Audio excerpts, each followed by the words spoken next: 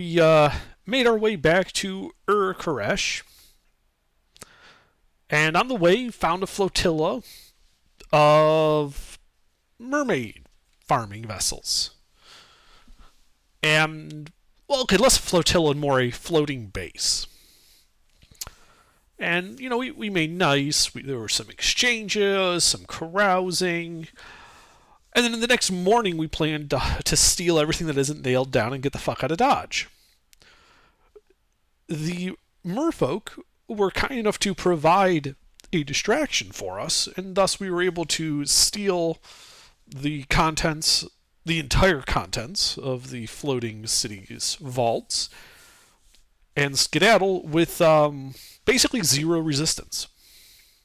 It all went fine. There were no mistakes or errors. We then went to Urkeresh and converted said treasure into gold, and then bought a new ship. And then crewed it because apparently there are people trying to escape the draft. So we got cheap crew. And now we're setting sail for Tin Mine in our new fancy warship that came full of armaments. Mm-hmm. Which you still need to rename if you intend to rename it from the Violent Inclinations.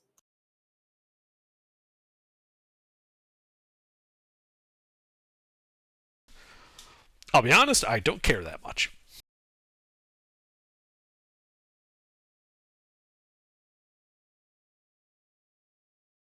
Hmm.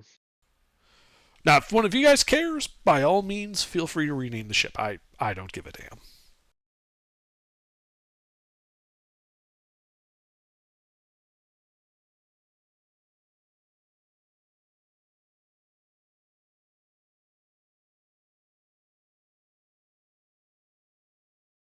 Midnight Marauder. It's a warship, not a floating brothel. Why not both? The same thing to Rourke. Yeah, I don't care. I just thought it was funny. You basically name it like a fucking brothel. Remember in FFAM when we had the plan of making a holy warship brothel combination? We called it Horship on a Warship. That is hilarious. We never actually did it, but we talked about it extensively. Oh, this is sad for me to hear. You guys need to at least do it. We need to do it at some point. That is a mission. We never actually invested in it because a certain Yarvat fucking stole our wheels, and we became concerned about investing in modes of transportation after that. They went through ancient blue dragons territory, and they got mugged. As you do.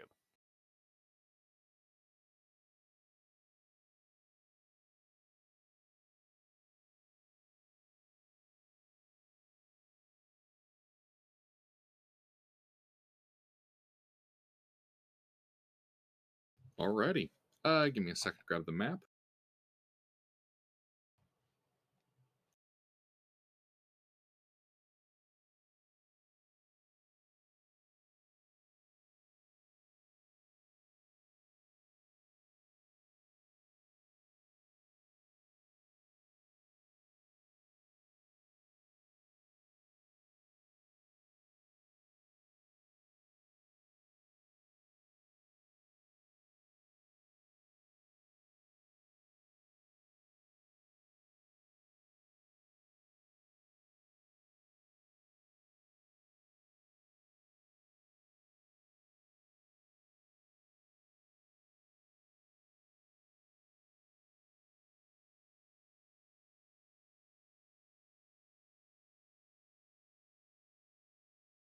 What is your preferred route? Didn't we give you a route before? Yes. We follow that one.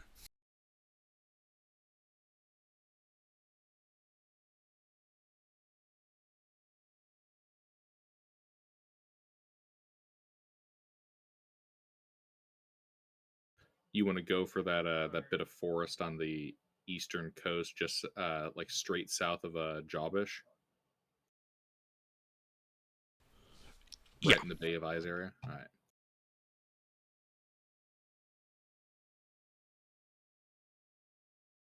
All right, you guys set sail with your newly acquired warship. What's the speed of that thing?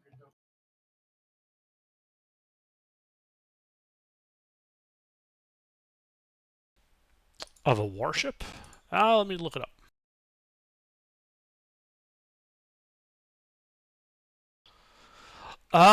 96 miles a day.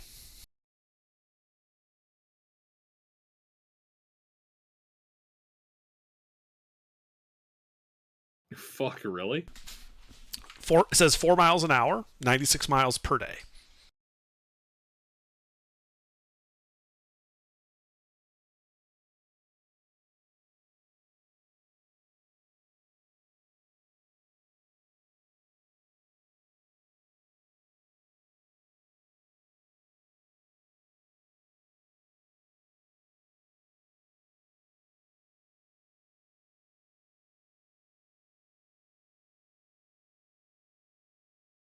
Okay, so that's 16 little hexes.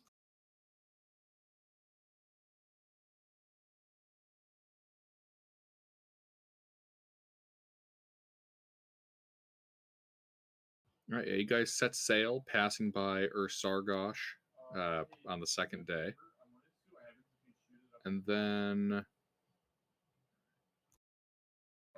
you guys reach your I guess your landing area in the late afternoon of the third day.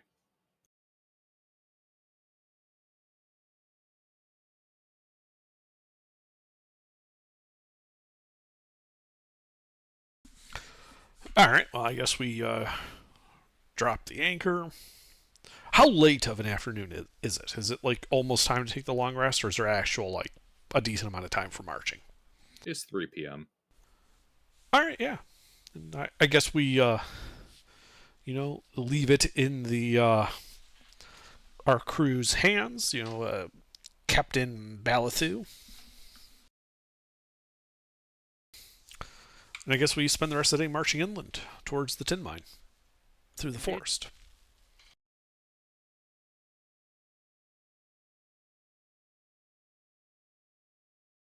Father sang some hymns as we were on the way, praising the God.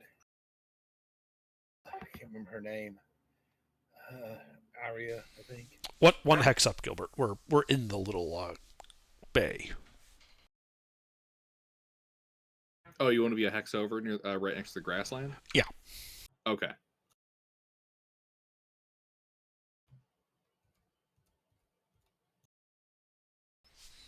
The bay offers additional protection against weather and things like that.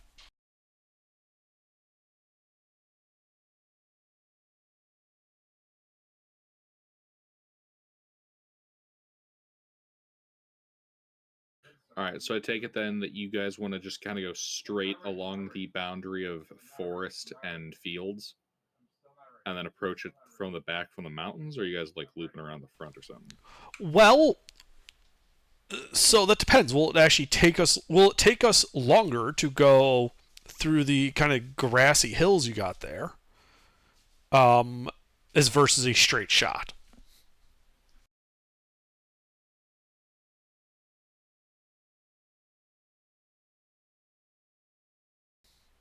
Because if you look at the map I drew, that was just me going like, all right, and then we just march a straight shot straight to the mine.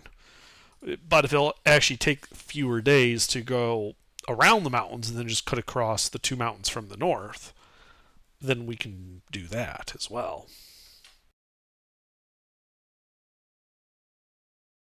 Fair enough. Alrighty. Well, which way is faster? Oh, straight shot. Well, I think we would just take a straight shot then. Unless somebody's got some reason why they want to avoid mountains particularly.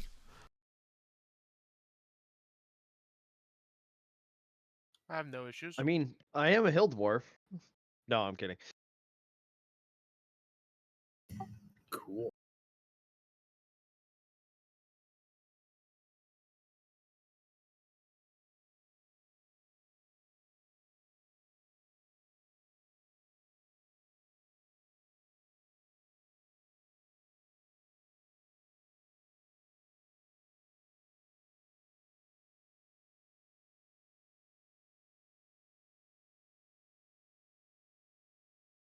Alrighty. So you guys travel for a couple of hours, getting across that coastal set of forest and up into the hills.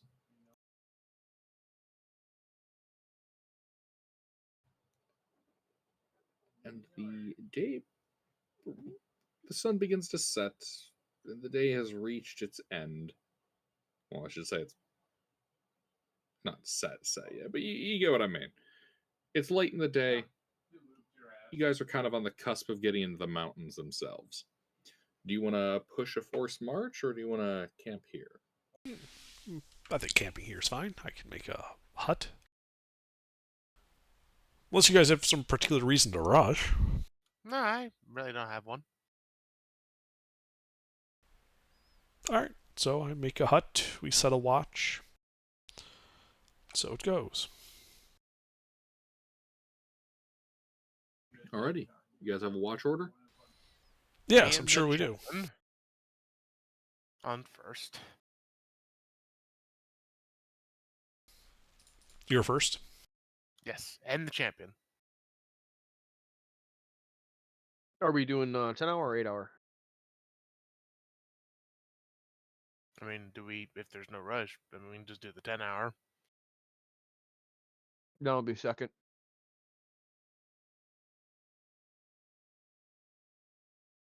And intervene for the remaining 3.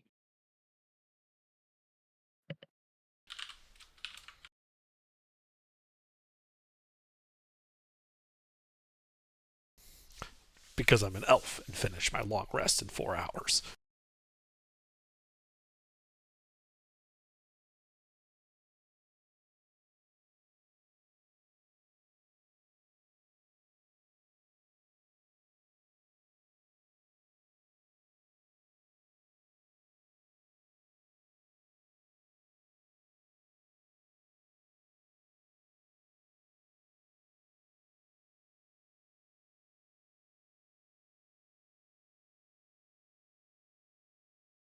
Alrighty.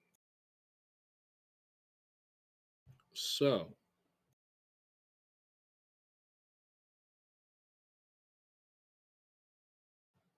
intervene. Yo. It is your second watch.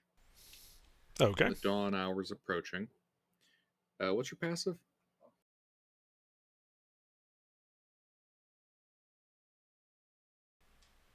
A 14. Alrighty.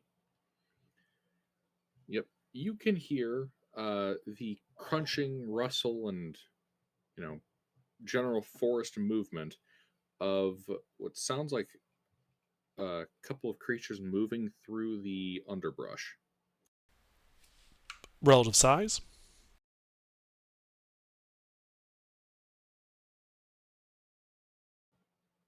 Probably medium. Definitely not large. Okay. Do they sound bipedal or quadrupedal? Give me an insight check.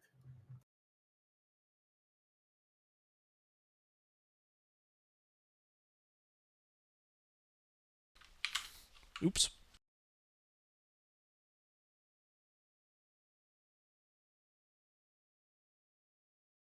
All right. So at first it sounds like a quadruped, but then you realize it's actually 3 bipeds. Okay. Distance?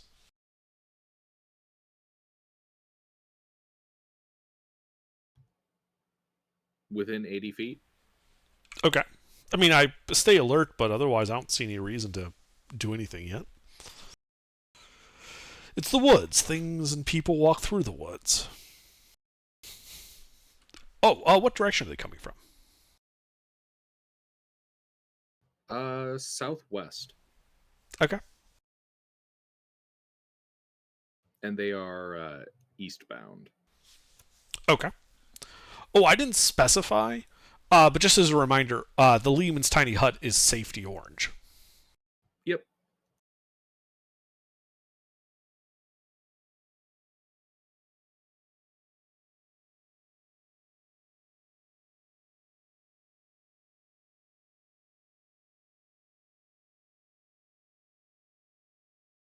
Alrighty. They continue off into the dawn, and the sun rises. I need some Constitution saving throws. You guys have finished a long rest. Nope. No? Well, Rurik and Well- because we did a 10-hour rest, they Oh, Bearduel yeah. and Champ don't need to make one, and I That's can't right. fail That's it. right. Ain't prepared. Indeed. well, I think it's more than just fair duel, and the champ can't fail it. They would have to make it.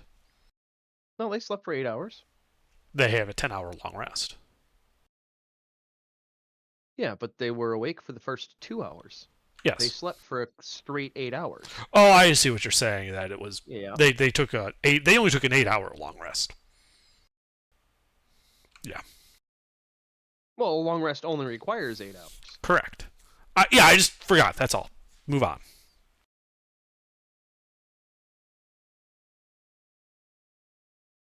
Alrighty.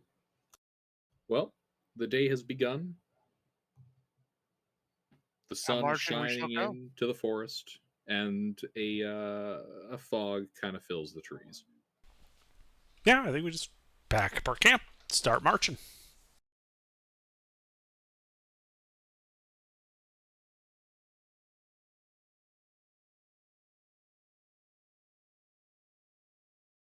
All right. You pack up, keep marching, making your way through the trees, up the mountain slope.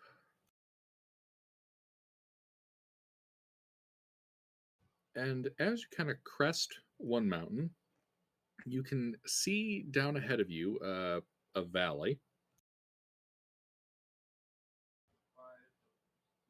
And what looks to be an encampment.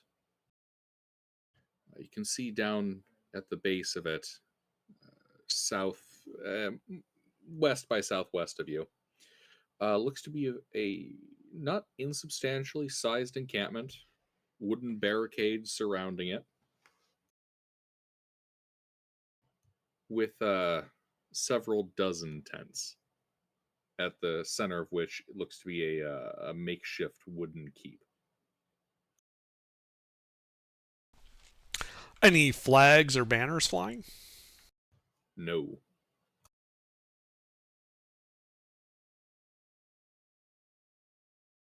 We can see down into this.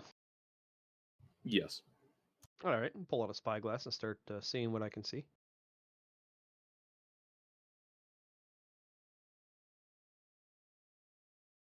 Yeah. You can see, kind of starting the day and milling about, several dozen individuals, mixture of what look to be serfs and mostly soldiery. A lot of rather mercenary looking folks down in that camp. All right. Can I make any details to indicate who they might be soldiering for, or what mercenary company they're a part of?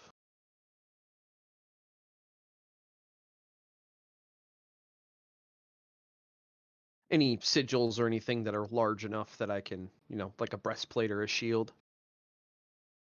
Yeah, give me a perception check.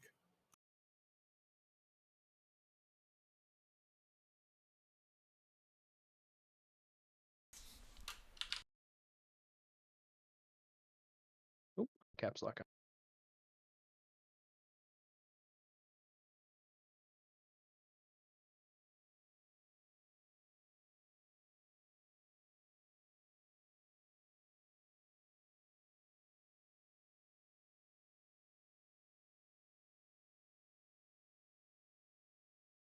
Alrighty. So, while there are no flags on the battlements or on the camp itself, you do spot at a distance a few of the more well adorned warriors do have some sigils on them.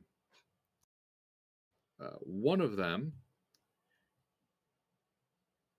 is a rather hideous looking bearded face painted on a shield. Another is a pair of axes crossed over a blue disc. And the third is a column with an eye painted in the center, not like the pillars icon, but the red seers. Ah, okay. So the red seers Rourke knows, but the other two he's unfamiliar with. Yes. All right, I'll do a quick sketch in the dirt of the outline, and ask Intervin if he recognizes the name because he's more of a local. Actually, in all reality, everybody here is more of a local than Rourke. This is probably true, yeah. Well, do I know anything about these sigils? Give me a history check.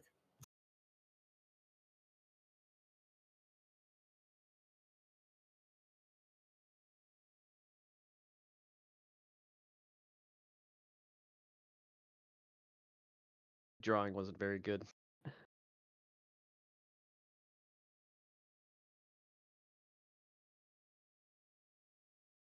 So you would know these to be a mercenary band that calls themselves Ogrekin and the Axe Bearers.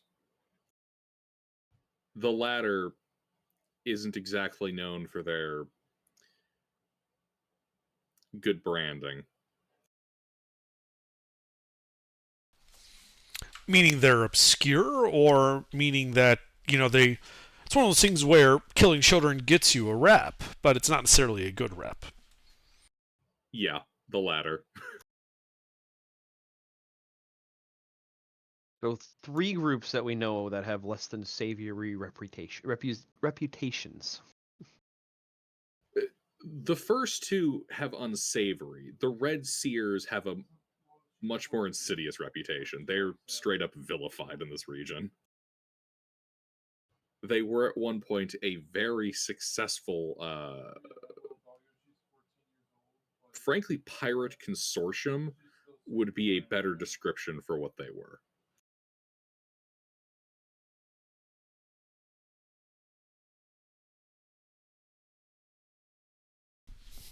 How many combatants are there?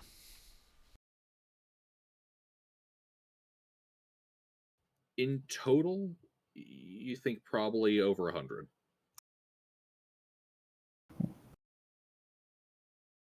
Okay. Is there anything obvious nearby that they would be here to attack? Like a. Well, I think fortified- they're defending the tin mine. Oh, yeah, that would make sense.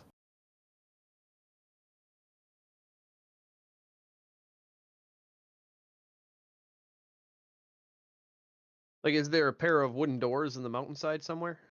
No. You would know that you're not at the mountain yet. Yeah, Or I we're should say you're not at the nearby. mine yet. Yeah. Hmm. Close enough that this is most likely a defensive. Yeah. Although Fortunately, in we're a a valley? fairly small force, and we could probably just sneak by without being detected by them. I gotta step away for a second, guys. We don't need to take the fort. We can just bypass it. Yeah. If they're not here for the mine, we can just go around. Well, it's more that, the mine is like 12 miles away. Oh, yeah, and we'll beat them there.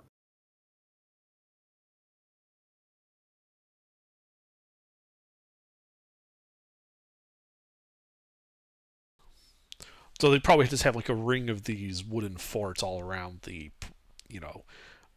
mountain area that the mine's in to protect against hostile armies. But since we're so small, they probably won't see us in the trees, and we can just walk right by.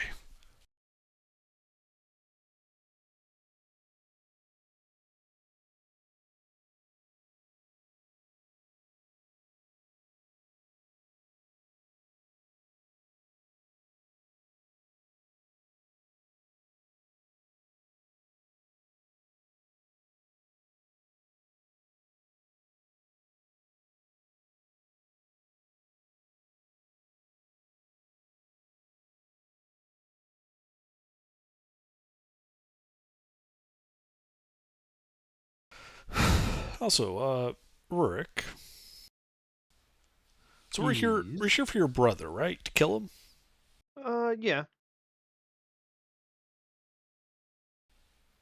All right. And we don't care to make friends with any of these people. If they're in his pocket, it wouldn't benefit us.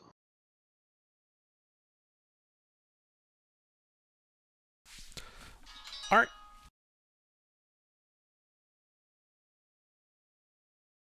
And since our altercation at the dock, I'm sure word has gotten back to him of the composition of who we're with. Or who I'm with. Like the party comp. Should have a rough idea of what our numbers are.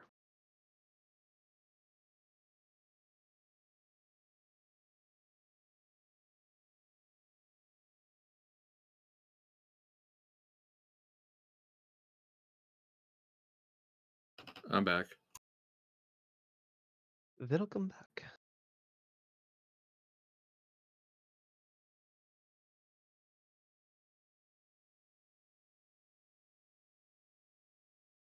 All right. So what were you guys discussing?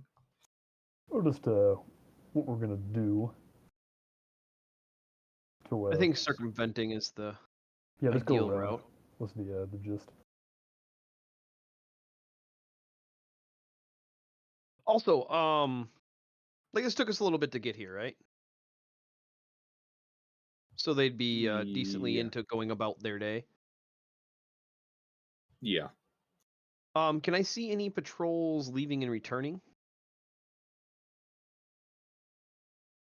Give me another perception check as you look around with that spyglass.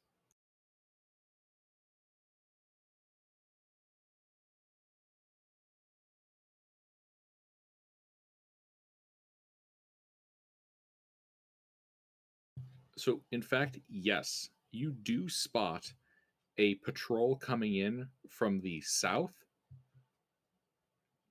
and swapping patrol shifts with another group of what looks to be 10 warriors in bronze breastplates who begin moving down along the valley southbound.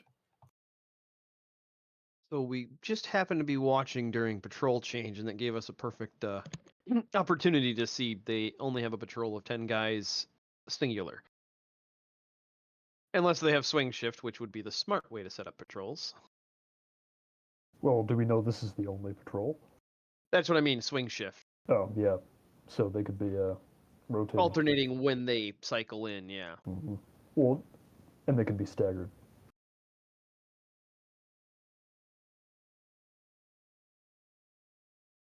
Mm-hmm.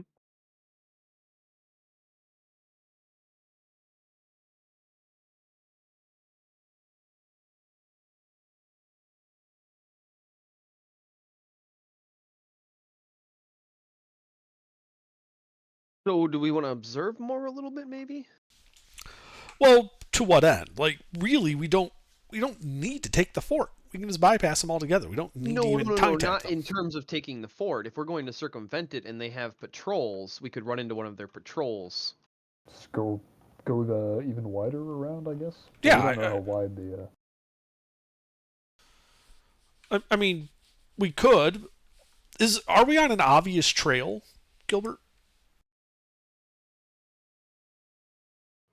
You guys have been following a couple of game trails getting up the mountain, but nothing like obvious.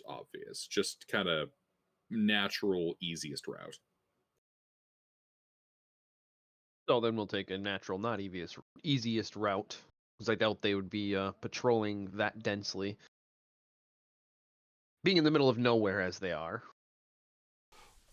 Right, like they're looking for an army, not a small force of like 6 guys.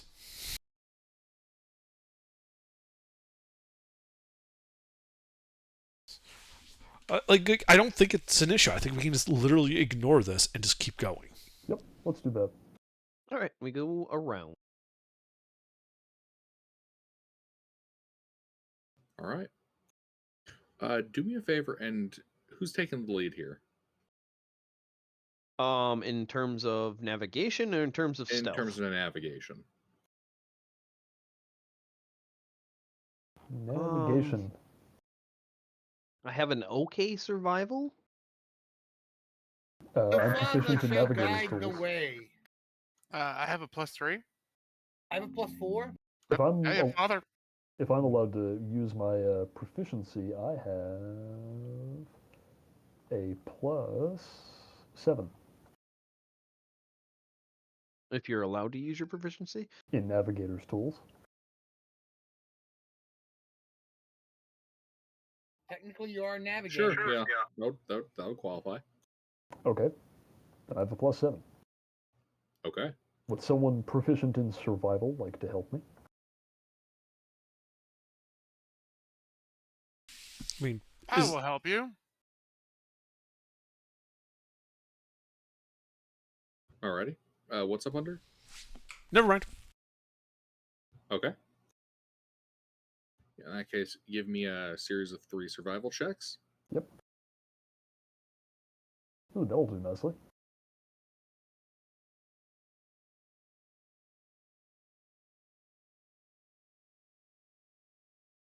Two more.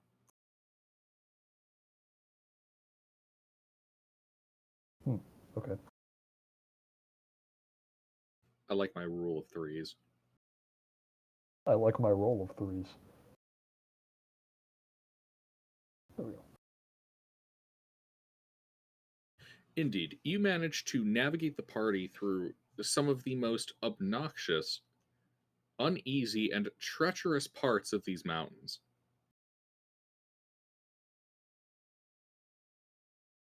Very good. Successfully. You guys kind of spot some patrols as you guys are going, but they're in no position to spot you.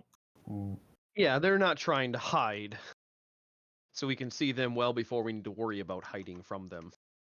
You guys move across the mountains, and you can see down on the other side of this one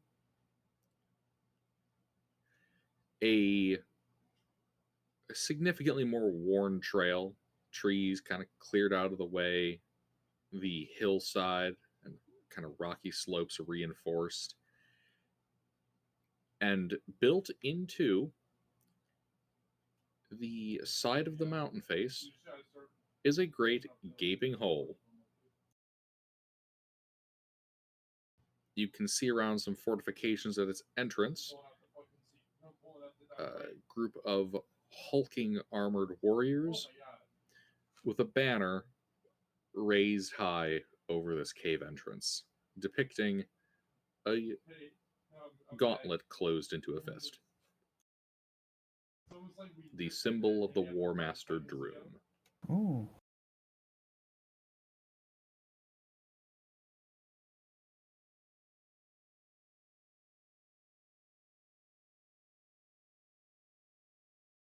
Well, there you go. Did we see any of those banners with the mercenary encampment? You did not. Hmm. So that raises the question: are they coming here to attack the War Master's forces?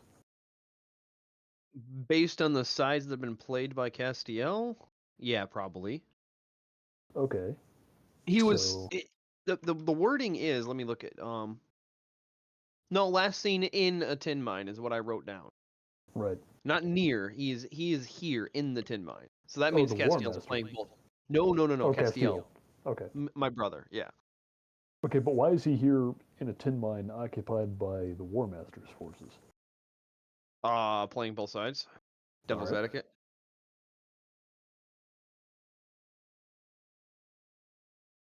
Now the other question is who hired all those mercenaries? Probably Castiel. Hmm.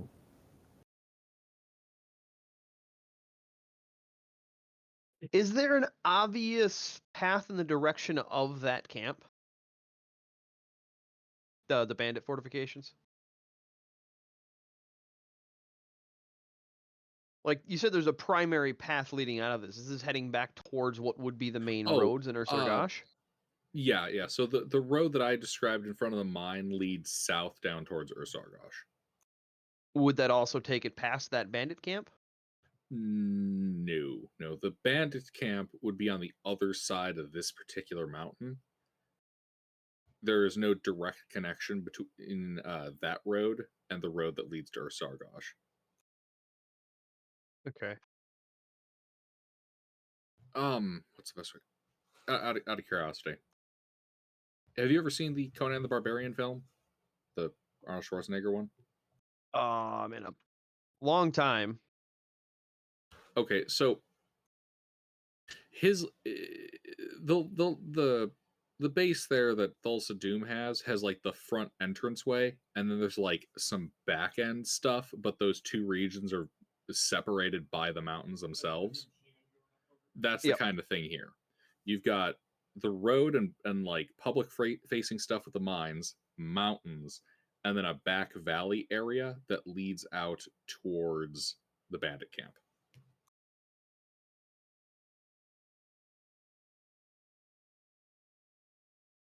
And how close are they? The bandit camp and the tin mine? 5-6 miles.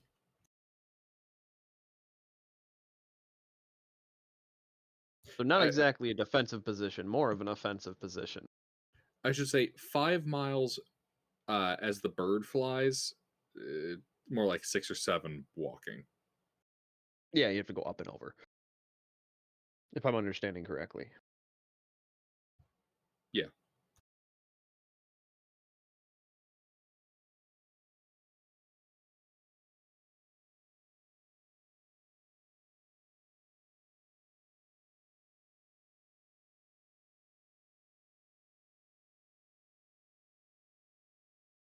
Why don't we ask the champion? The information that I got from that the caster before I killed her or him was from the same squad the champion's a part of. He should have the same information as to the exact whereabouts of where they, because they physically interacted with Castiel.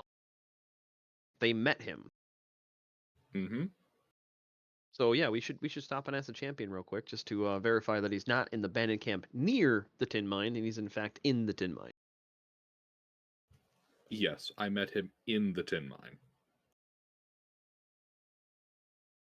The camp is where he gathered all his hired forces.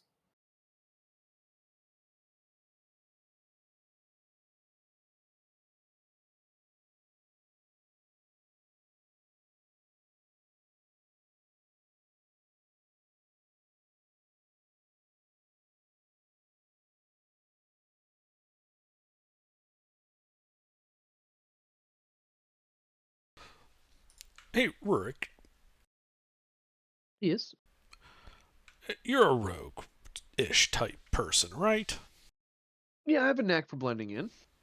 Do you happen to have a forgery kit? I'm even proficient with it. So, in terms of approaching the mine, there is the so bold we are obviously legit because nobody else would be stupid enough to try this, where we just walk up and ask to talk to your brother. Yep. Hopefully they just show us to like an office and we can just murk him right there. That sounds ideal.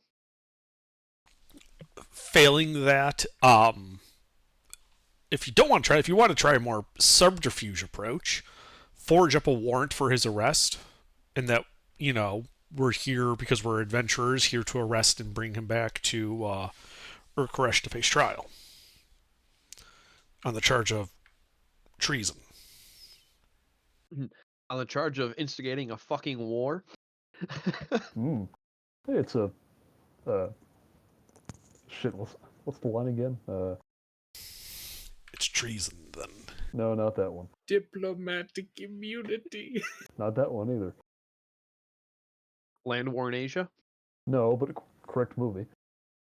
Sicilian when death is on the line. No, Different scene. no, I gotta look it up now. At least we got you in the ballpark. No, I already knew it was Princess Bride. You remember what scene it is? Because I can quote that whole movie. No, hold on, I already have it here. But can you act out the entire film as a one-man play? Yes. Yeah. I can. Yeah. Respect. Nice. It's a prestigious line of work with a long and glorious tradition. I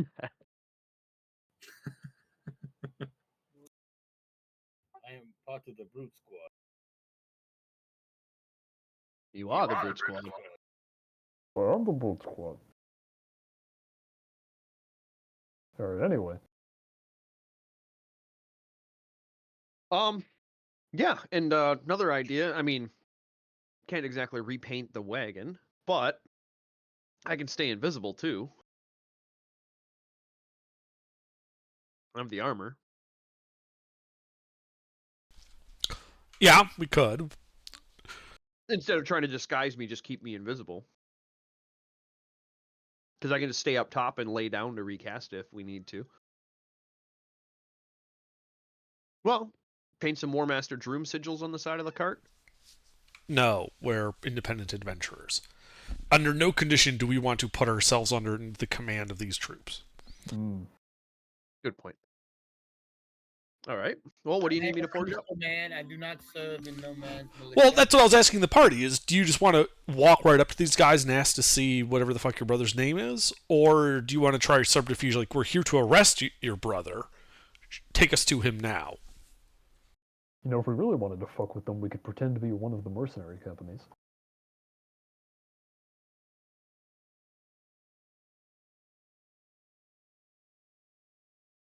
I mean, either option's really fine. I'm not seeing a disadvantage to either. That's the problem. Like, I don't know which one to pick because they're both equally viable.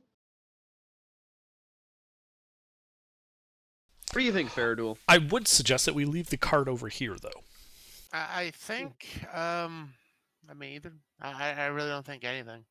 Brawn All and nuts. bold or subtle and funny?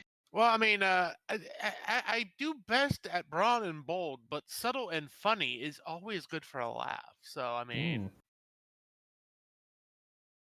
We're here to arrest you. Just kidding, you're dead now.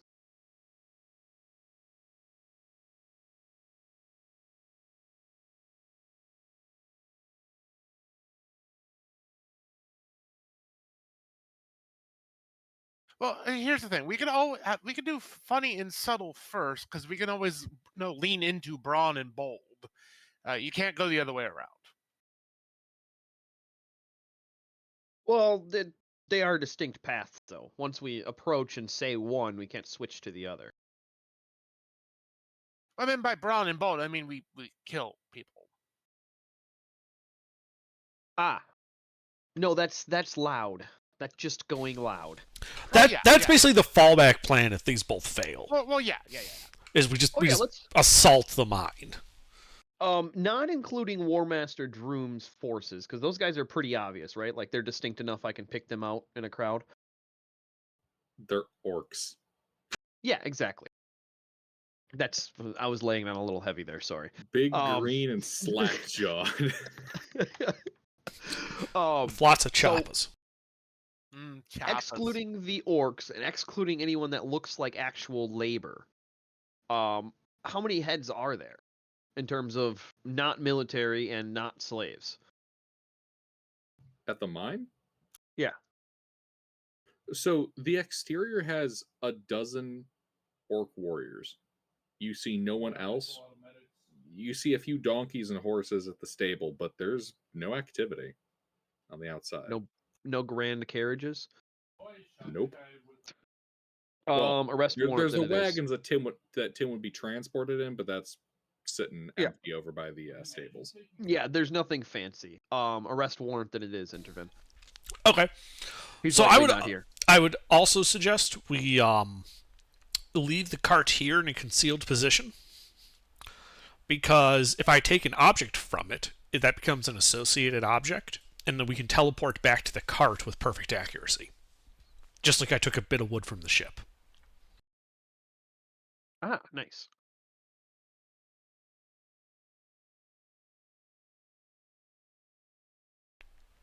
Now, obviously, we can't teleport the wagon, which is why we, will need to trek back to the ship. But in an emergency, we can, guarantee we'll survive, even if we lose some stuff. Yeah, we could portal out. the oh shit button. Everybody grab Intervin's hand. We are leaving. Yes, Yeah, I am leaving. will If you wish to come with, you better grab me. Well, considering it's War Master Droom's forces, I would say we put a arrest warrant together in the mannerisms of the time from not War Master Droom directly. No, it'd be some functionary. Yeah, exactly. Like, Yeah, who knows? we know that Sergeant in Ur-Koresh, the one that we talked to with about the burned village before, we can use him as the issuing authority. Oh yeah. And that way, like, there's like real names people might recognize. So we don't just make up random judges and stuff. And there's that functionary we've been turning stuff into. He can countersign it, and that should be enough for like an arrest warrant to bring him back to Ur-Koresh to face an inquisition about his possible treason. And considering they're orc warriors, we might just be able to pull a Django Unchained.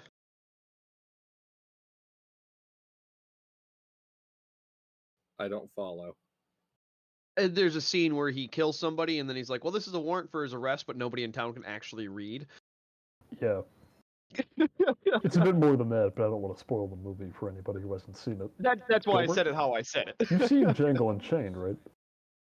No. Gilbert, if you have not seen Django Unchained, I don't care where we are in the Bond films, we're watching that. Oh, we started the Bond films? Yeah. Uh-huh. Where are we? Thunder. We just finished Yeah, Thunderball. yes. Jesus, we're already at Thunderball? God damn. No, we finished Thunderball. We're already. Oh, shit. So we've Yeah. done. So how many have y'all done then? 4. Or two last. Two That this. means they did Dr. No, From Russia with Love, Goldfinger, and Thunderball. Thunderball. Yeah. We have a Majesty Secret Service. Yeah. Can we skip that one? It's like my least favorite. No, we're doing them all. We're doing them all. Damn it. Moonraker. Oh yeah, I forgot about that one. Well, if we're already nearly done with the Connery movies, I may as well not tune in at this point. Not a fan of Roger Moore. Yeah, no, wake me up for the fucking, Brosnan? yeah, Pierce No. Bronson. no, before Pierce Brosnan. Wake me up for what's his fuck? I don't. I've only seen them once. No, the one who did 2. The one who's in Hot Fuzz. Anyway, I think we're getting a bit off track. Yeah, a little bit. But anyway, assuming the orcs can read, we'll have the forgery. Assuming the orcs can't read, Intervin can do his thing. Timothy Dalton. All right. Yeah, so why don't you go ahead and forge that up? I'll take a bolt out of the wagon so that I have an associated object. Take the rain tie. That's definitely going to be associated with it. Sure. Yeah, it just needs to be an object from it. Okay. Gilbert, what do you want for a forgery check for this?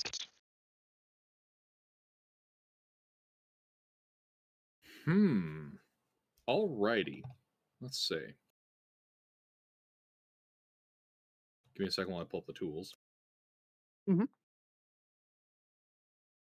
Well, it's usually interdexterity, so.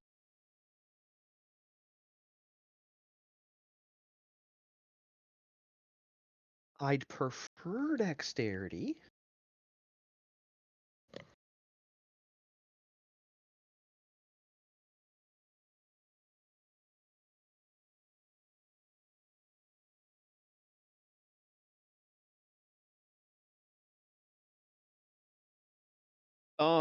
Varric.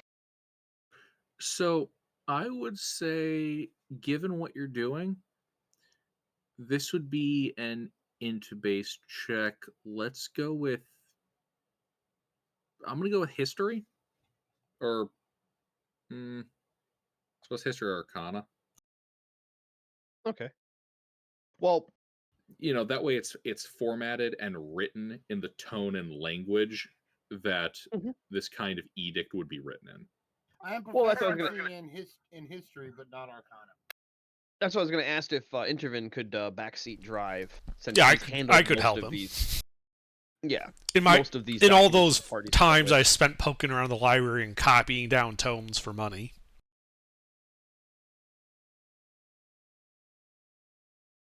So Indeed. then Intervin is fairly familiar with the written body of works of the region. So then that would be my history plus proficiency because I'm proficient with forgery, plus help.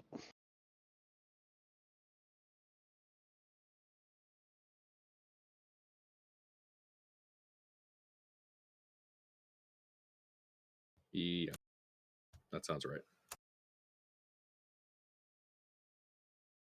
All right, you work the clay tablet into the shape it needs to be in. It looks very official.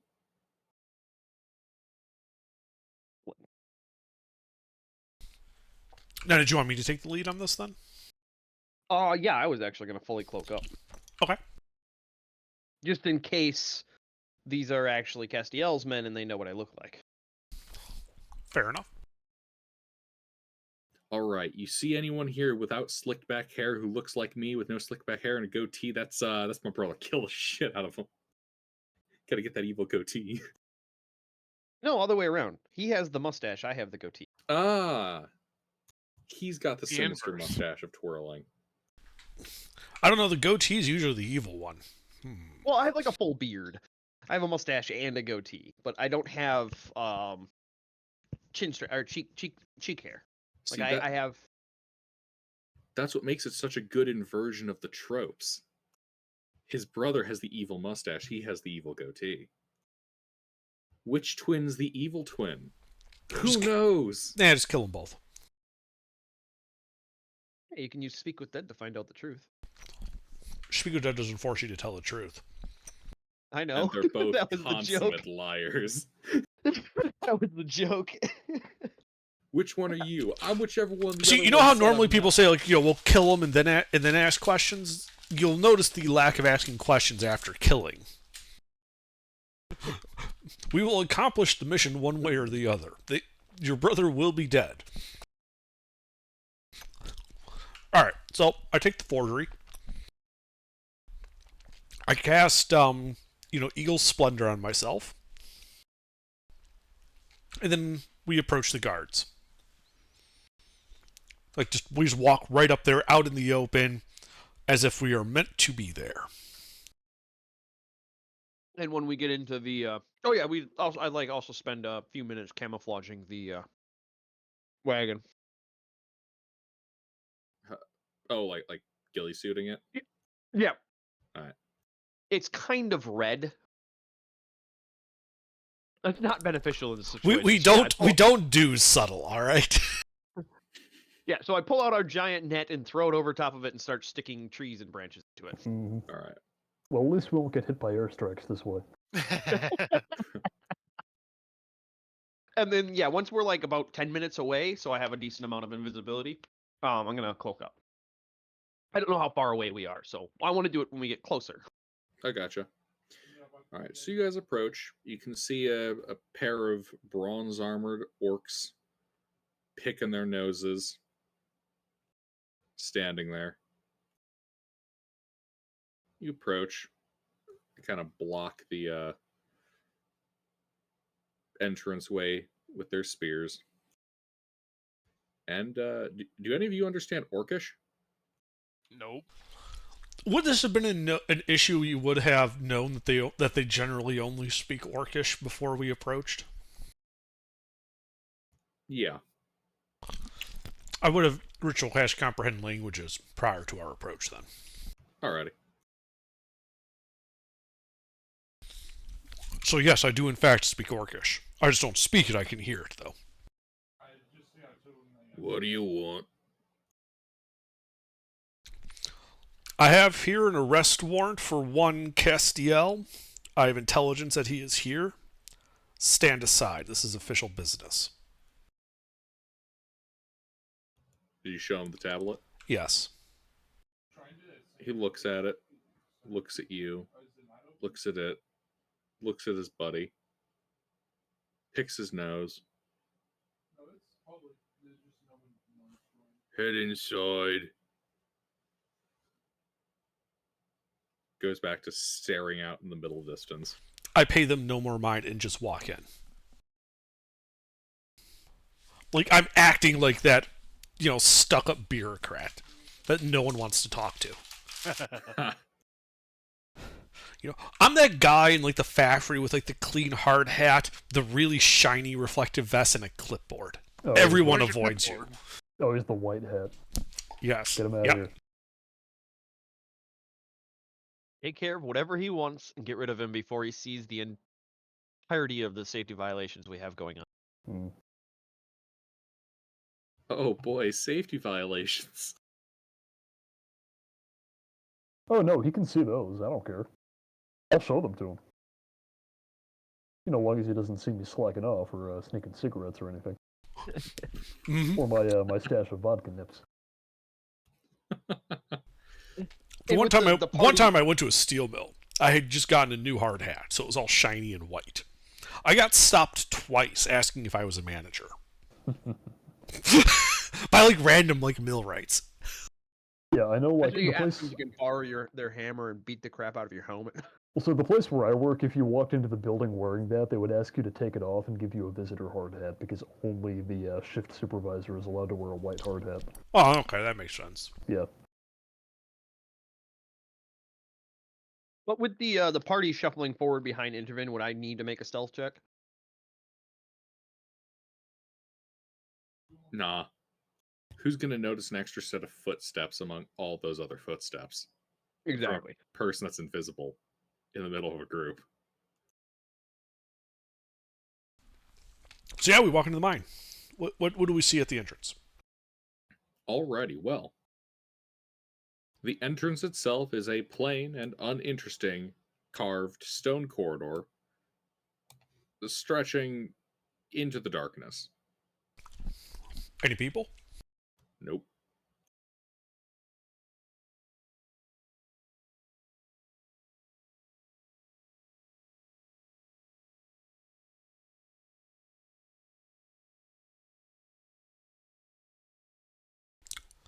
All right. Your Cassiel's usually tries to be someone in charge. Yes. Yeah, You- that's you- something that we would have discussed beforehand. You'd know that. Officers are usually towards the upper side of the mine. They're not in the deep areas. Usually. Nearer to the entrance, safer. Yeah. So, how many tunnels are there? Well, there's just the one tunnel stretching down ahead of you. Oh. Well, then we keep walking. Alright. Yeah, you guys keep walking. It's about... Ooh,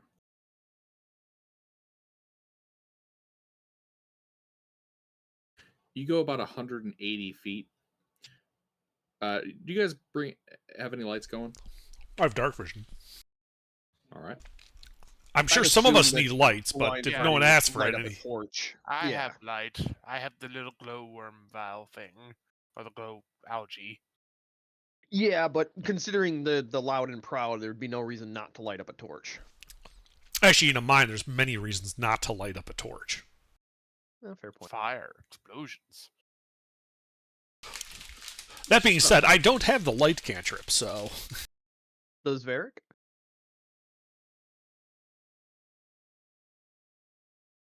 I don't know what his cantrips are, so. Mister, you here? Isha has it. Ah. Isha can cast light. Such a good little apprentice. Alrighty. So, the entrance to this tunnel leads into a large natural cavern supported by a pillar of rock. In the western portion of the cave, kind of around these pillars, you can see a number of bedrolls and a heap of ordinary supplies. Sacks of flour, bags of salt, casks of salted meats, lanterns, oil flask, pickaxe, shovels, all that kind of mining gear. Amid the supplies, you can also see the body of a dwarf who looks to be dead for at least a week. The northeast, and by the smell too, the northeastern section of the cavern has collapsed, forming a 10-foot wide, 20-foot deep pit with a sturdy hemp rope tied to looks to be a makeshift crane set up among the stalagmites, and it dangles over the pit.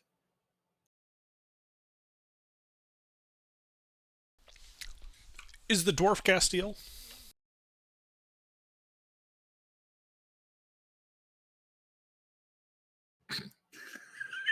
That'd be fucking hilarious. No. I'd lean towards no, but that would be fucking hilarious. Yeah, he's dead.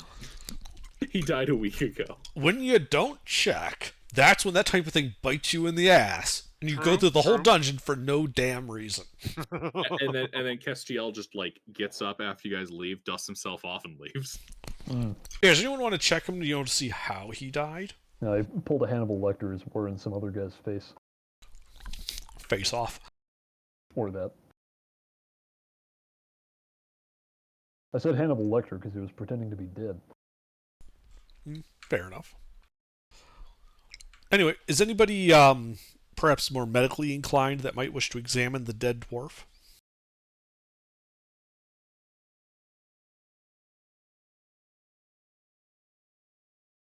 Well, I'm knowledgeable about many things, but not medicine.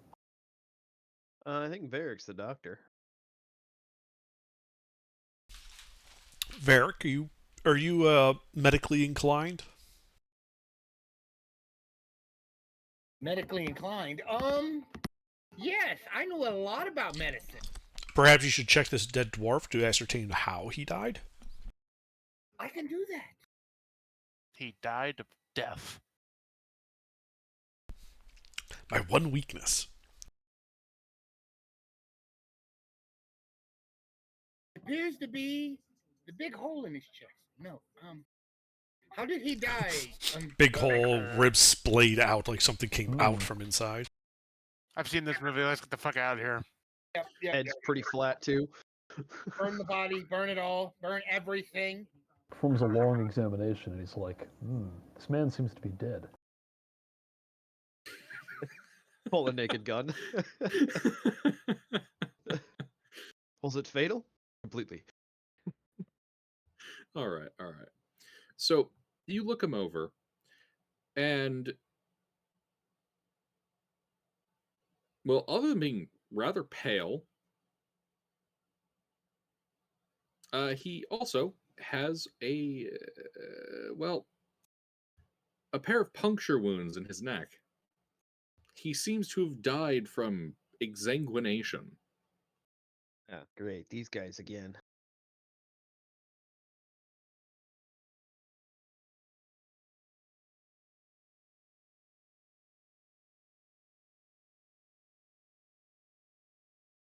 Must have been vampires.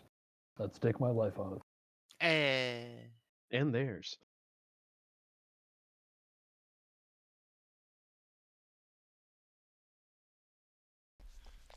Puncture wounds, huh? Yep. And there's like supplies here, Yep, supplies there. such that we could easily fashion a wooden stake to pound into this dwarf's heart. Yes. I would like to start doing so. All right, you pound the stake into the dwarf's heart. The dead dwarf is dead. Mm-hmm. Now he's deader. He Yeah. doesn't, like, turn to ash I or silver or anything. would then like to ritual cast Gentle Repose on its corpse. Alrighty. Frankly, if you had to use a word to describe how dead he is, it might be cadaverific. That's nice. But it also means for the next 10 days he can't become undead. That's very nice. That is nice. Thanks for taking care of that, Intermin. I prefer my neck to stay puncture free. Indeed.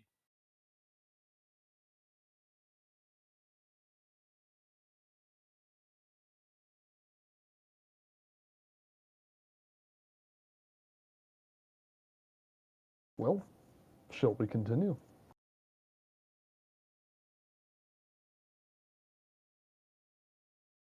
deeper into the mine, I mean. Probably. Anybody have anything that can like detect undead? I don't think we have paladin, do we? At least not present.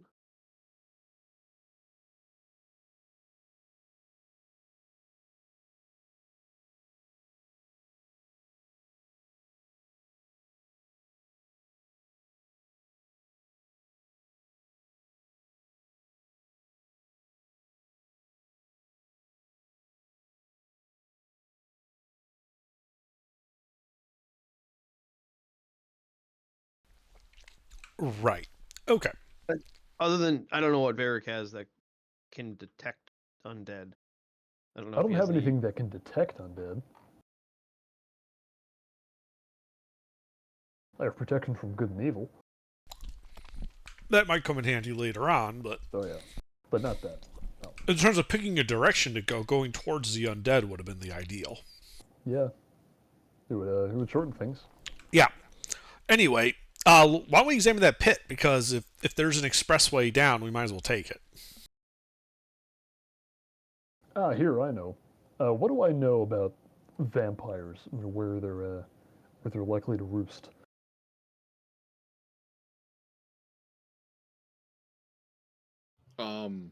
Okay, give me a history, an arcana, or religion check. Hmm. Any one of those will do. All right.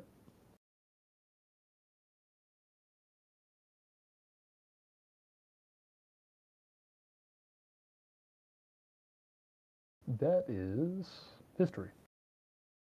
Alrighty. Yes, you know from many of the folk tales of vampires that they tend to like to live in caves or holes or crypts or caves or basements or caves, Hmm. and that they Oh, really hate sunlight and running water. Hmm. Hey, is there a plug up here in the first area where like you can insert a key and just flood the mine? That would be very convenient. That would be. Well, be on the lookout for dripping water.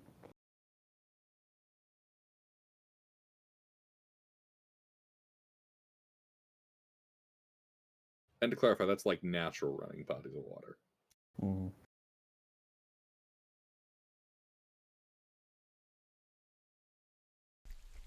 Yeah, they don't like any of that synthetic crap. No, they're all about that synthetic crap. It's that natural crap they can't stand.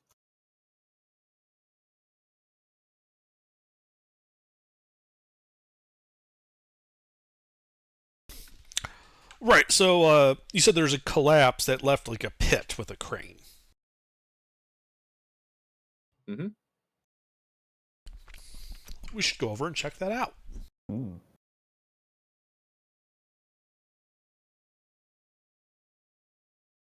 Let's take a look. Just also be careful we're not breathing in like a ton of dust or gas down here.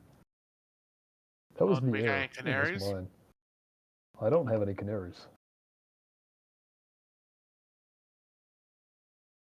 And Alright. the apparent presence of vampires is also making me even more worried. So let me know if you start coughing. Well, vampires I can handle. do you have something that you can detect them with? Hello. Hello. Hey, Hey, Thomas. we're in a cave with likely vampires.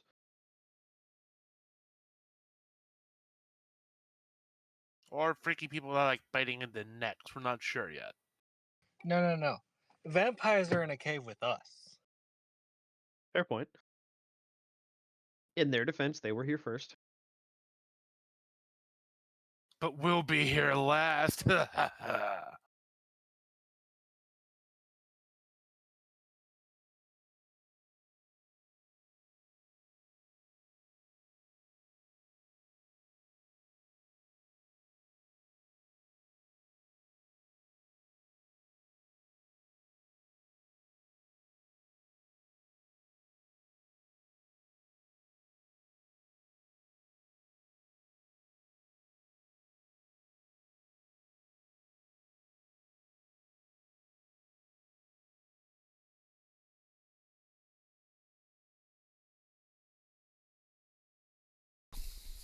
Right. So this pit, how far down does it go?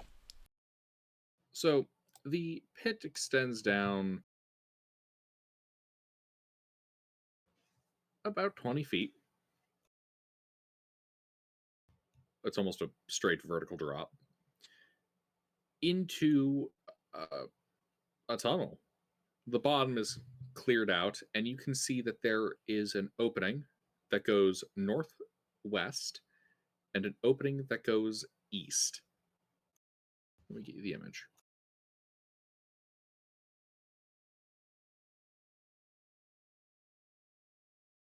Each square is 5 feet.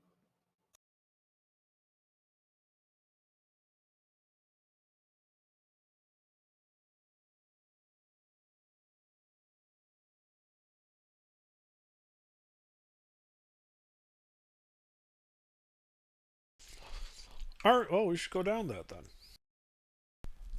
Yeah, There's we a should rope have you enough said, rope. right? Like on the crane. Yeah, it's a so that you got the crane set up.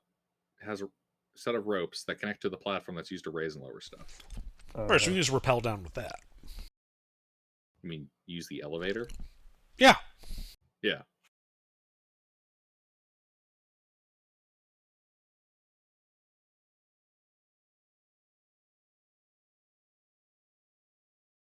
All right, we use the elevator. Where does it take us? Well, it lowers you 20 feet into this corridor.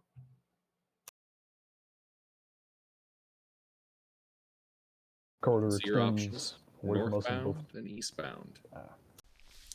Do we see anything now that we're down there a little further that might help us?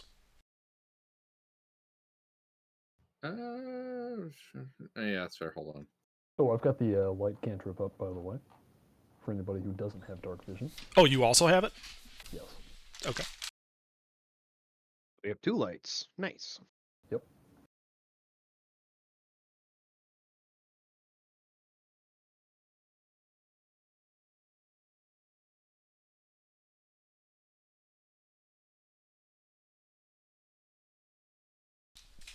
It's an odd choice, but yeah. What, having 2 lights? No, just talking to myself. Sorry, I didn't realize I was transmitting. No. Would you prefer 4? No, I was not talking about our lights at all. Oh. I was talking about this cave. Oh, you recognize it? Yes. Sorry.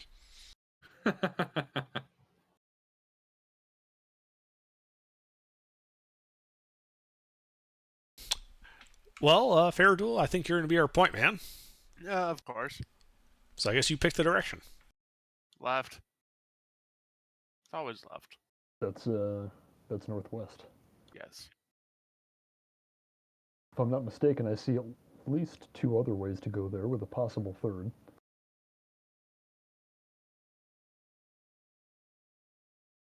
Seems to be going to kind of an X junction a little bit. Maybe. Oh, we'll find out when we get there. Well, it's not far. Indeed. So I start walking down the left way.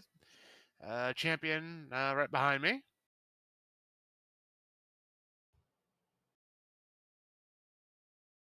All right, you start heading down the left way, making it to the intersection.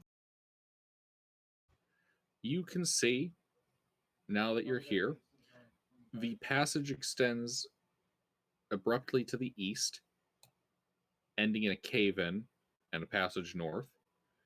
Almost immediately in front of you is a section of carved tunnel headed northwest, and more tunnel headed west.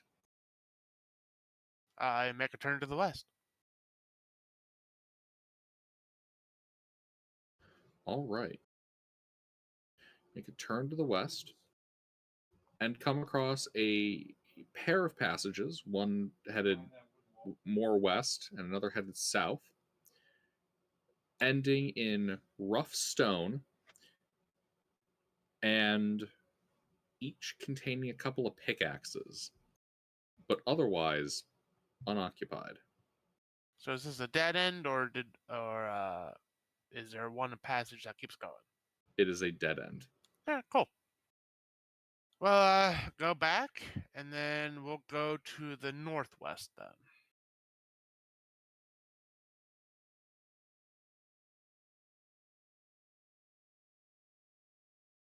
Alrighty. Give me a second here. Mm-hmm.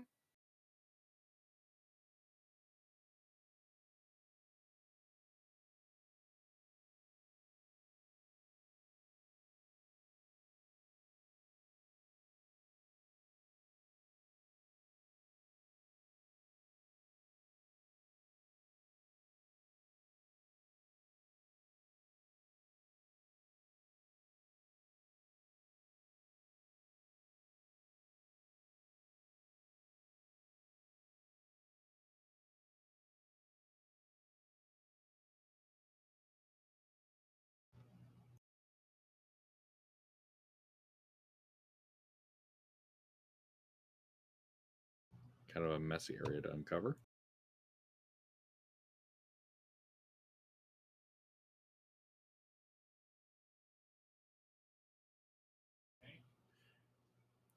As you kind of reach this set of intersections, you can off in the distance hear the echoing sound of running water and kind of crushed stone kind of grinding noise. Okay then. When you say crushed stone grinding, you mean like gravel underfoot or something else? More like digging. Okay, so large amounts of crushed stone being displaced. You say digging, do I hear the scrape of metal tools, or is this just stone being moved? No scrape of metal. Okay, But yeah, so so you not are using shovels. Yeah, you guys are currently at an intersection. You have a pair of passages going north and a passage going east. The sounds of digging sound like they're coming north along with the water. Mm,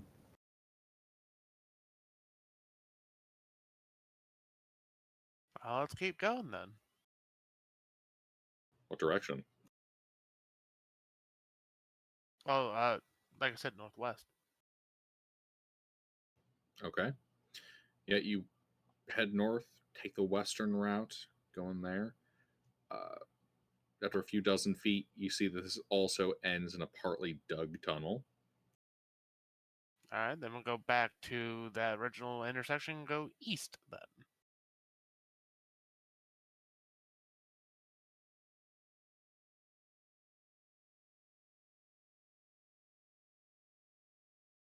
Remember, there's two northern ones.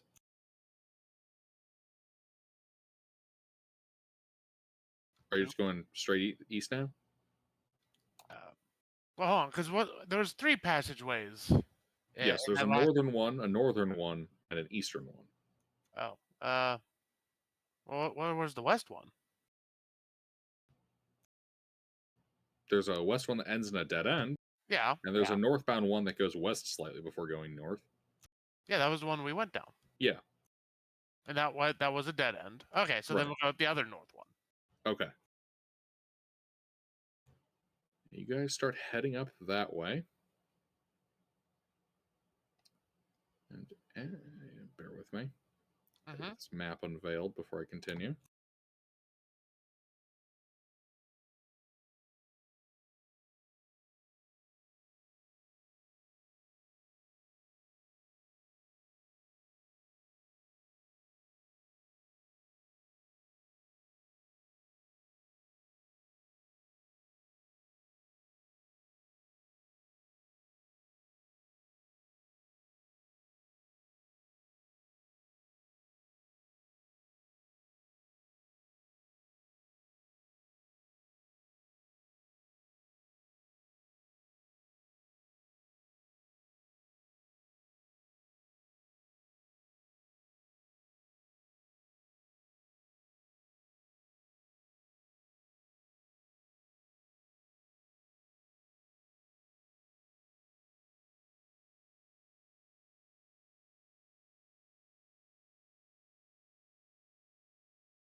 So,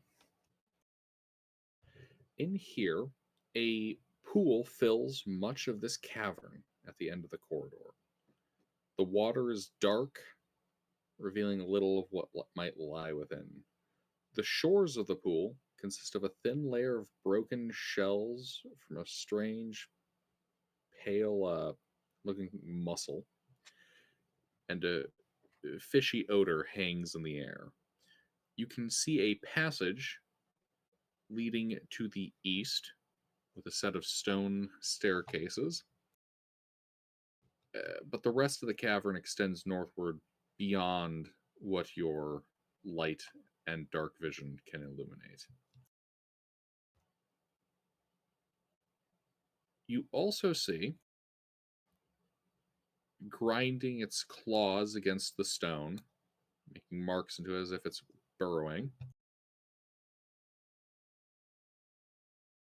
a large bipedal humanoid insect with a great beetle-like head with a huge tusk coming out of it. No, that just looks weird.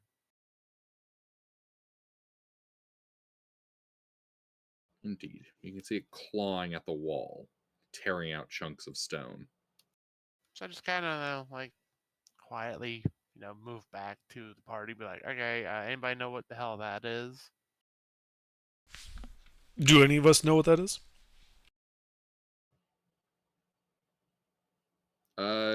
Give me a Arcana, Nature, or History check. Oh, I'm gonna go with Arcana.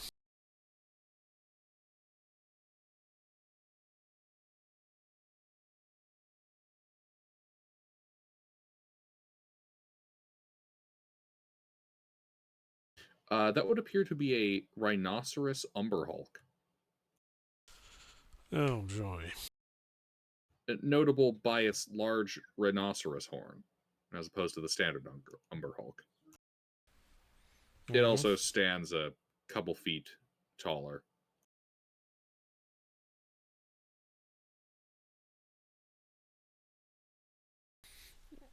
But, Feridel wasn't hiding, so it obviously saw him and just kept grinding on the stone. Right? Feridel, how close was he to it? Let's see. By the time it came, he would have been 5, 10, 15, 20. He would have been 60 feet away.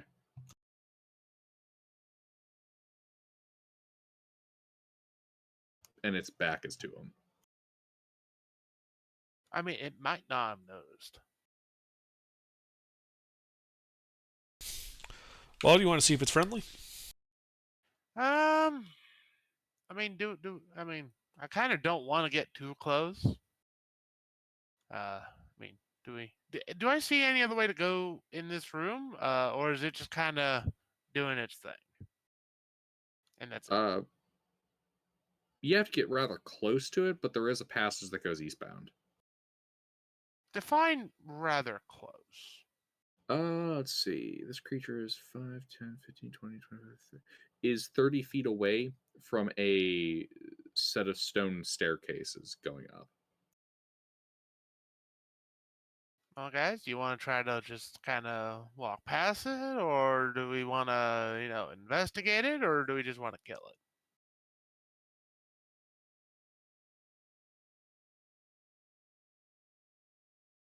I'm game for all three. Well, do you remember what happened last time when we decided to just randomly kill something that we didn't need to? Well, Nope. Yeah, didn't go well. Yeah. For you. Well, yeah, that's why I remembered it. All right. I Well, mean, that's my I would say two we should just walk by it.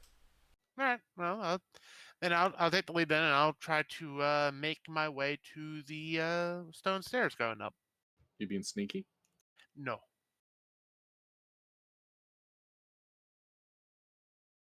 All right.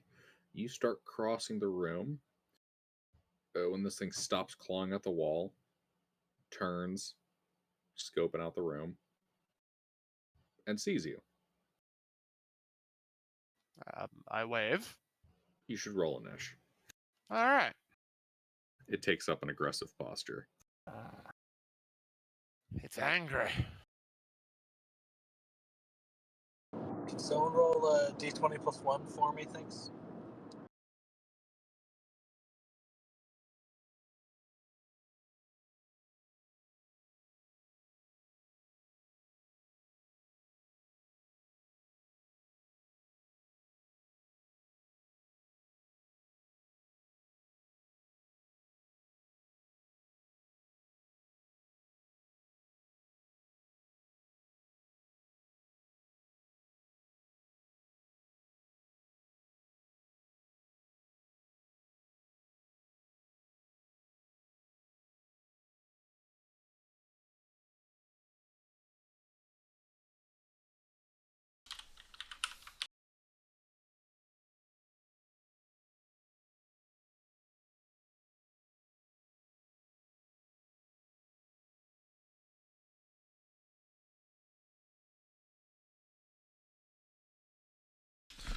All right. Pork chop also has a dex of only 6. Correct. Huh, I never noticed. I dumped Dex and fucking what's the word? My brain. Intelligence? He built. No, I did a thing. Oh my god. Fuck. He's a strength-based ranged combatant. Yeah. I compensated for it. That was the word I was looking for. Using resilient dexterity. All right, Ah. Faraduel. Well, I'm going to rage, and then Hold on. Don't get too excited. Start of your turn, you can see this thing's eyes. Yes. I need a charisma saving throw from you. God damn it. Just an Umber Hulk. Yeah, he says rhinoceros type Umber Hulk. Oh, I missed that.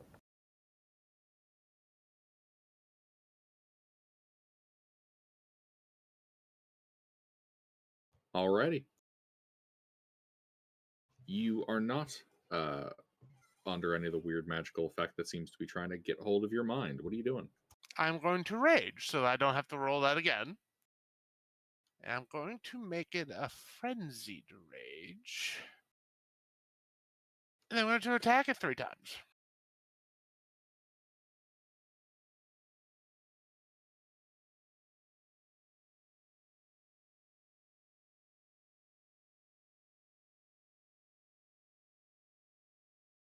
Oof, 2 hits. Yes.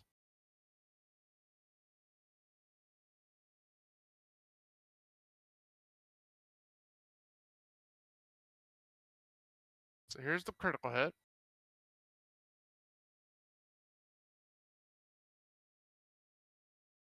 And the normal hit.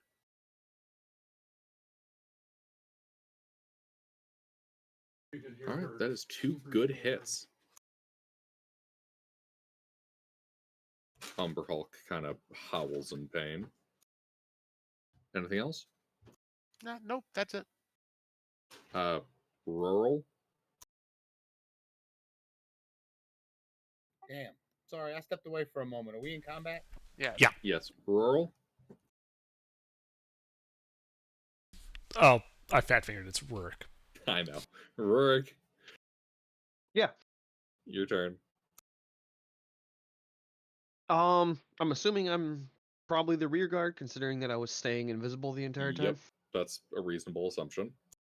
Actually, Varric can go first. Varric, you may go. Hey, Varric, were you in the rear guard? Varric would probably be in the middle somewhere. Okay. What are you doing? So that I can keep an eye on everybody. Well, the You first can't thing I'm see going me. to do is lay the blessings out. I'm going to bless the almond farmer, our champion, and Thea. Yeah, Thea. Because we don't have the thing no more. So yeah, those 3. All are blessed now.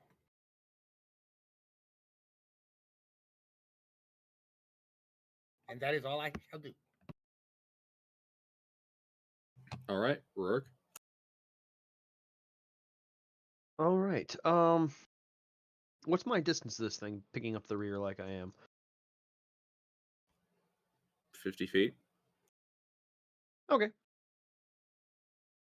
And I can see it. Yes. All right.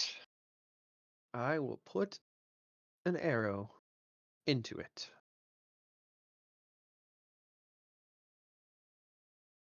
With great accuracy.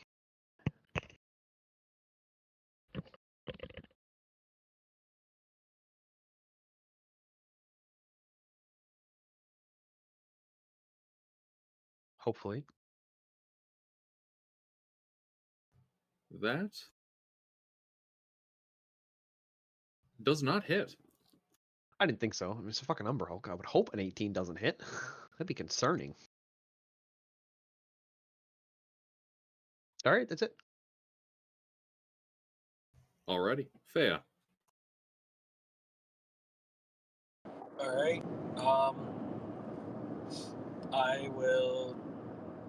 How far am I from it? Would you be in the... Actually, yeah. Would you be up front or in the rear guard? Probably up front. All right. Then before anything, I need a charisma saving throw from you. As its eyes twinkle with a strange magic. D20 minus 2 is D4. If someone could roll that, D20 minus 2 plus D4.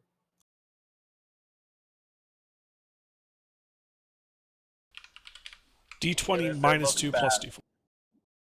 Correct. Alrighty. Reroll that. Okay.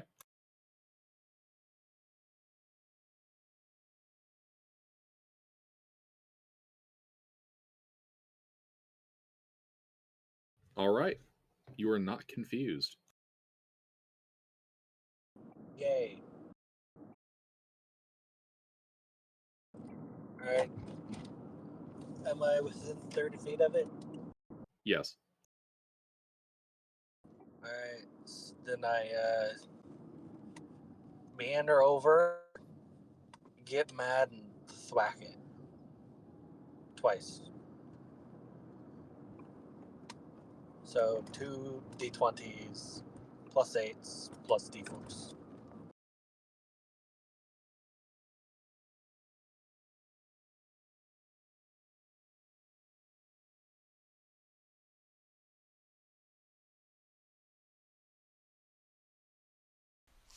Can someone roll that for him? Oh, I'm sorry. I keep forgetting you can't do it. Roll what? It's 2d20s. What was that? Oh no, not d20s. Yeah? Oh yeah, it Plus was 8. plus D4. 8.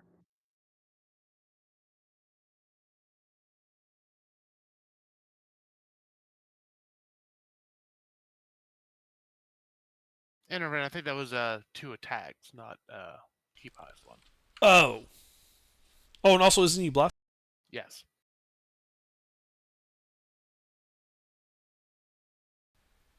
So it'd be 13 Miss? and a 28. Yeah, that hits. 1 hit. 2d6 plus 7 slashing. Reroll any 1s and 2s.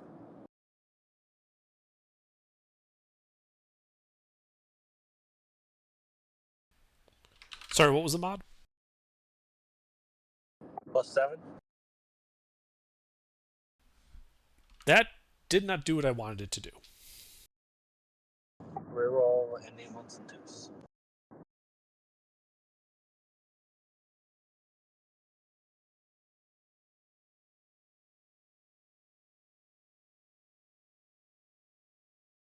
All right, that's some good damage. Anything else? That's it. All right, champion.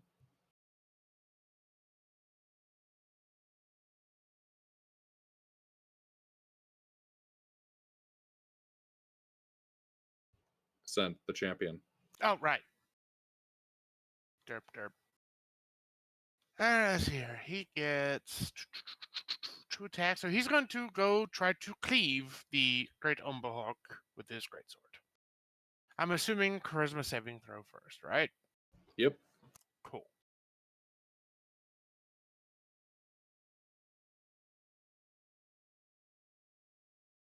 And he's blessed.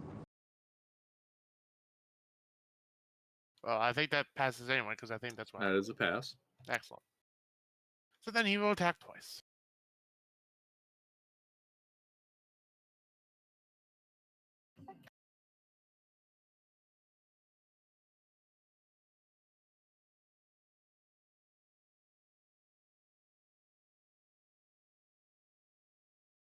I think that's 1 hit, correct? That is 1 hit. Excellent.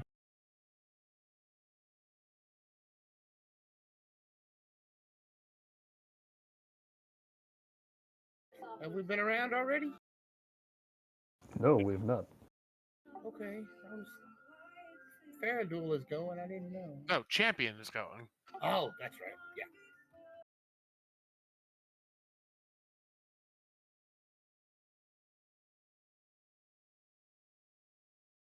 And that's all he does.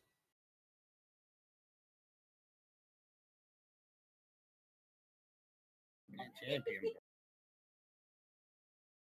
Alrighty. Anything else? Nope, like I said, that's all he does. Amtar. What's the range to it? 40. Amtar is going to throw a firebolt at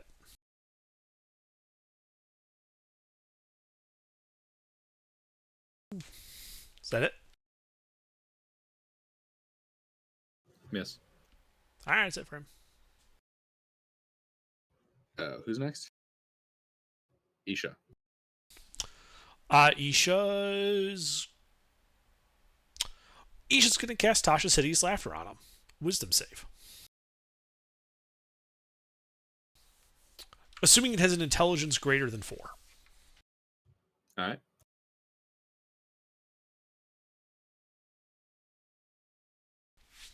It just barely passed.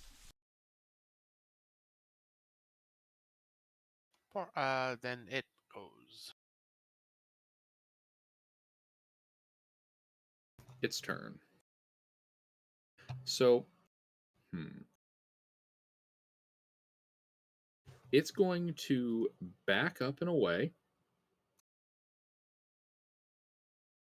provoking attacks of opportunity from Fea, Faradul, and the champion.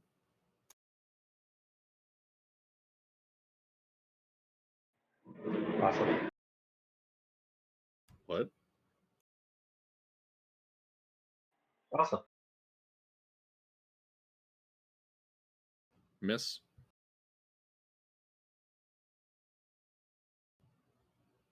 Hit. Miss. Alright, so that's 1 hit.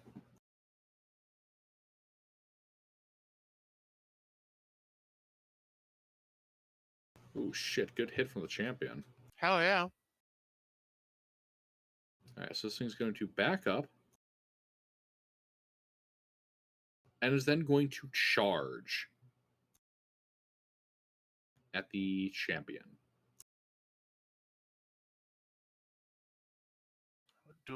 Does he make a save? 1 second. Indeed.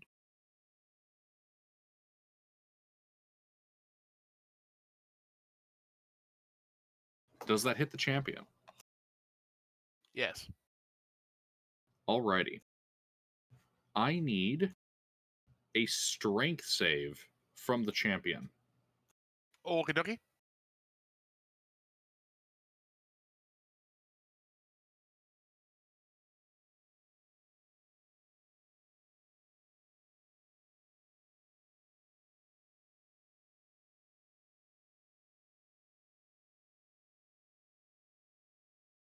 That passes. He manages to avoid the bulk of that impact. He takes 47 points of piercing damage Oof. and isn't sent flying or stunned by the impact. And then the Umber Hulk goes to tear him apart with its claws. Okay. Oh shit.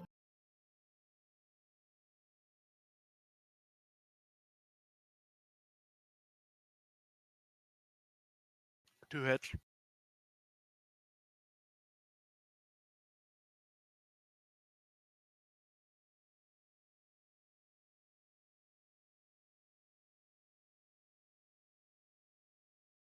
Nine and 10 slashing. All right, yeah.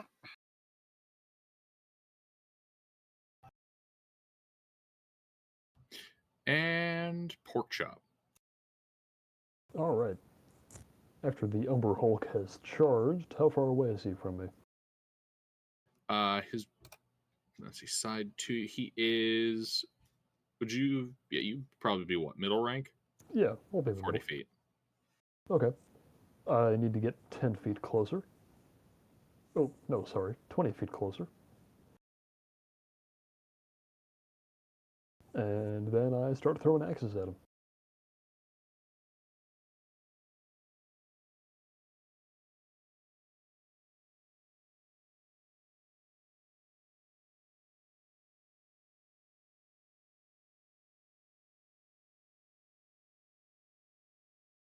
Ooh.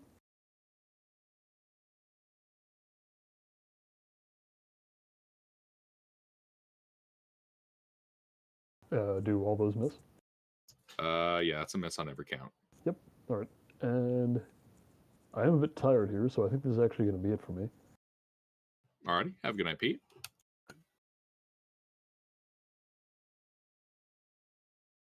Intervene. All right. I think I'm going to cast Sasha City's Laughter on it. Wisdom save. It is prone and laughing. Indeed, its mandibles smacking together.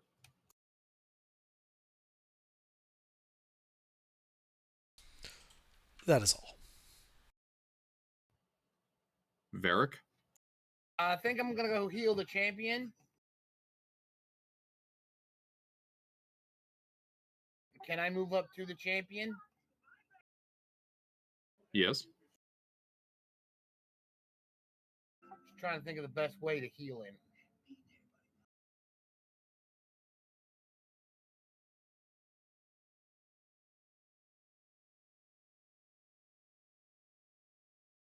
I'll just heal him straight out. Okay. How bad is he hurt, Turtle? Oh, he's like at half health. That's what I thought. Okay. But he's going to do second wind here when he gets a turn, so he's going to recover some of that back. So no need to go all out.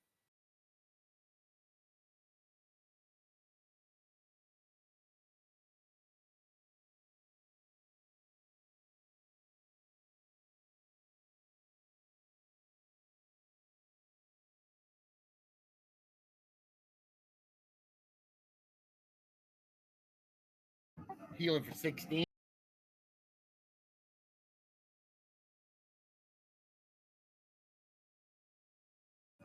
And then I'm going to move out of the way of the monsters, and that'll be it.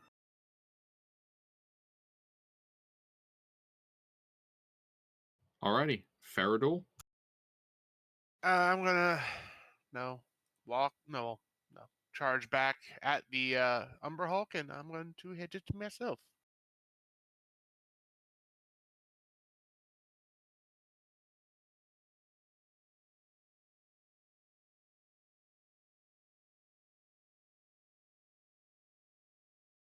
Oh, yeah, that's 3 hits. Oh, yeah.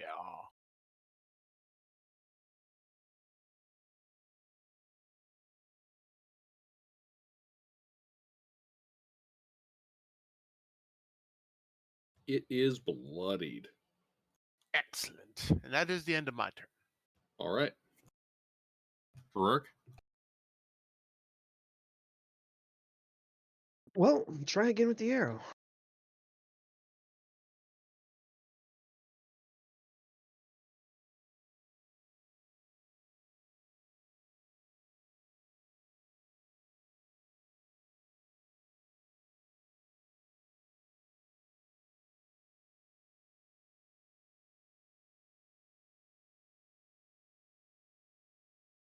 Did you hear me? I'm shooting an arrow. I heard you. That hits. Sorry, the Discord just was being slow at the update. Alrighty. All right, I have Piercer on this guy. I'll reroll one of them 6s. Alrighty. And is that all? Yep. Fea, you're up. I wish. What? There we go. 17. There we go. You're up, Fea. Your turn. All right. I get big, and then I just start smacking this guy around.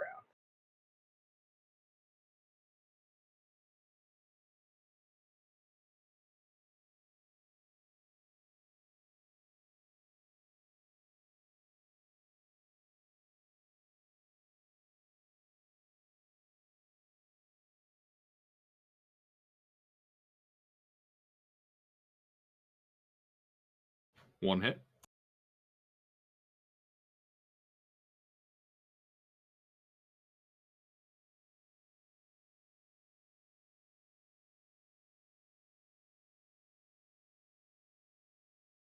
Roll the 1 and 2.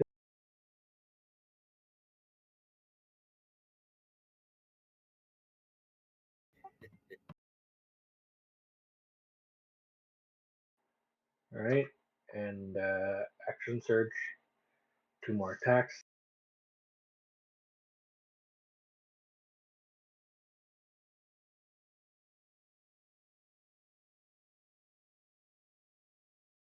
Oh man, fuck this thing's day.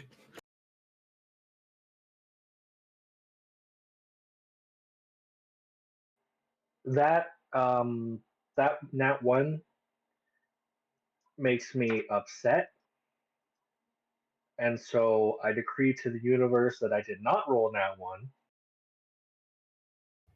Indeed, you saw through your failure And and instead instead rolled a achieved another 22. hit.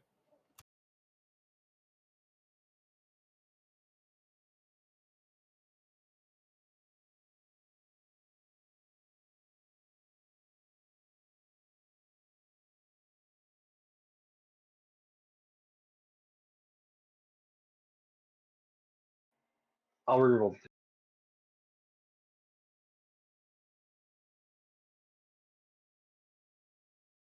I reroll a lot with this character. I think you just need to mix the reroll into your formula at this point. It'll certainly save you a lot of time.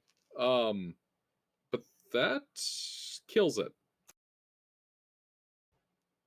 Its carapace Yay. is shattered. Ichor is pouring out of it in torrents of goop. Orange slime everywhere.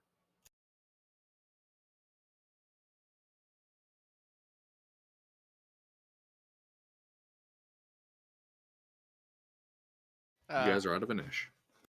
The champion would just like to take his second wind right now.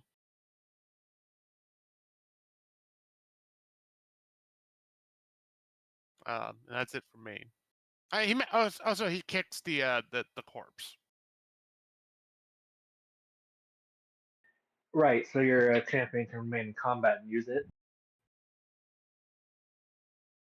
Are Umber Hulk carapaces worth anything? Yeah, it's not uncommon for those to be used to create armors of more exotic types. Well, we've already made money on this trip. Woohoo!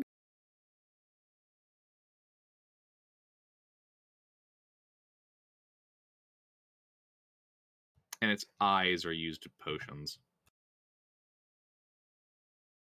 All right. Well, Faradul, if you would mind cutting it at the neck. Okay. I take out my battle axe and start cutting the head off. All right. Give me a survival check. Okie dokie, let's see here. So that'll be +6. Okay.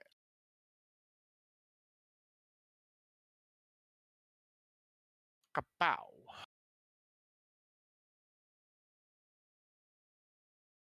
AG. You were able to carve its head off without damaging the eyes or its exoskeleton any more than it already was.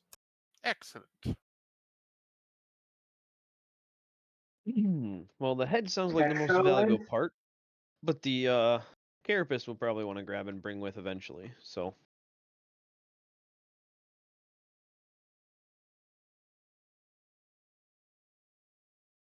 Oh, right. And I forgot the one other most important aspect about a rhinoceros at Umberhulk. its horn. For Its aphrodisiacs. horn, which is used as an aphrodisiac Ah, among the drow. called it. Well, that comes with the head, so.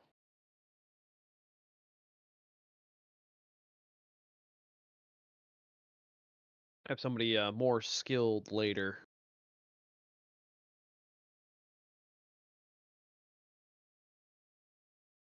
Actually, no, Faye's here. Faye, you're high survival, right?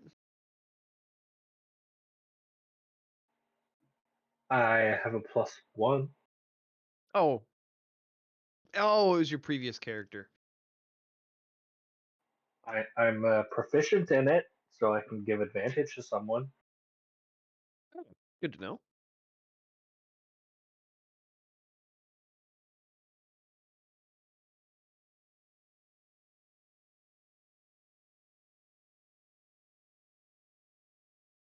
Let me get you guys the map.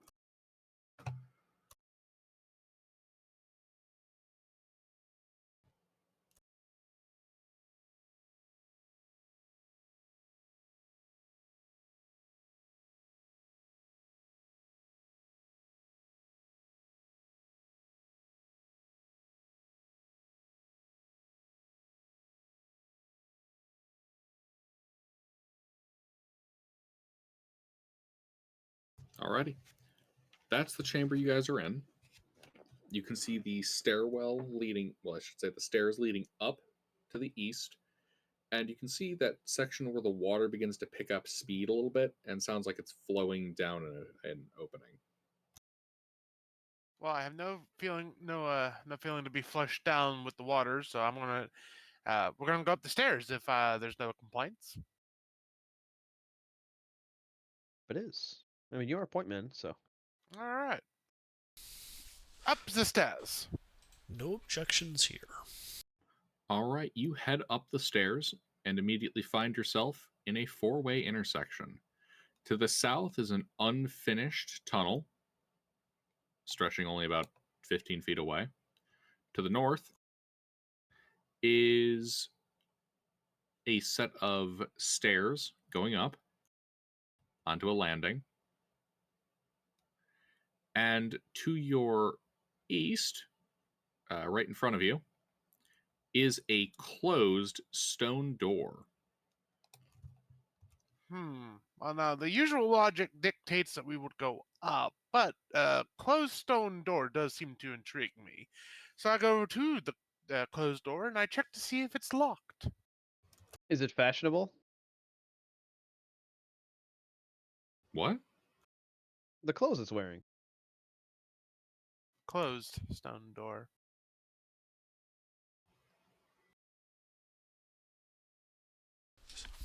All Stop right. confusing the DM. Oh, the DM's not confused. The DM is unveiling the map. All right, you said you were checking the door to see if it's locked? Indeed. All right, how are you doing that? I'm assuming that there's a handle. There is. I try to if it's a turning one, I try to turn it. If it's just a pull or push, I pull or push. Okay.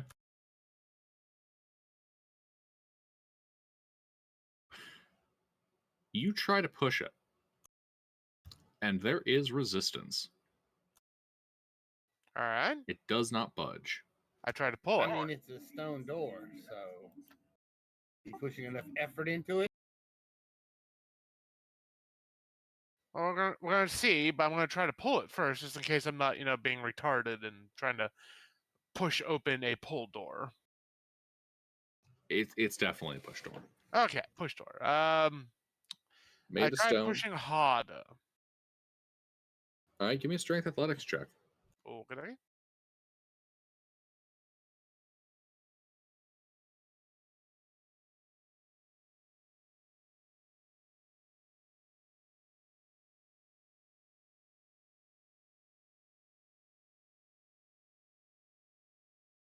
Sad.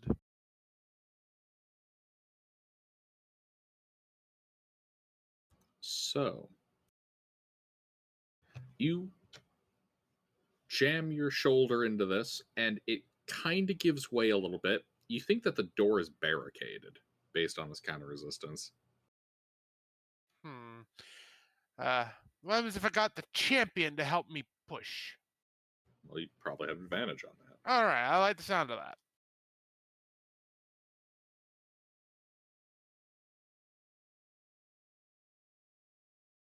A heave and a hoe. Yeah, you smash through the door, Haha. pushing all the barricaded stuff aside. You can see in here 6 dwarves with crossbows hanging back a ways from the barricade, who see you and go to shoot you. Oh, hey guys, what's up? They respond by going, ah, in fear and shoot you. Roll an ish. So rude.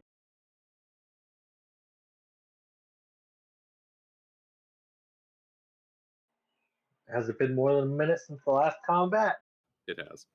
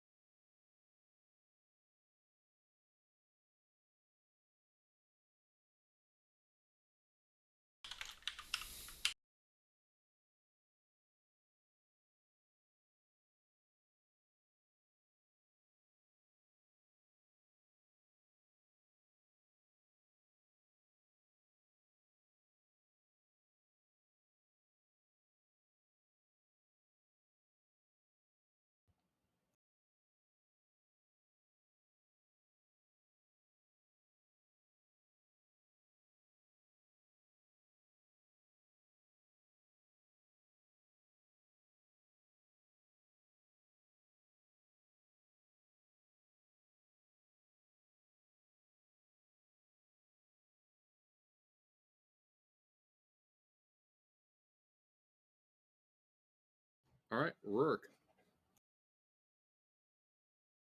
Well, can I see them from here? Yes. Well, who looks the most important of them?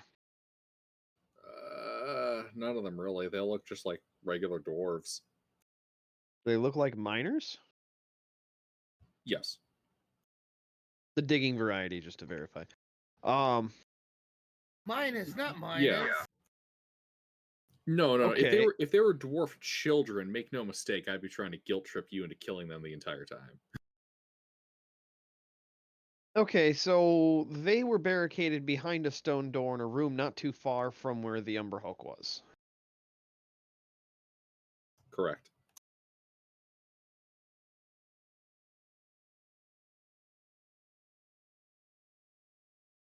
Okay, I don't shoot any of them because they're just scared. If anything, I try to disarm them. Can I shoot one of their crossbows out of their hands? Because I can aim. Yeah. Otherwise, I wouldn't say I'd be able to do that. Yeah, you can aim, and actually there's the disarm action. I thought we couldn't do that with a. Oh yeah, no, we discussed that doing that with ranged. Yeah, I take the disarm action then. Wait, did we discuss that? Yeah, it's just a contested check, so he has to beat that with strength or dex, or no, just Yeah. strength, I think. Yeah.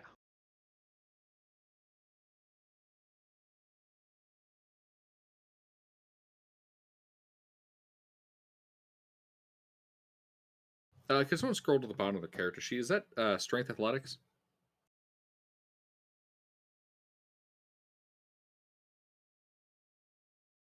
Disarm, disarm, disarm, disarm, disarm. It is That a weapon attack roll versus opponent's strength athletics or dex acrobatics. Indeed. You shoot his crossbow and he drops it. It goes off, hitting a table. Anything else? Nope.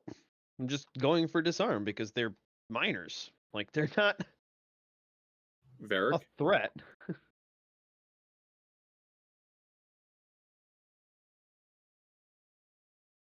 Varric? Wow.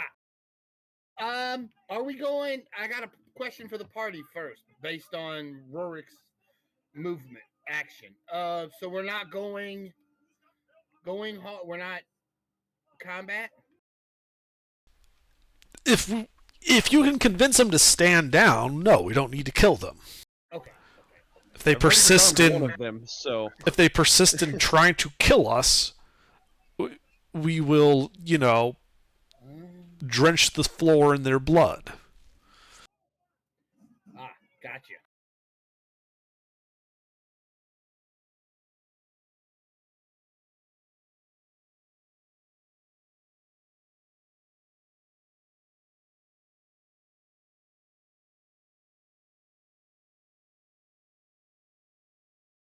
I'm gonna well,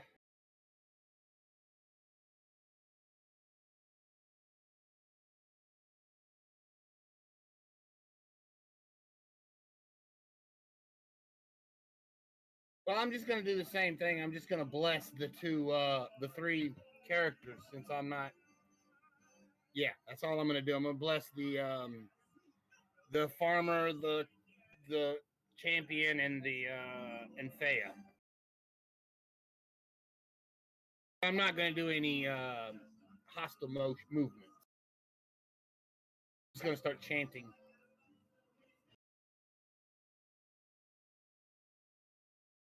Okay. Yeah, that's it. Intervene?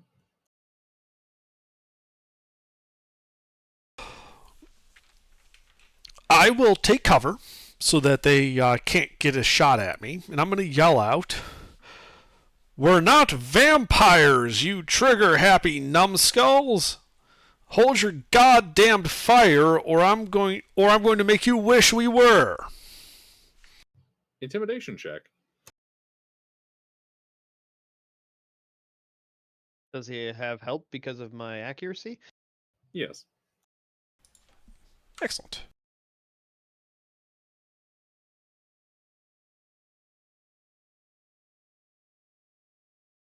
Not his best work, but damn near close. Not very intimidating. I mean, an 18. That's pretty intimidating for a common folk. You hear one of them drop their crossbow, a twang as the crossbow bolt fires off and hits the wall. And, yeah. Oh, sorry. Gotta get that Icewind Dale accent. Oh, he's breaking out the Youper. Oh, so sorry, dear. We thought you were a vampire spawn. I'll step out and be like, "No, we are not."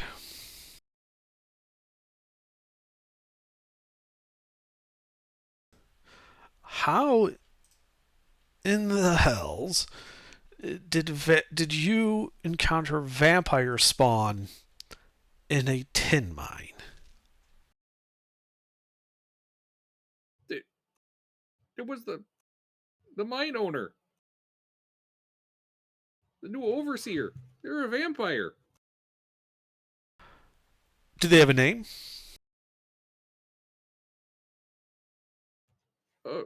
Yeah. Some lady by the name of Rashida. I see. And does she work alone? No. No. She works with another dwarf. It came by a few years ago. Really helped pull our clan out of the proverbial economic gutter.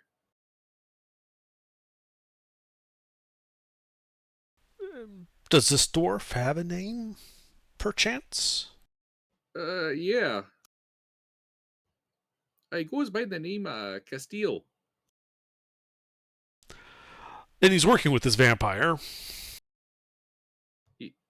Yeah, he's the one who brought her in. I see.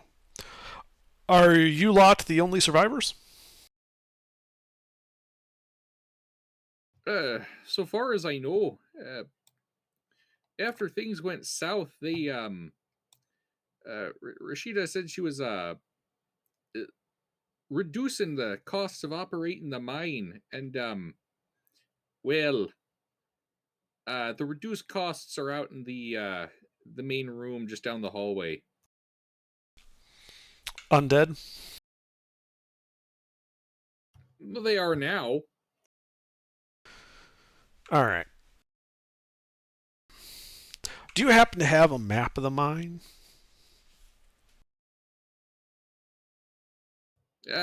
We used to keep a map. For security reasons, we were told we had to give those up. The only map now that's left is over in the overseer's quarters.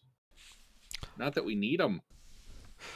Fair enough. Where are the overseer's quarters? Perhaps we should go pay her a visit. With stakes. Up, head out the doors, go north, and then shortest route, go east right at the top of the stairs, and there will be a doorway right at the end of the hallway. She lives in that area. You have been most helpful. The path behind us, all the way to the crane, is clear. So I suggest you guys get a move on and get the fuck out of Dodge. Oh, that's good to hear. We'll just gather our stuff and get going. Oh, if the guards at the entrance to the mine ask, the arrest warrant has been updated to a kill order.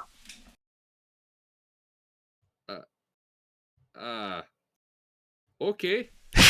If they ask. If they don't worry about it.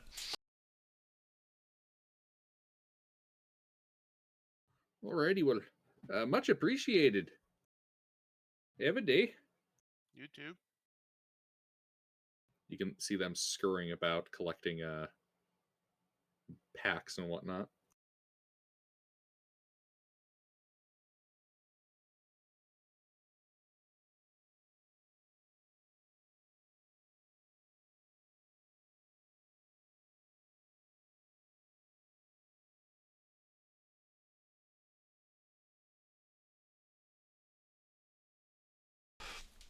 Well, that's nice. Well, fair duel. I think they gave us some instructions about to go north and then through some doors.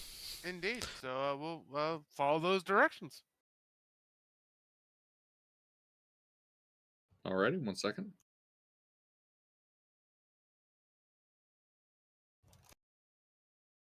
Say, would it be worth the time having them draw us a map? We have pen and paper and a cartographer, so. We're level 8, right? Correct. 43287.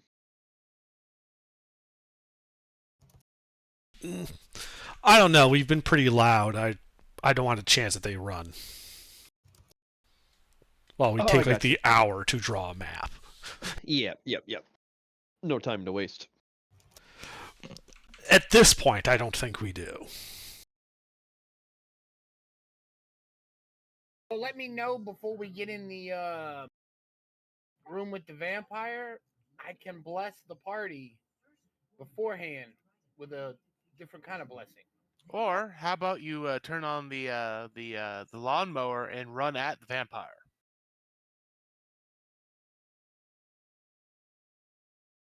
You realize that these, the vampires, these people used to be people. They would kind of be. I can't. They're sentient. I can't.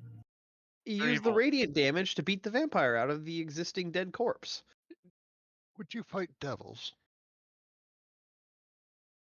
I mean, they're an evil monster. Yes, I would fight devils and demons. They used to be And people. people. No, they are evil. He's got a fair point. They used to be people.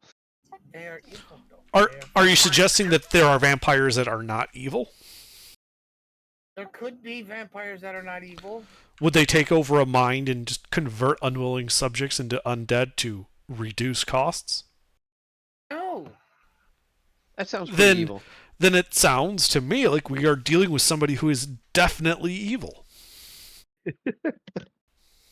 Because they did that. You just heard eyewitness testimony about them turning fellow miners into undead to reduce costs. Very well. Then. Actually,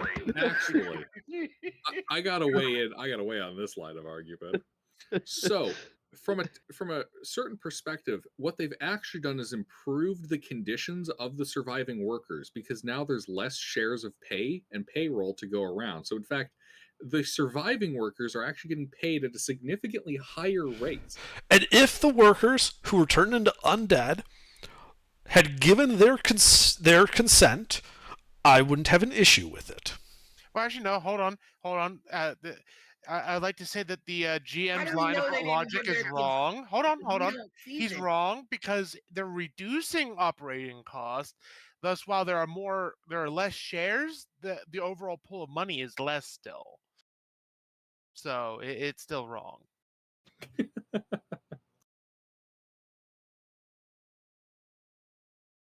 Anyway, yes. Can the priest that can do radiant damage to the undead vampire, like, turn on the mystic lawnmower?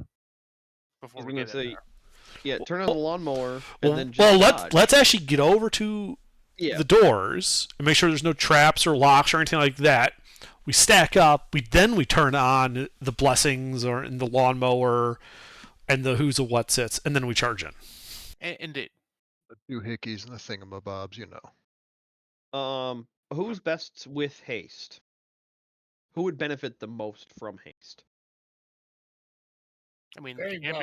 Brother Derek will set aside his non-aggression pact.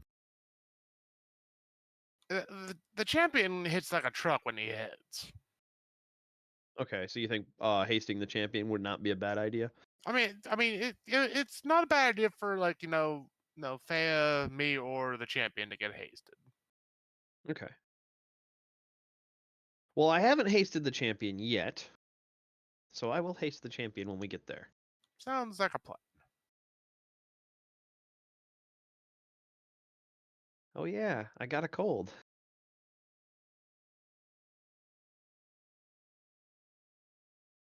The name was accurate like 5 months ago. Now it's just a meme. I got a spell called Motivational Speech. It takes a minute to cast, but it gives everybody 5 of you temporary hit points. Isn't that a Acquisitions Inc. spell? I do not know. It is on my spell list. What spell? Motivational Speech. It's Acquisitions Incorporated. It's a what? That is Acquisitions Incorporated. That is a non-kosher source of spell material. How did I get it down on my spell list then? You probably just have it enabled on the sheet for AI. If the source is listed as AI, you can't use it.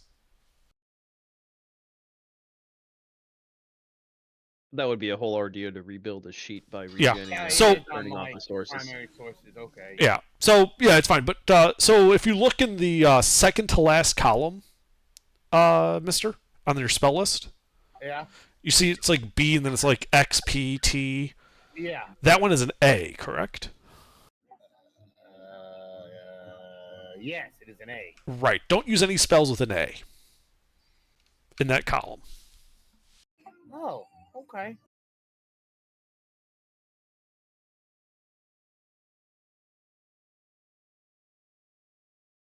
It's really not many of them. It ain't but like 3 anyway. Yeah, they're not a lot, but they aren't particularly balanced. Yeah, yeah, like that one there. That one was. I thought it was a great spell. That's the first I mean, red you flag. get 5 plus 5 per spell casting level worth of temporary hit points. It's a 3rd level spell. That's already 20 temporary hit points. Mhm. Now, early levels, that is stupid broken. And that's why we don't let it happen. All right, but we are going for a walk. Are we dousing our lanterns? We've been loud enough. I don't see any I reason we can't should. see. No, we leave our lights on. If you douse the lanterns, the father can't see unless he casts light. Now I could cast sunlight. Perhaps wait till we confirm the location. Okay. Like the other spells we're casting have a duration, so we can charge in and look for sunlight. Might want to save that one. I'm pretty sure the sunlight spell also isn't sunlight. The was it called 4th or daylight. 5th level one is? Oh, daylight. It's the 3rd level spell. Oh, that's not sunlight. No, that's what I was talking about. That's just a really bright light bulb. Yeah. So it wouldn't have any effect on vampires then. Yeah. All right. But anyway, I mean, we got a if little walk. If it was actual vampires, it would because it's daylight. No, it's not. This is Somebody Baldur's just Gate gave 3. the wizard a 1,000-watt light bulb. That's all. Anyway, so do we have any problem getting to the door? All right, you head up there. I mean, are you guys being quiet or are you just marching No. through? We're just marching Marching up, through. up to the door. Alrighty, you guys march up to the door. You can hear shouting coming from inside. Okay. I'd like to quickly check the door for traps. Alrighty. Give investigation check. I can help. And I should clarify, when I say shouting, I don't mean like they're coming. I mean like an argument. Yeah, that's fine. They're distracted. Excellent. Alright, you detect no traps. All right, and I'm going to cast See Invisibility myself and signal the rest of the party to cast their buffs. All right. Cast haste on the champion. I would like to rage. Magic weapon.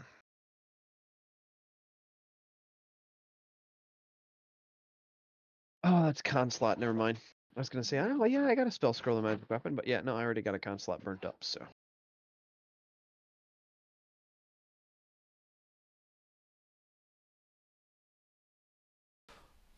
And then, Varric, you're turning on the lawnmower? I suppose I can turn on the lawnmower. All right. Then, Faradul, go, go, go. We're going. Wait, before we go, that I'm God gonna damn do it. 2 things or just 1? Say again, Varric? Can I do 2 things or just 1? Well, you only have 1 concentration slot, so what else are you doing? Like, we have time. Well, I mean, I'm gonna bond. I can bond the 3 Oh, yeah. fighters, Faradul, Faya, and the Cavalier, or the champion. that's not a con together, slot. you know, Oh, they yeah, can then, say- yeah, you should do that. We can wait the additional 6 seconds for you to do that before Faradul kicks in the door. All right, yeah, do that. I'm gonna do that, and then I'm gonna cast whatever it is. Lawnmower. 2 questions. Does the door appear to be locked, and which way does it swing? Can we see the hinges, or can we not? And does it appear to have a latch locking mechanism? It is a push door and it has a latch locking mechanism. Okay. In Interven's check, did he determine whether it is locked or not? Because that would hamper us a little. It is locked. It is not trapped. Okay. Do you want me to stealthily unlock the door before we kick down the door? Yeah, that'd probably be best. Maximize our dramatic entrance. All right. They're both 10s. Can I just do an RR? Stealth, then Thieves' Tools.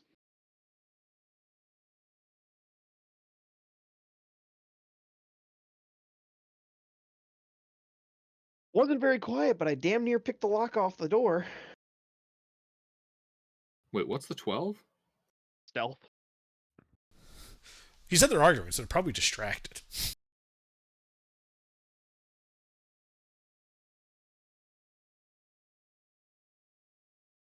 All right, it's unlocked. Anybody else want to interrupt the door breach? No, Nope. go. That's it. Hey, we're going. We all run in there. All right. Bear with me for a moment. Okay. Are we able to roll Knock, knock. initiative? We're getting to that. Hold on. Okay. I have many tabs I'm cycling through. They're all surprised. He has to find the one that describes the scene, so he can describe the scene before he says roll a niche. All right. Knock, knock, So Jehovah's Witnesses. you kick in the door. You can see a large chamber. 6 cracked and splintered marble pillars line the walls of this hall, and a 9-foot-tall statue of a dwarf seated on a throne with a mighty warhammer across its lap occupies the northern end. Large emeralds gleam in its eyes. Dust and debris have been swept to one side of the floor, with a half-dozen bedrolls and packs set neatly around a fire pit built before the statue. A wooden table stands the west side of the room between 2 pillars. You can see in the middle of this, arguing, a pair of women. One of them, unusually pale and dressed in refined clothing, is currently being shouted down by another dark-haired woman in traveling clothes. You can see kind of skulking around the edges of the room a quartet of vampire spawn, and Rourke, what was your passive? Yes. Yeah, what 23. was it again? Okay, that is enough. You spot kind of hanging onto the pillars, like around the back sides of them, up in the corner, like some Assassin's Creed bullshit, what looked to be a couple of dark-robed figures, similar to the woman shouting down the pale one, kind of hiding at the edges of those pillars. You guys kick in the door, and they turn in surprise. Roll a niche. Okay. You guys have a surprise round. Just to ask Gilbert, because I see invisibility up, do I see anything different than what you described? Oh, fuck, that's right. Yes, you do have that. Yeah, you see a couple more of these ninja motherfuckers in the room. Okay. 4 more. Ninjas. So in total, 4 vampire spawn, a vampire, and then 6 plus 1 ninjas. Or no, 8 plus 1 ninjas. And one of those being the lead woman. Yes.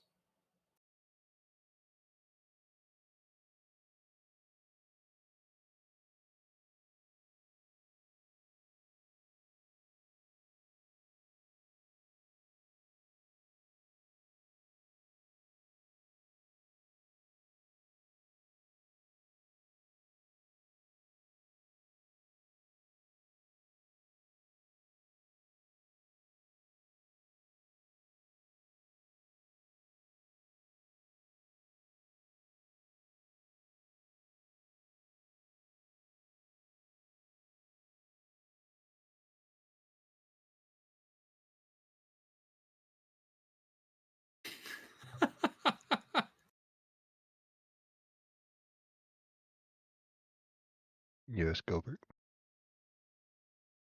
Oh, he read the meme. No, I was looking at my initial.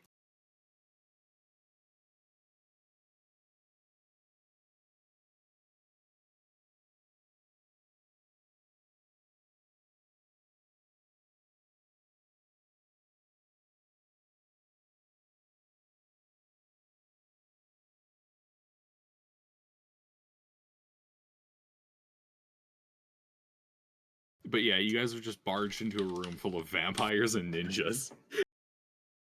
We just need some pirates, and we'll have the whole deck. Well, you killed them last week. So wait, does that mean we're technically the pirates? Actually, I guess we are. Yes. I mean, we do have a warship. Yeah. Yar har fiddle dee dee. Goofy I would like ass to spend some Wait, time we showdown. gotta eventually hoist going the back. colors? Are we hoisting colors? Is that what we're doing? Yes, Oh, we have hoisted the Sure, on color. Friday nights. We do, in fact, hoist the colors on Friday nights. Indeed. I'd love to play a pirate. We're literally Alrighty. playing Pirate Borg. So,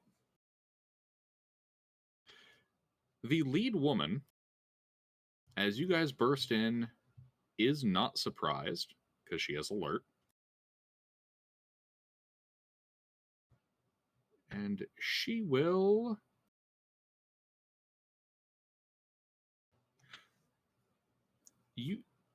She will stand there and emanate an aura of darkness, as in the spell darkness, which erupts around her. That's all you guys are able to see with that. DM2, the ninjas are surprised. Isha. Isha can see one of the ninjas that isn't in the darkness, right? Like She the can one see the furthest. ninjas and all the vampires. All right. Actually, one of the vampires spawned, the one furthest from that darkness. Okay. Tasha's hideous laughter. Wisdom save. Are you targeting the vampire or the spawn? The spawn that is the furthest from that darkness, assuming that's within 30 feet of the doors, Gotcha. because that's the max range of Tasha's hideous laughter. All right, so that spawn's disabled. Isha's gonna duck back out into the hall, cause fuck that horseshit.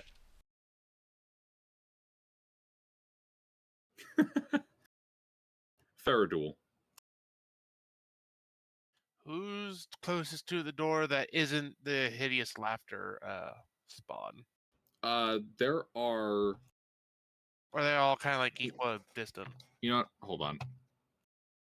This is map worthy. Yeah, this is in fact map worthy.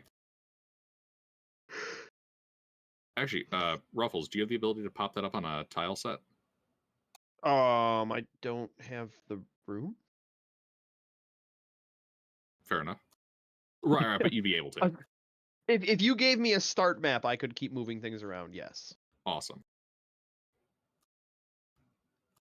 That would be handy.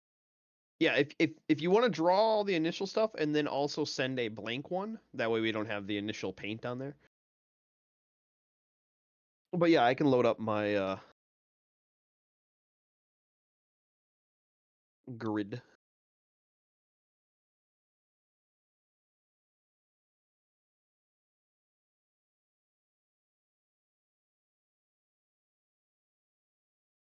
Ruffles, here's the initial. Give me a second while I start sticking stickers on here. All good.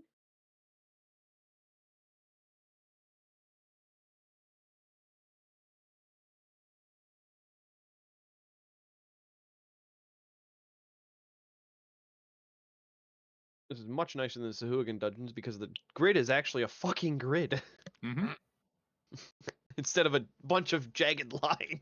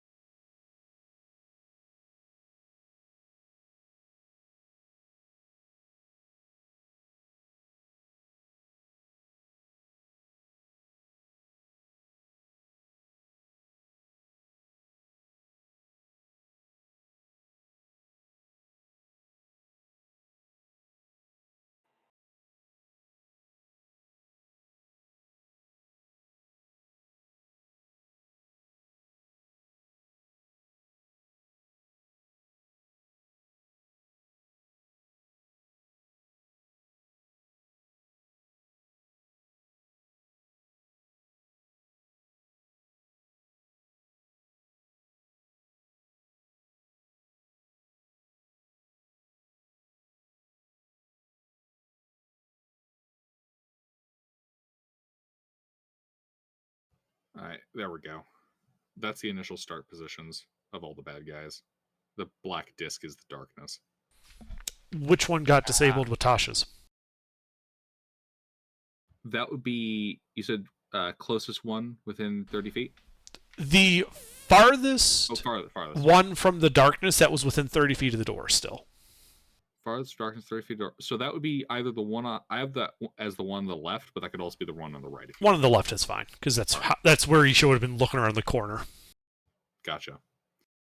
So red dot, left side, close to the pillar. That works. Yep. Now we have a nice handy visual for everyone to look at. 5 foot squares? 5 foot squares. All right, now another question. Which ones are the invisible ninjas? The invisible ninjas are the 4 in the center. Okay. They're just chilling. Yeah, the ones behind the pillars, those orange dots are the ninjas that are just hiding behind pillars. Gotcha. As ninjas do. Of course. Just want to make sure, because I can't see invisibles, so I want to make sure, what the actual... So the 4 orange dots are the invisible ones in the middle. Yes. Oranges are ninjas. The ones in the middle are invisible. The ones behind pillars are visible. The black disc that I drew, that black circle, is the darkness that was thrown up. The black dot being the head ninja lady, and the gold dot being the lead vampire. Okay. And the red dots? We're at the Vampire bottom. Spawn. The what? Vampire spawn. Okay, got it. All right. Party is at the south double door. Non-hidden ninjas, vampire spawn. I still see 4 orange dots, so those are the invisible ones that are not behind pillars. And we're coming in at the doors at the bottom? Yes. Okay, doke. I have a feeling this is going to be a 3-way based on those ninjas' positions.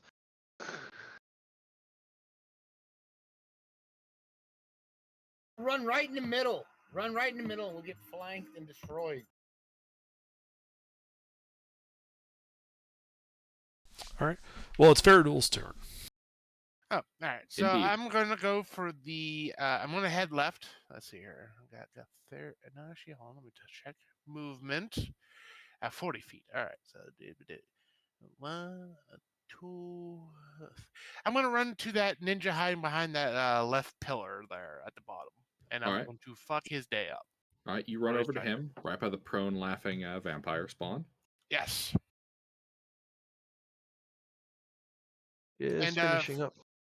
And Father Varric, what does Bond add again? It's been a while.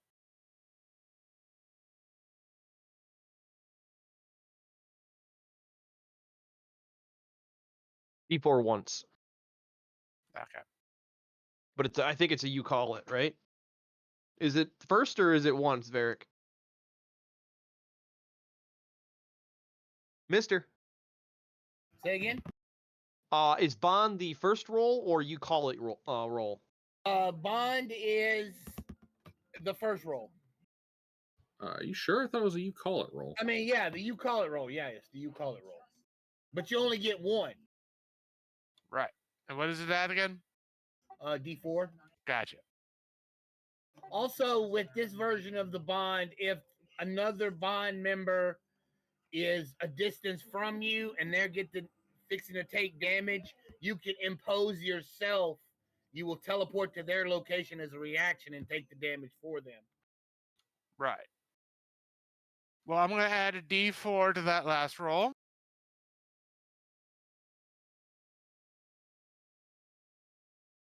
For a 16.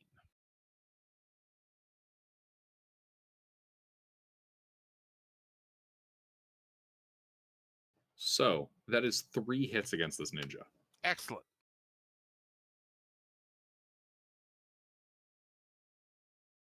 If you encounter 1 ninja in an alley, it's a serious fight. If you encounter 5 ninjas in an alley, you're going to have an easy time.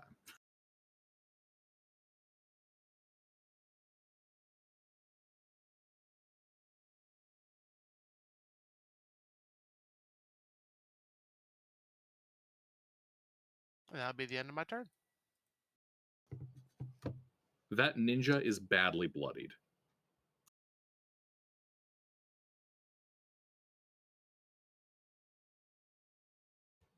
DM4 is surprised. Amtar. Samtar looking through the door. So the one of the spawn immediately to the left is on the ground laughing. So he's in a target. The one to the right, close to the door, with his own Tasha Sidious laughter. Wisdom save. That one does not find this as funny as Amtar then retreats out into the hall. All right. Yeah, Ruffles, slap Faradul in melee with that orange guy on J1. Okay.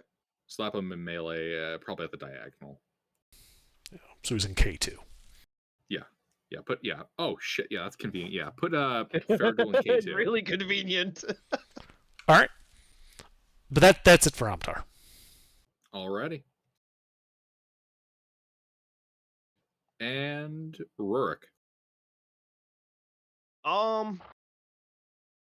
knew where the ninja lady was roughly standing before she cast darkness, right? Correct. I would like to shoot that spot. Well, actually, no, I take that back. I will shoot, back into the right of it. So, Bravo 7. Alright, give me an attack roll disadvantage. I'm aiming. Give me an attack roll. You hear the sound of metal on stone. All right. I lean back around the wall so I don't have to move, but I'm out of line of sight. Alrighty. Varric. Well,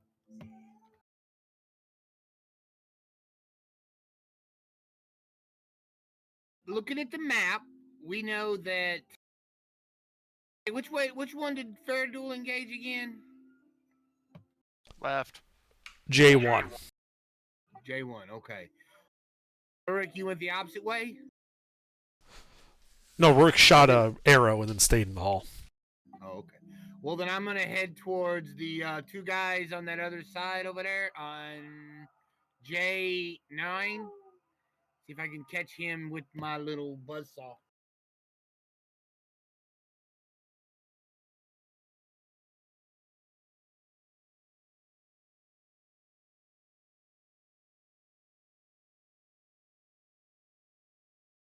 All right, you run up to J9 and catch those two in the buzzsaw. All right.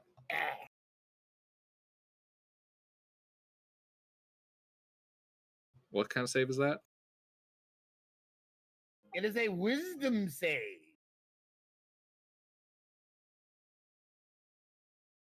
Vampire spawn got a 13. That is a fail. And the ninja.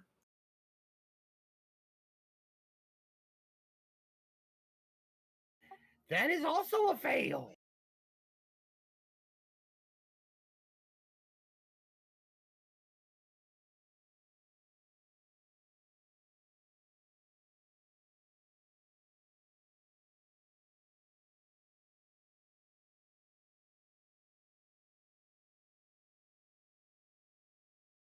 Ten points of radiant damage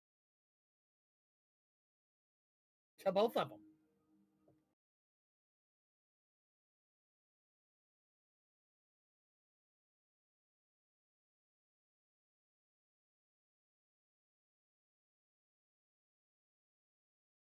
Indeed. Alrighty. Anything else? No, that is all I can do. All right, champion. He is going to, let's see here, follow me. And... Wait, I have a question. Hang on, I got a question.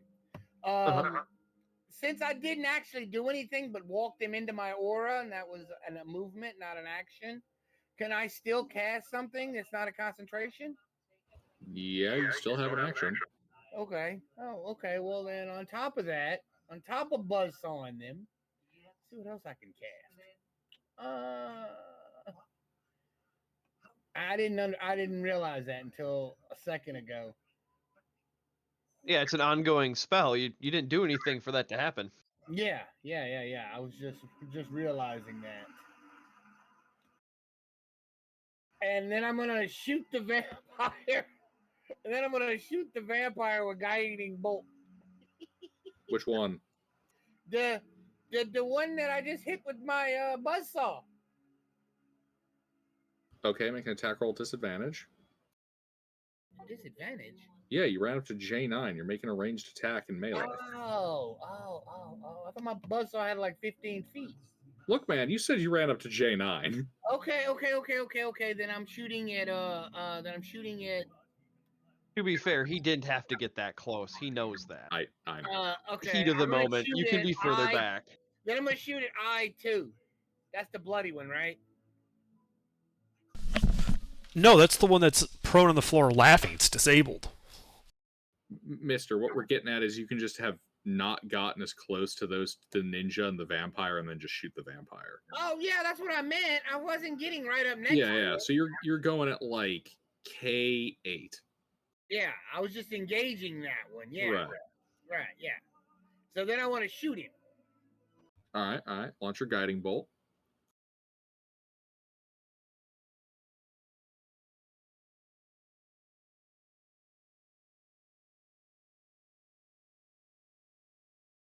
That hits.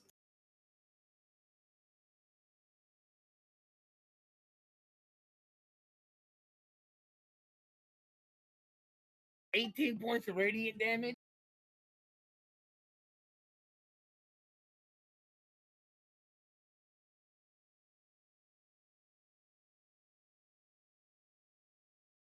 Oof. Sucks to be that vampire spawn. Anything else? No, that's Father Varric is used up all his actions and stuff. He's done. All right. The champion. All right, we're gonna try this again. We're gonna go over to the fucked up ninja, and actually, haste doubles his movement speed, or just Movement, adds yep. 10. Doubles. Ooh, doubles. Excellent. Let me.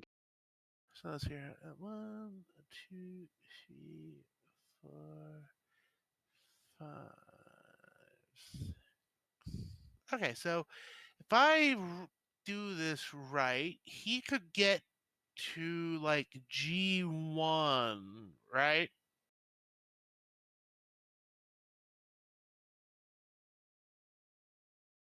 Yes. Okay, he's going to go to G1, and then he is also going to engage the ninja.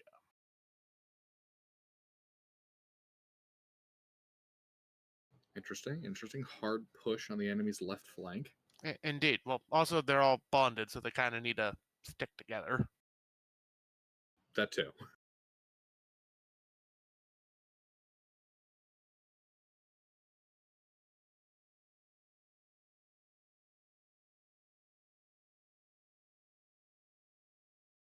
And that 14 becomes a 15.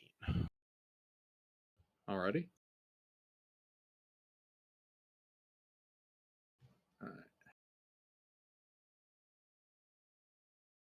That is 3 hits on that ninja. Ooh, excellent.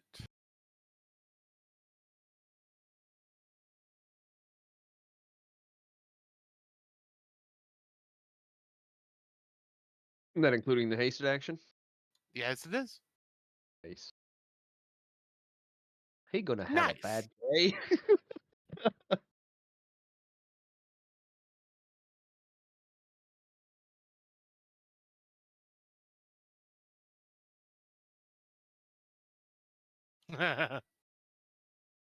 Three lines appear on top of him and he falls to pieces.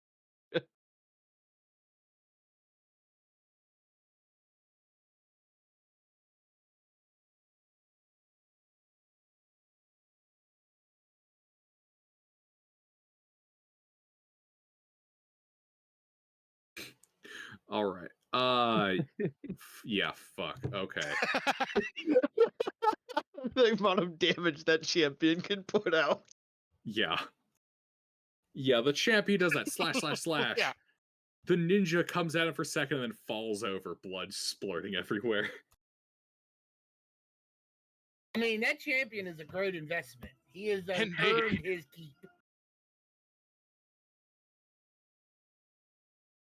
All right. We need to give him a name and stop calling him champion. He does have a name, He does actually have a name. None of us can pronounce it though. so that's why I just call him Champ. Yeah, it's like Sphentopoulos. Yeah. All right. Interven. Fire in the hole. And I cast a 4th level fireball, centering it on the vertex midway between the 2 center pillars. So this would be the vertex EF 5-6. Like those 4 squares, the dead center of that.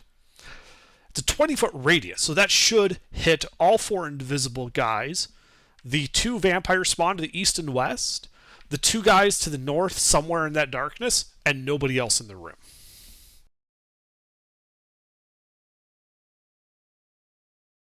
It's radius 30, right? No, it's radius 20. Oh, right. So it should literally be like right at the like that champion's like right at the edge of the fireball radius. But it should miss the 2 vampire spawn to the south. So it just hits the middle ones.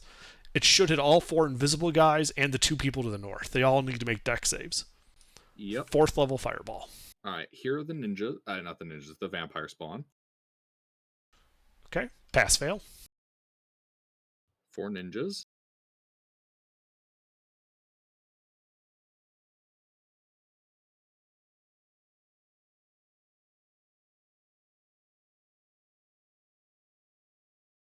Underdark's over here doing trigonometry. Fail, pass. I mean, that is why he's the wizard. Man, that left flank is just getting fucked. Yes. I'm okay with that, though. Leaves them a place to retreat. And the 2 people in the darkness. I basically encompass that entire darkness, just about. Yep, I know. 1 second. Here we go. Yeah. I chose that spot specifically so that we could keep the disabled ones disabled. Pass.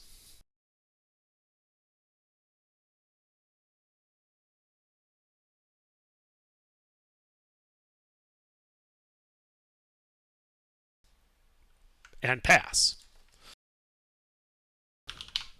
So those that pass take half of this. So 46 to the fails, 23 fire. I chose fire damage to the passings. All Well, right. fix it. I know that was a really good one. Oh, Summoning demons. Seriously. Yeah, activating demon summoning. No, situation hasn't gone that bad. All right, so let's see here. That is 2 left flank ninjas are badly bloodied. Left flank vampire spawn is injured. Right flank vampire spawn is missing a good chunk. You have no idea about the people inside the darkness. Fair enough. Oh, wait. Go ahead. I forgot. Well, it is some key bullshit. I don't believe that outsources concentration checks. 1 moment. It might brighten up in that room. It might. If the invisibility guys are concentrating, if the darkness guys concentrating, they'd all need to make concentration checks. Wait, hold on. Wait, 16 passes, right? Yeah, the DC is 1/6. The damage is 2/3. For Never mind, passive. then. There's still a darkness there. Can't fail it on a DC 11. That is one possible explanation. It is, yeah. The other is that they use a legendary. I'm okay with that, though. Or that they have evasive. Or they have evasive, yes. Alrighty. And I, go back around the corner so that me and my 2 apprentices were not, we don't have direct line of sight to anything going on in that room. All right. That's it for me, though. All right. DM3. Where'd you go? Surprised. Fea. Oh God, we're still first round. I forgot about that. Yeah. Why does Agato after me if he has a 9? Because I screwed up when I was typing it. Okay. But it is my turn? Oh. No, that'd be Agata. He's a Niche 9. It's just Underdark put him on the end for whatever reason. I am only human. So far. That's Your a flesh is likely weak. story. Embrace the assurity of steel. Sleuth? Yep. Your turn. So are those ninjas still invisible?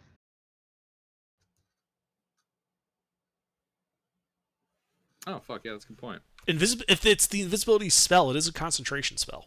It's a key point thing, but probably.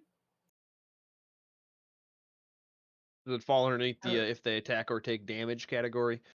It's one of those things where they're using key points to replicate a spell. Right, but unless it says it casts a spell, then they don't have to worry about concentration. Oh, okay. If it just says they're invisible, like they have the invisible condition as long as X, Y, and Z are upheld, unless my fireball took out X, Y, or Z, they're still invisible without a concentration.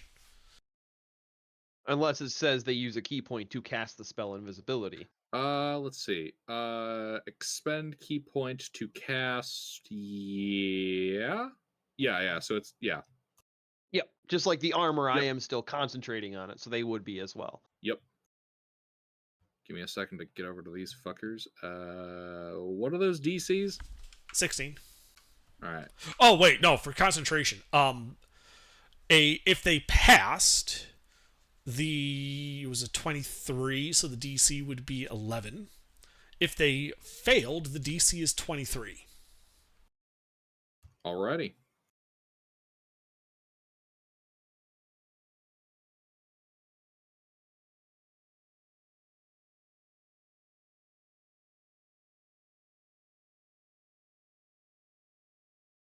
I believe they're all visible.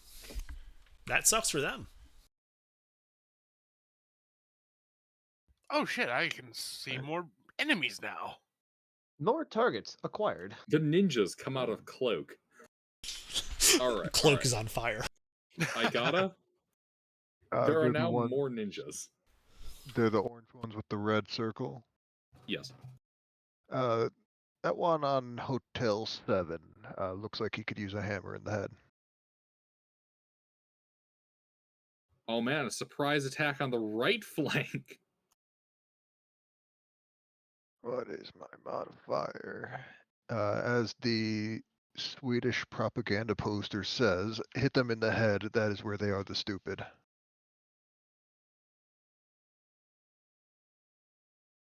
I think that nat 20 hits. Does the 22 hit? Yes. Alright, should I just do one big lump of damage? Yeah, might as well. Is your weapon magical? It is. Alright. I'll throw a smite on that. Are they fiend or undead? Wait, you're talking the ninja, right? Yeah. Yeah, the ninja is not a fiend nor an undead. Alright. 68. No, that's 48. My brain is working today. Numbers. 42 mixture of magical bludgeoning and radiant. He's nearly dead. Good. That'll be it for me.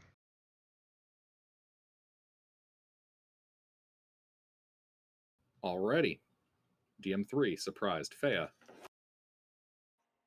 I get mad and stomp towards the one that looks closest to death. Ninja or vampire spawn? Whoever looks closest to death. Okay, so the ninja by Faradul or Igata. Pick one or the other. Blue or white?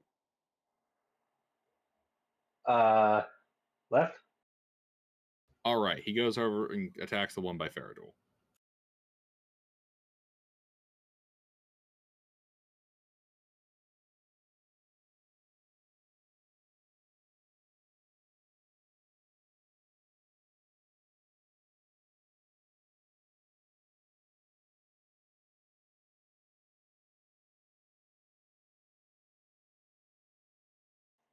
Two hits.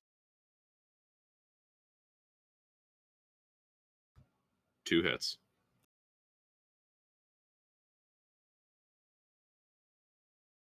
Dead.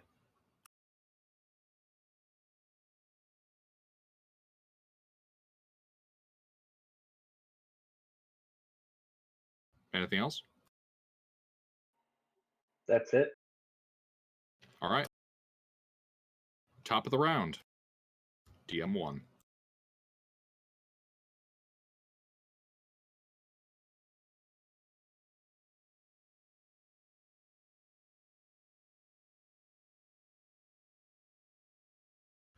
All right, so they're going to come darting out of the darkness. And they're going to go for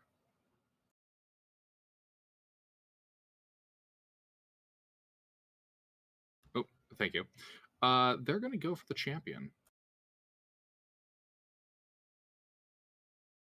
Oh, fuck, This- where'd my tab go? Is this the vampire? No, this is the ninja. Ah.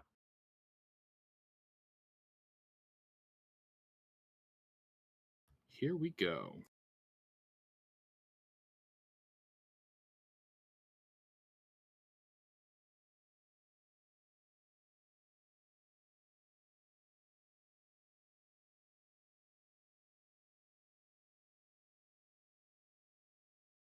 As a series of unarmed strikes come out at the champion. Be 2 hits. 2 hits. Plus 2 AC from haste.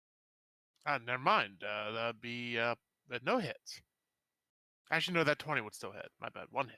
All right. 20 hits.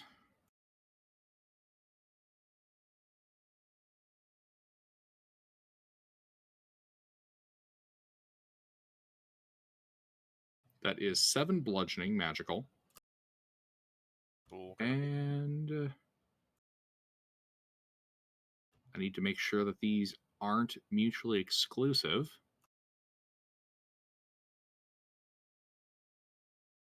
By the reading, these are not mutually exclusive, so they're going to expend some key on this motherfucker. 8 monks. So I will need 2 Constitution saving throws. From the champion? Mm-hmm. Okey-dokey.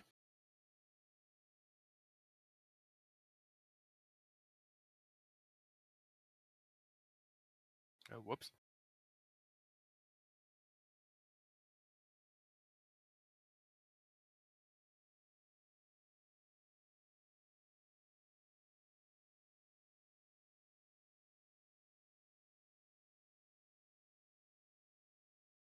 Oh, wait, hold on. Alright. +4 to both of those. I didn't do Alright. one. So it'd be 14 and 21. So he the bonded? champion is now stunned.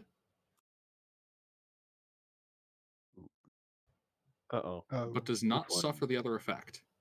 Which one is the champion? Is he in 10 feet of me? No. Ah, damn. All right. Yep, He's the hit marigold one at controls. G1. All right. And then final thing, shadow step. And the ninja disappears. Does that require dark light? Because we have the light cantrip up on 2 of our people. Yep. Back of the room. Right, but doesn't he have to start in shadow? Plus, I missed a line here. Move the It's shadow from- around. Oh, yes, It's yes, from yes, shadow well to shadow. in it. Yep, it's well in it. I was gonna say, yeah, Varric and Faradul are both right there with light cantrip. Yep.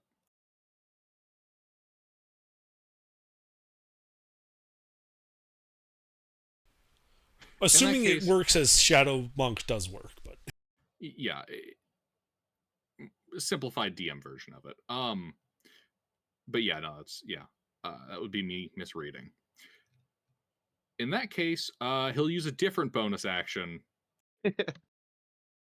disengage, and run back into the cloud of shadows. shit, it has to do this the non-fancy way. Yeah, can't just ninja vanish. Has to ninja run and vanish. All right. DM2. The ninjas. Oh, how did Alright. that monk? Sorry, the DM1 ninja. How did he look? Was he injured at all? Uninjured. Okay. All right. So we have dead and dead. So these two will turn about and actually, they'll close the pincer in on the paladin. We're gonna have these 3 ninjas going on the paladin. On you, I gotta. Mm-hmm.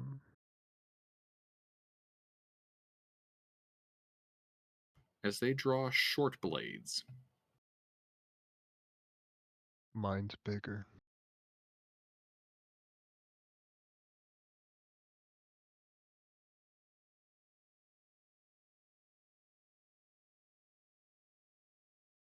Armor class is 17.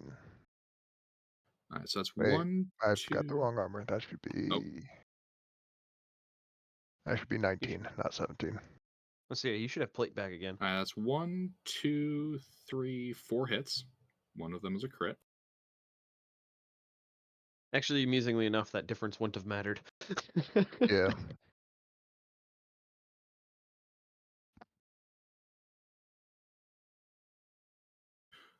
All right, so let's see here. Man, I might have made this overly technical. Okay, so first, okay. We'll deal with that schmuck first. 22, that's their...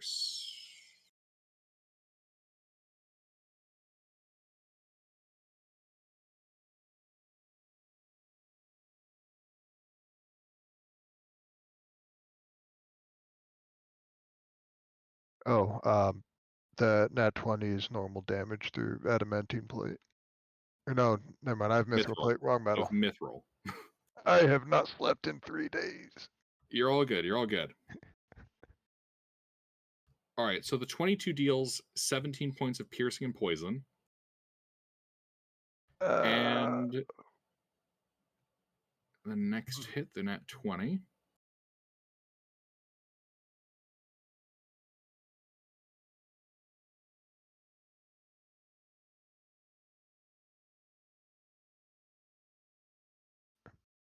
Nat 20 does 28 points of piercing and poison. Uh-huh. All right. And then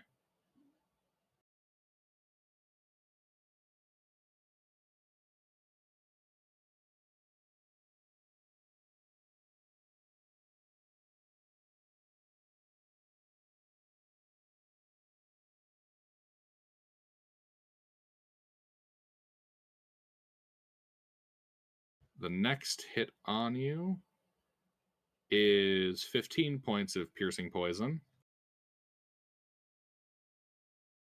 Mm-hmm. And 12 piercing poison.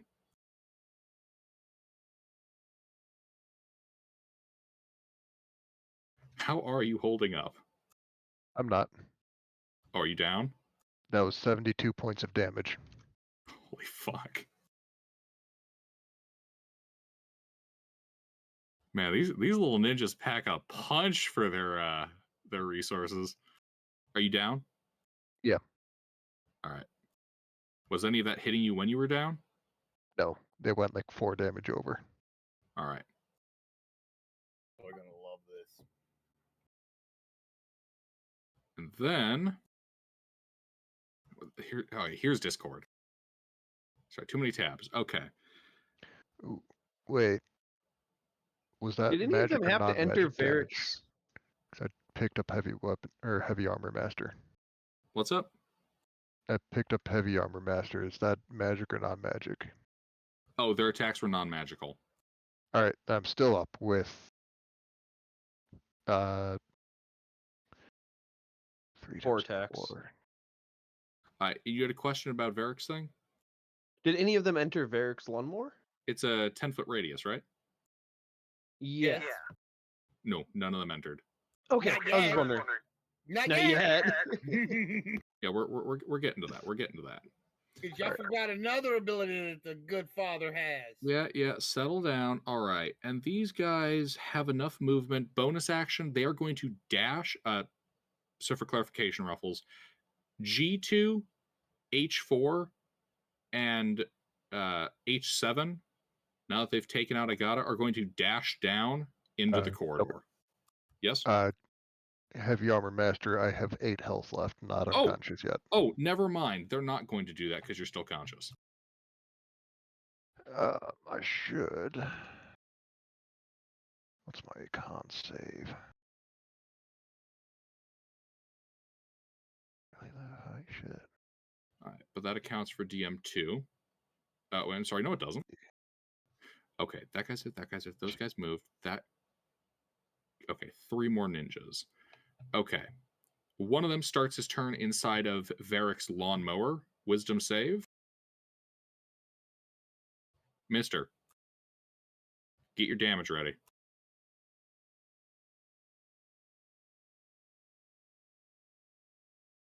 Mister. You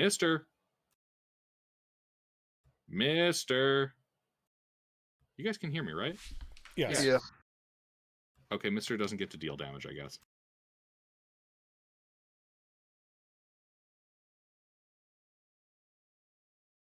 Speaking of which, this guy's gonna go fuck him up. No, it's not. Oh, you want to deal damage? I can't deal damage. I don't. The have guy any started weapons. to turn into lawnmower, Mister. Oh well, yeah, yes, I want to deal damage. Yes, roll your damage. He failed to save. Come on, pay attention. All right, sorry. I went to the bathroom. Oh, that's fair.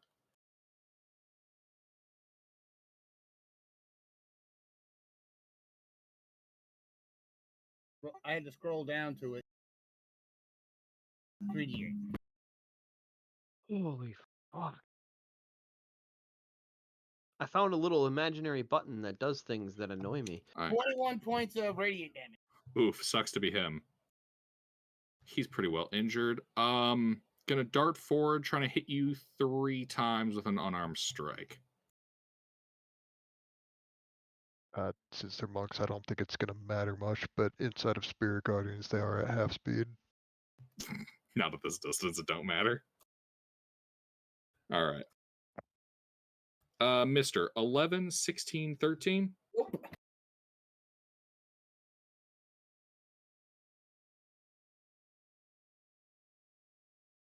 Mister, No, that doesn't hit. none of them hit? No. Alrighty.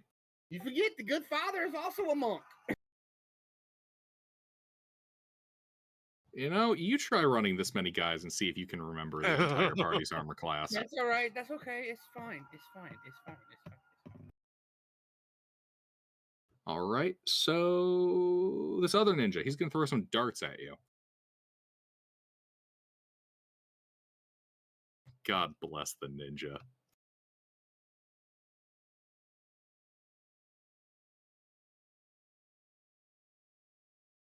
Does a 17 hit you?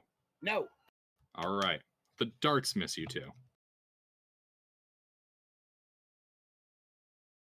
And this other guy throws darts at you.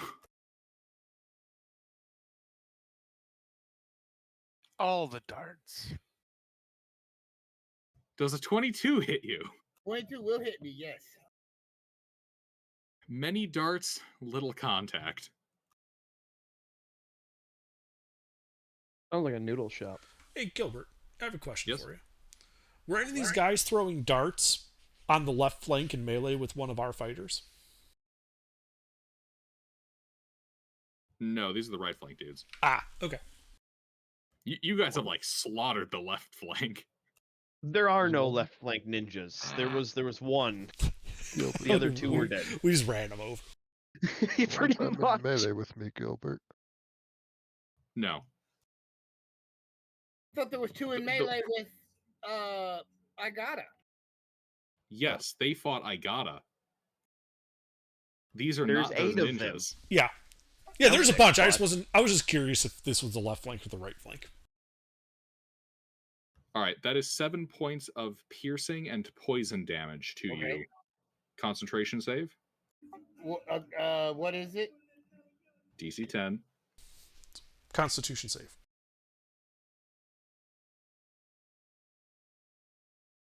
You maintain Spirit Guardians. Okay. Alrighty. That is 3 ninjas, 3 ninjas, those ninjas dead. Alrighty, that accounts for all my ninjas. Alright, now that I'm done playing with myself, Isha. Oh my. Okay, so Isha looks back in the room, still concentrating on the hideous laughter for the downed vampire spawn. There's like 3 of these ninjas clustered around Igata, right? Correct.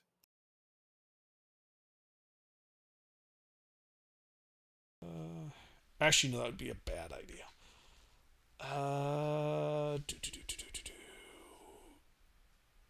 Are Oh, any why? of the Misses, and then they just evasion the save? Yeah. Any of the ninjas look to be near death that she can see? Several.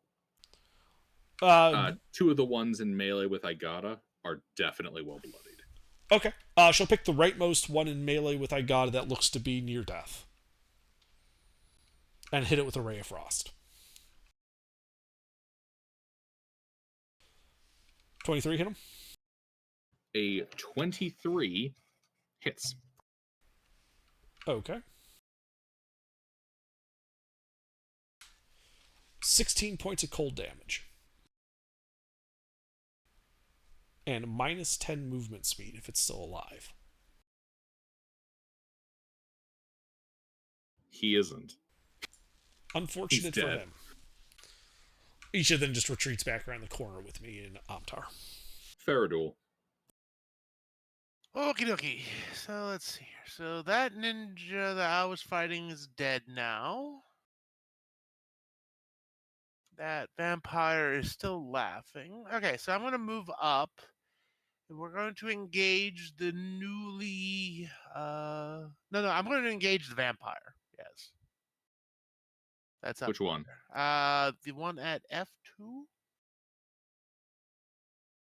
All right, F2.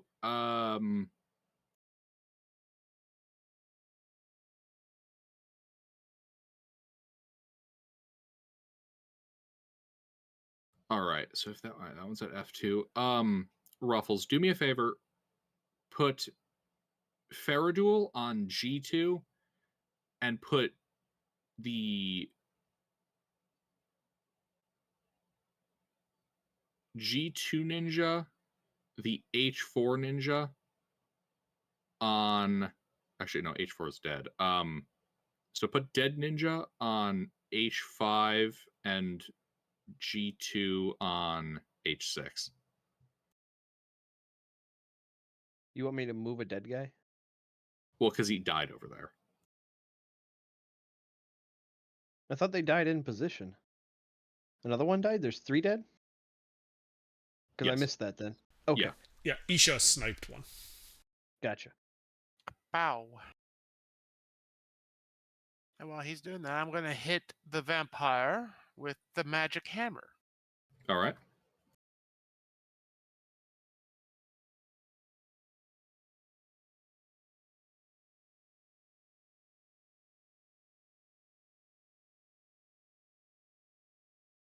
I'm assuming 2 hits. 2 hits. Actually, does a 15 hit the vampire? Yes. Okay, now 3 hits. Excellent.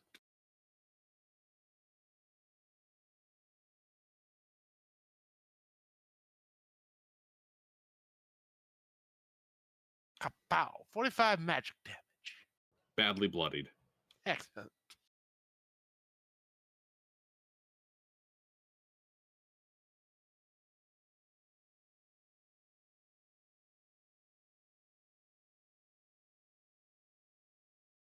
Anything else?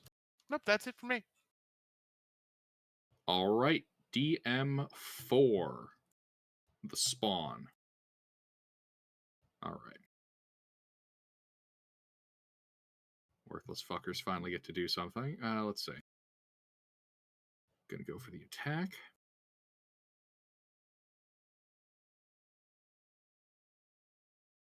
All right. So F2 is going to attack. Actually, the champion, since the champion is stunned.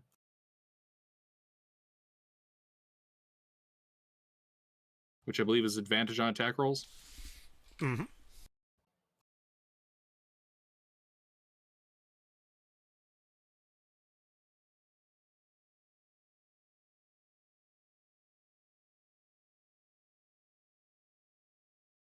All right.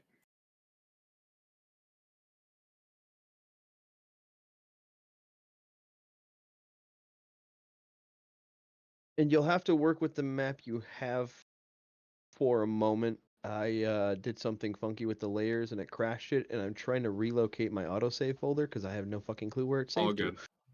All right, so that's a It's crit somewhere. hit. So 44 plus 3.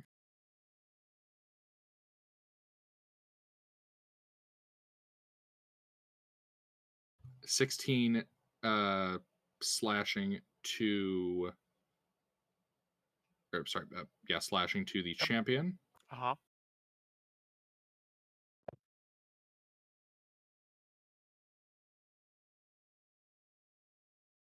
Oh fuck. Man, he just can't get a break. This guy's life is not being able to get a break. All right.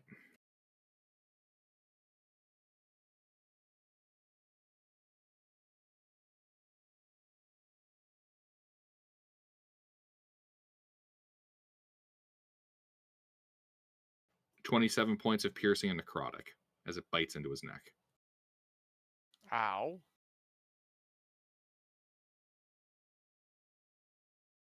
All right. Vampires spawn in that corner is going to go after Igata. Real quick on that champion, was that only the crit that hit? It was both crits that hit. Oh, it had 2 crits on him. Wow. Yeah.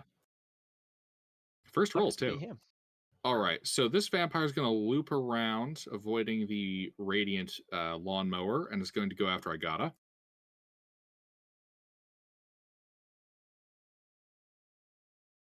Does 25 hit you?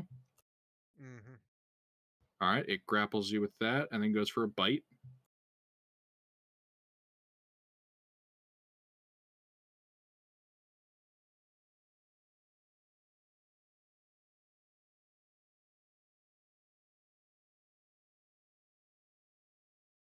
$22. Mm-hmm. All right. I noticed that the bite deals quite a bit of damage, so I'm going to use the Cloud Room because he's almost dead. Okay. He goes to bite Igota and bites an injured ninja instead. Ninja's fucking dead. Is this the? Oh, is this one of the vampire spawns or the vampire? This is one of the vampire spawns. It ran around, goes to bite you, and ends up draining the blood out of a ninja in melee with you. Very confused. Nah, I'll pass. I was thinking I might use Hey Shit Ass, but You sure? I'll use it on another hit. Fair enough. All right. Next vampire spawn. Does that cern the lawnmower? Yes, this one's in the lawnmower. Mister.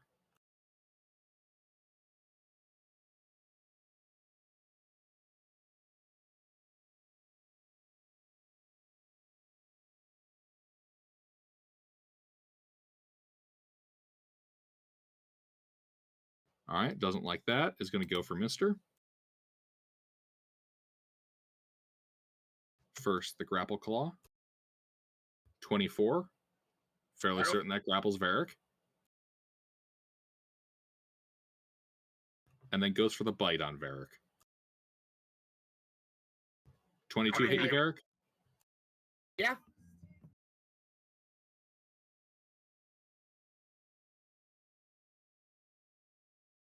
All right.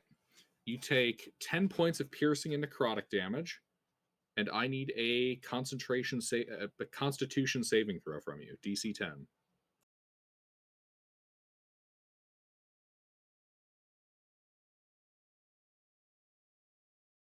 All right. You hold on. Which group is this? DM4? Yeah. All right. Final fucker is going to Make its wisdom save because it's still laughing. Yep. That would be the final guy.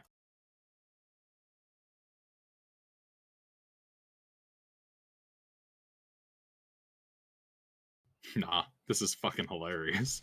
It really is. All right. DM4 complete. Omtar. Well, Amtar's going to look in, and he's going to see that one vampire spawn in the middle of the room, and he's going to cast Tasha City's Laughter on it, the one that was attacking Agata. Wisdom save on it.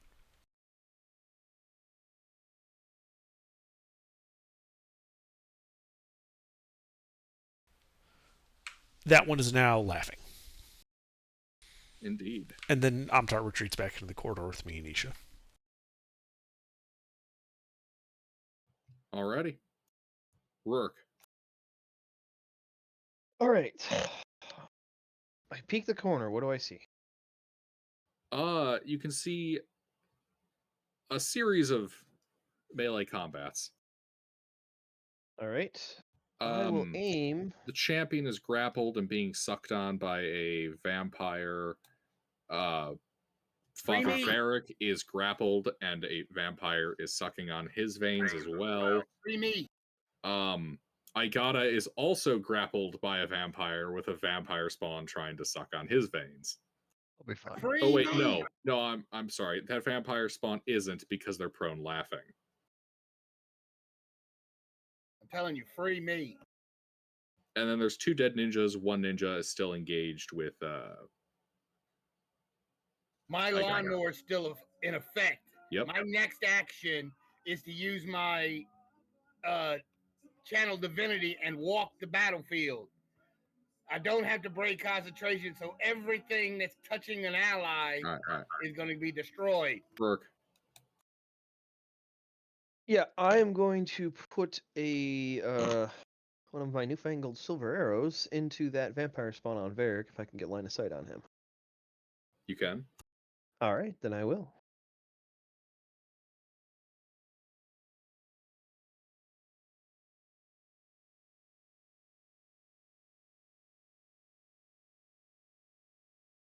I do have the sheet back now, so. All right.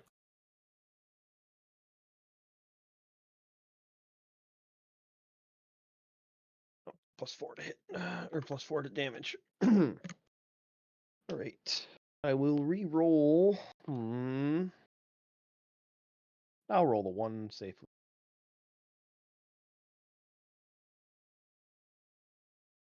"22 points of piercing damage with a silvered arrow to the vampire spawn on Father Varric."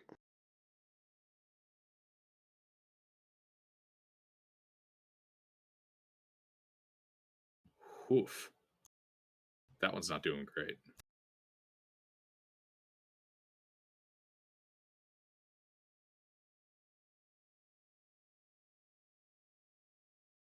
Indeed, that one is not doing great at all.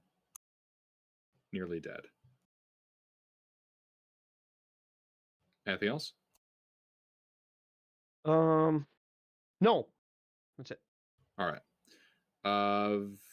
Varric. Shit.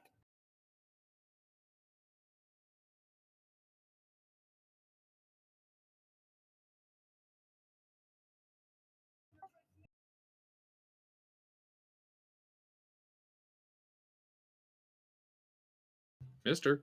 What? My turn, right? Yeah, your turn. I'm still grappled though, aren't I? Yep. Can I use an acrobatics to get out of it since I'm a monk? But that would cost an action, wouldn't it? Yeah, you'd have to break grapple.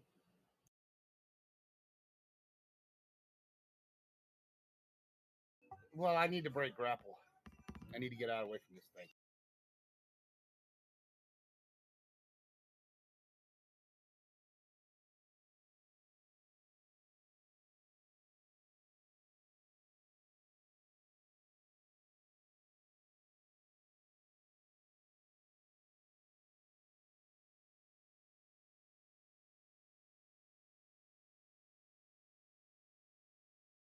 All right. This thing, strength athletics.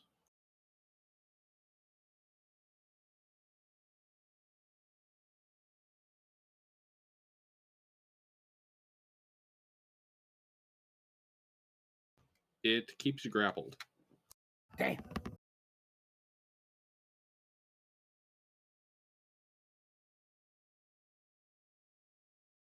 All right, let's see.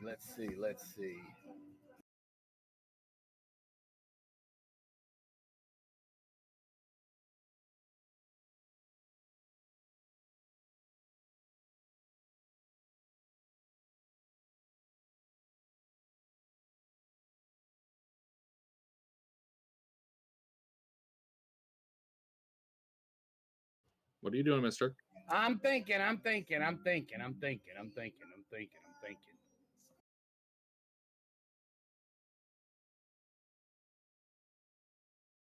trying to see if I have something that can get me out of this.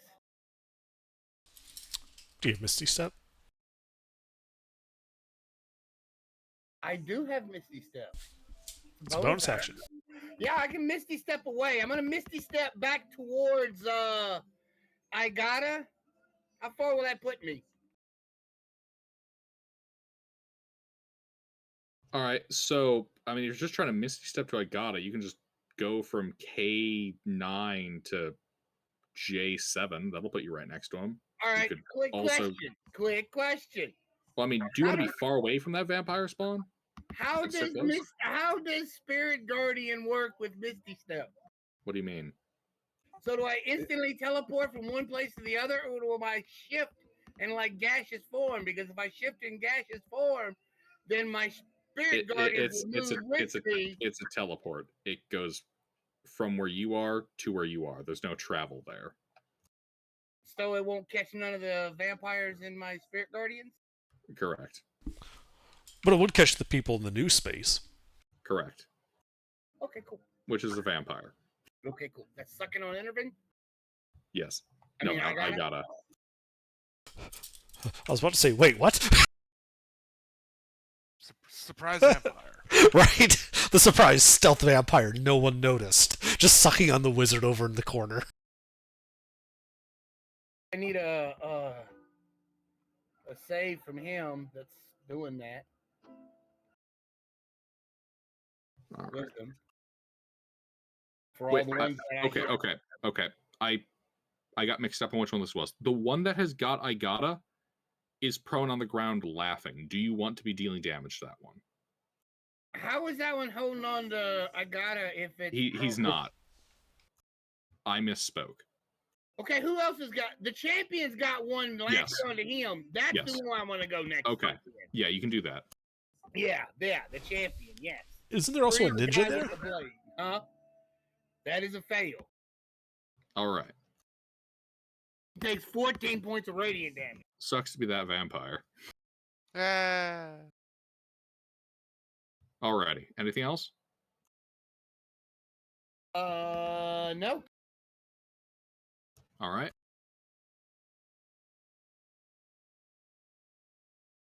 All right. The champion remains stunned until the end of his next turn. His turn is here. His turn ends. He is no longer stunned. Huzzah. Igata.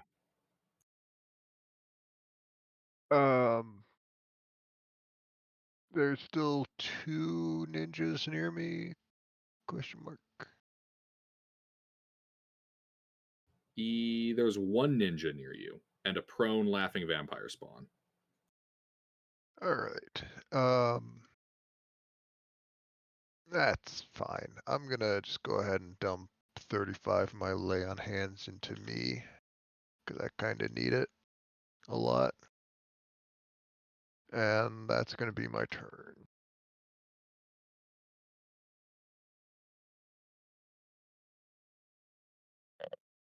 All right. Intervene. All right, so I look around that corner. I see the one that was previously sucking on Father Varric. Yes. I shoot a super soaker at it. Does a 10 hit it? No. I then retreat back into the corridor using my item interaction to close the doors. Alrighty. DM3. Wait, did he just close us in here? Yes. It's more that if they fire off like an AoE or a fireball or something, it doesn't go through the doors and hits everyone in the children, corridor. Right? Yeah. Okay, yeah. It's me, Rurik, and the children in the hallway. Okay. All right. This one's going to cast a spell.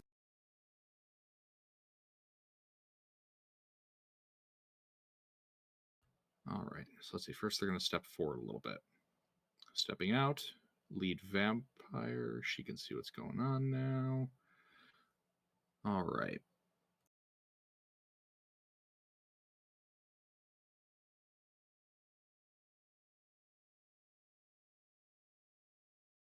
So,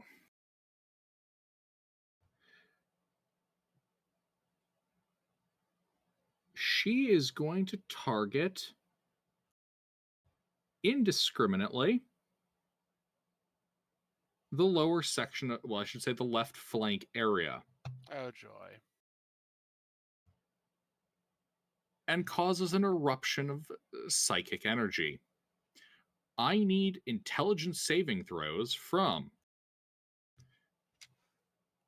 Vampire Spawn, Vampire Spawn, Vampire Spawn, the Champion, Fea, Faradul, Igata, and Father Varric. What about the ninjas? What kind of save? The ninjas in that area have all moved out and were then killed. There are no ninjas in that section. The map is a little out of date. I thought there was a ninja by Agata. Yes, but that guy's on the far side of him. Ah, okay. Mentally, I had him on the left, so. What kind of save are Gilbert. we doing? And Oh, shit. Who's in my Yep. aura, Gilbert? oh wait, the champion will add a D4 to his. Okay, let's Oh, see. 5, 10. was I bonded? There are no party members in Igata's aura. Should be Fea. It should be Faradul, Fea, and the champion that have a D4.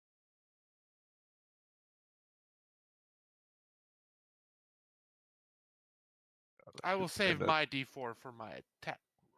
Actually, no. Yeah, I already used my. I mean, it's per turn, not per round. So you can use it this turn and on your turn. You can use it on somebody else's turn. It counts Oh. as a turn. Ooh, very nice. Yes. There's something cheeky you can do with sneak attacks with that too. Okay. So the champion got a 12, and Faradul has a 14. I don't think that's going to be a save. All right. Vampires. All right. Let's go down the list for int saves. Faradul. 14. Fails. Champion. Failed. Failed. Fea. Failed. Igata. Passed. The extra one was for champion. I'm sorry. Fea has an. Bond? Fea has a 20. Yep. I missed that that D4 there. All right. Varric, fail. These schmucks.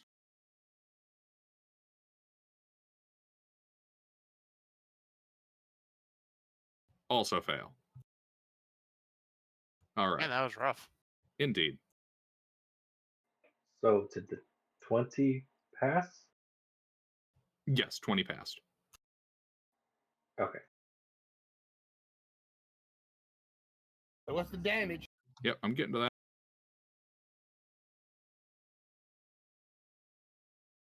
Alrighty, so those of you that failed take full, those of you that passed take half. 32 points of psychic damage. Oof. Additionally, after a failed save, the target's thoughts are muddied for a minute. During this time, subtract a d6 from your rolls. Attack rolls, ability checks, as well as constitution saving throws to maintain concentration. Oof. Indeed. So, Static doesn't fuck around. indeed, synaptic static does not fuck around. So Father Varric, I need a constitution saving throw from you, minus d6 at disadvantage. All right, Spirit Guardians goes down.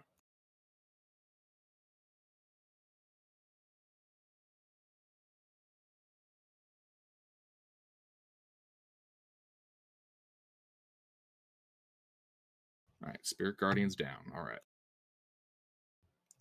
And they're going to step back into the inky cloud of darkness. The two vampire spawns do get saves because they took damage while laughing.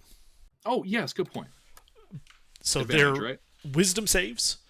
They would be by the minus d6. I'm checking on advantage.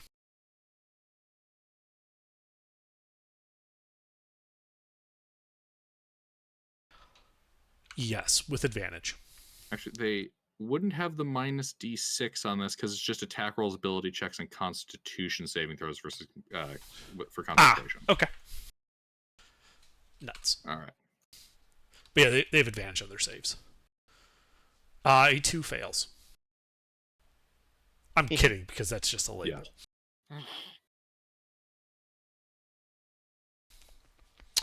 They both stop laughing. The headache they have is in fact not funny. Not yet. Alrighty. That's this bitch, Fea. So she stays outside of the darkness? No, she stepped back in. Oh, okay. I didn't hear that. Fea. All right. I grow big, and I start finishing people off, starting with whoever's the most injured. Well, there's a vampire spawn that's gotten kind of a bit fucked up right by you. Or do you want to go a little further for a different vampire spawn?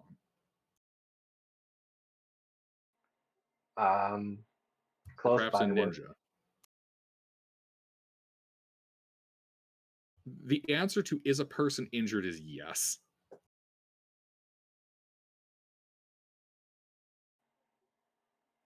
The ninjas kind of did more damage than the vampires, didn't they? Yes. So I will focus on the ninjas. They also have Alright. less health.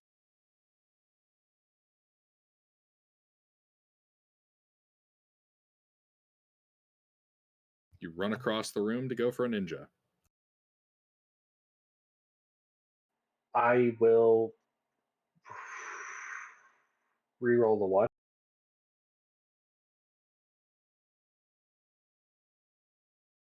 And add the bond to the 13. How are you re-rolling the 1? Oh, lucky?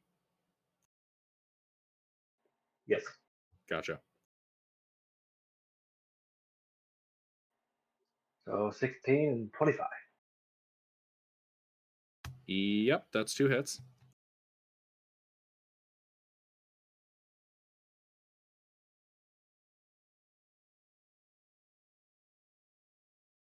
Well, he's dead. Does the first hit kill him? Yes. Okay. Then the second hit will be to the next worst badly bloodied ninja. And I will re-roll the 2s. Okay. Yeah, let's see. So that's 5, 10, 15, 20, 25. What's your movement speed? 30. Hey, Ruffles, which dot is Fea? The purple one on K1.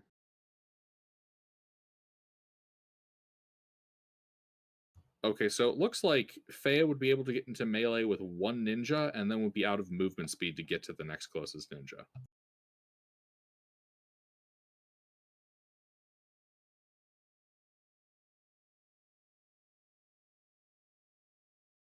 So you kill the first one and then cannot reach the next dude to kill him with your axe.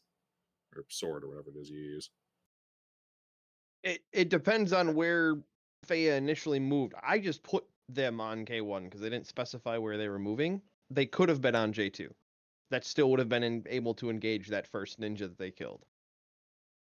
That space was and still is unoccupied, I think.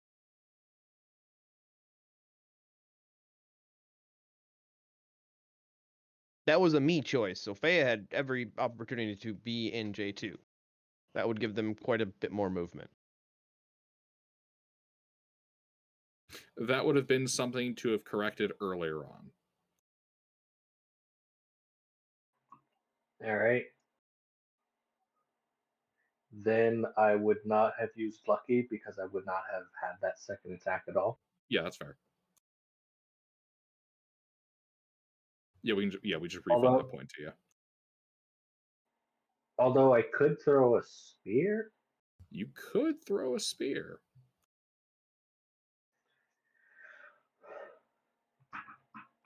Yeah. Let's throw a spear. All right. You sticking with that 16? Or what was it? 16? The reroll was the 25. Whatever it was, it hits.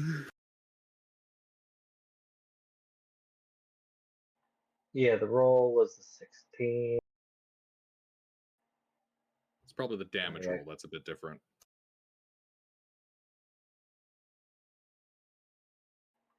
I lose 1d6.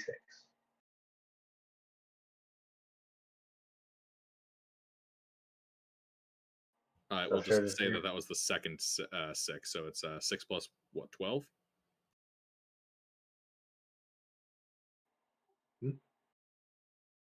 What's the damage? So the second, okay, yeah, 18. Okay. Damn, that is a hulky mod. Wait. Is that from Great Weapon Master? Like, what's that big plus 12 come from? Well, that was from. I rerolled the 2 2s, so the 12 was 5 plus 7. And you said drop the second 6, or second d6. So it's the first 2 and the 5, which we rolled into the 6 plus 5 plus 7.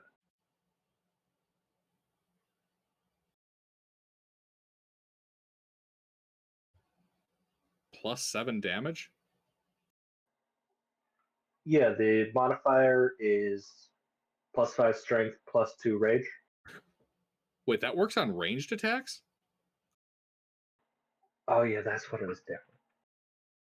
Oh, okay, yeah, so it'd just be a 16? 16 points of damage, yeah. That is actually enough to kill the guy. Indeed, so you cut the first dude down and kill the next ninja with a thrown spear.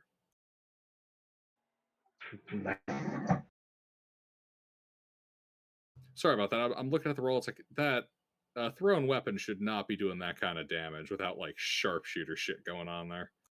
All right, we got that sword, though. Turning a great sword into a thrown spear. Yeah, a little bit of dice sorcery we had to work out there. All right. Anything else, Fea? That's it.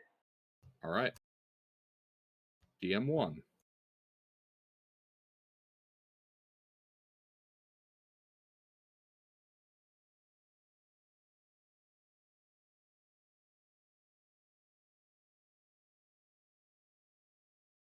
Actually, you know what? What the fuck is that map?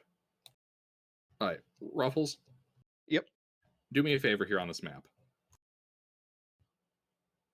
Give me a rapid fire. I'm ready to go. Yeah, okay. G2, move to H5 and kill. H4, move to H6 and kill. H7, kill. J10, kill. You sank my battleship. I9 to J8. Okay, 1 second. I didn't actually have enough dead ninjas, apparently. Checkmate. How many ninjas are up right now? 2. Okay, that's what I have. So I got a dead body at H5, dead body at H6. Dead body at H7. Dead body at J10. The Okay. I9 ninja needs to be at J8. And the F9 ninja needs to be at I5. All right. Fea is now on I7. Okay. And Faradul, you ran up north, right? Yes, I'm next to the champion, basically. All right. So Faradul, do you want to be on H1, H2, G2, or F1? Technically. Let's do G2. G2. All right.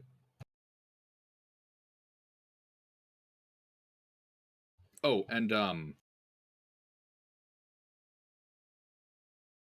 Father Varric should be at 5, 10, 15, 20, 25, 30.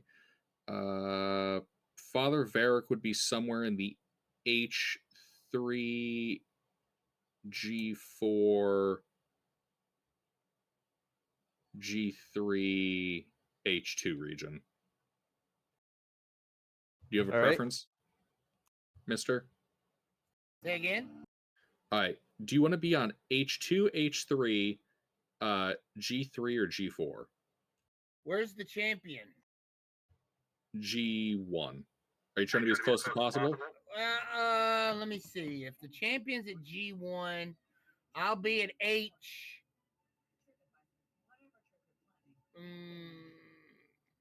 Who is he engaged with? He's One single vampire. right now.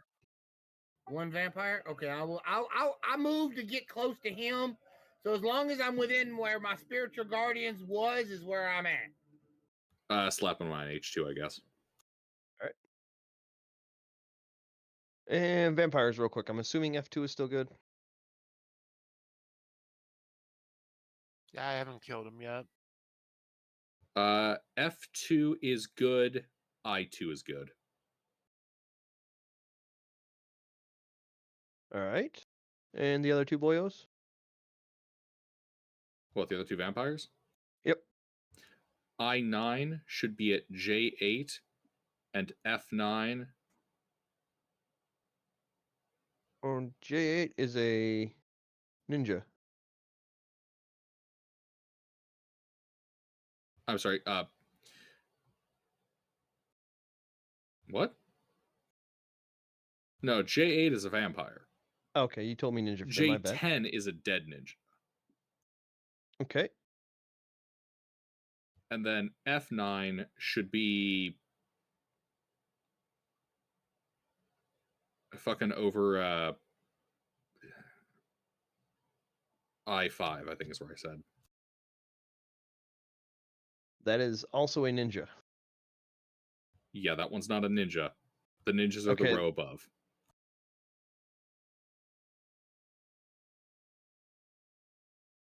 I got 2 living ninjas that I don't have a spot for then, because you just had me replace living ninjas. The living ninjas are on G9 and F10. Okay, I never got those numbers, so that is new information. That's because I was covering the ones that had changed positions. Gotcha. All right. Yeah, I was only doing Delta T. No, that's changing time. Yeah. You know what I mean. Yes, All you're right. fine. All right. I fixed the issue that was causing me to crash, so that's not an issue. All right. It was the fucking question marks of all things. All right. So we got the map worked out. So 4 vampires, 2 ninjas, and then the mystic dark circle. Indeed. Cool. All right. So now things are reset for the top of the round. Lead ninja. They're gonna do some lead ninja type shit. Please don't. And they come out of the darkness. And they're gonna go for... Let's go with you, Faradul. Oh no. Coming at you at a diagonal.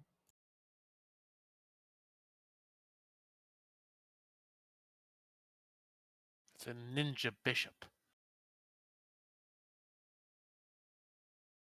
17, 23, 23, 26. That's 3 hits. All right. So, con save. Oh.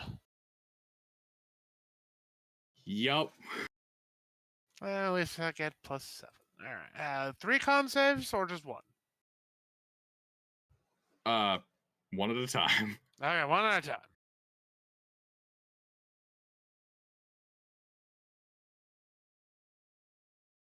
Con save.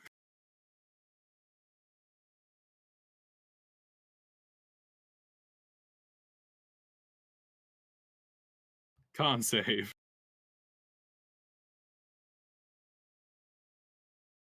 Con save. What? 1, 2, 3. One more con save. He only hit 3 times. Didn't you say the 17 also hit? No. Oh, misheard you. All right, 3 That's what I was hits. like, wait a minute, what? Alrighty. Rookie mistake, Gilbert.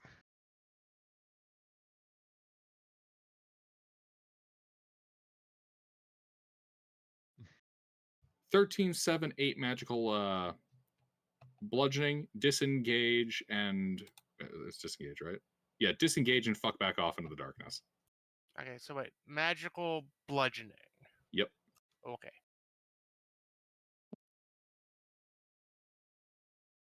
And DM2. Fucking monk is playing Baldur's Gate 3. He got 2 bonus actions. All right. These cheeky fucker ninjas.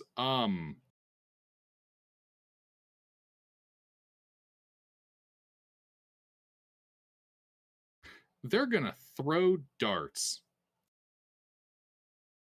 And I gotta.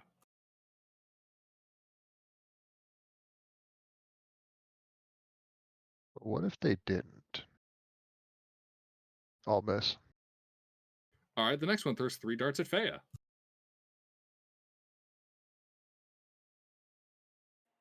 Fea, One does- miss. 1 miss? All right.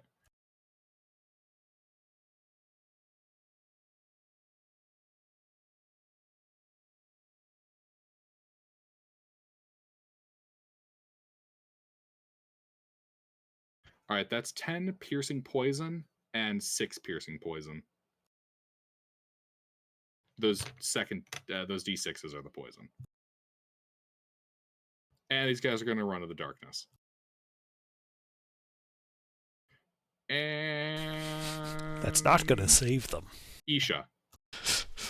Okay, Isha opens the door. There should be a vampire spawn forward to the right where Varric was. Yes. Ray of Jade. Frost. Does an 18 hit it? Yes. Sorry, that was only supposed to be 2d8. So 7 points of cold damage, minus 10 movement speed. Alrighty. She then retreats into the hallway with me. Faraduel. All right, so let me make sure I got this synaptic static spell. We roll 1d6, and that's the constant minus until the spell wears off. Or we. So until it wears off, your formula is going to look like this: D20 plus strength mod plus proficiency bonus plus your bless minus D6. Okay, because I was reading the spell, and it seemed to be like you roll 1d6, and that's the minus for everything. But that works. No, it's like a bane. Okay. Yeah, it's like anti-bless. Right, and we do get an in save after the turn too. Correct. Okay. At the end of your turn, you get to repeat the save. Okie dokie. Do you? Yes. Wait, is it? Yeah. Thought so. I think it's just a solid minute, isn't it? No. No, The it is in target the makes spell an in description. save at the end of each of its turns, ending the effect on itself on a success. Oh. Yeah. All right. All right, so we're gonna hit that vampire in F2 with the magic hammer.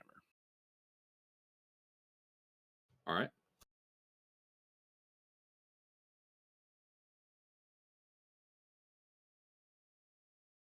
Barbarian to G5. Yeah, basically. I'm only missing one dead ninja right now. Well, I guess he disappeared. All right. So miss, hit. I'm gonna try to add some to the miss. Does a 7? Okay, yeah, so 3 hits.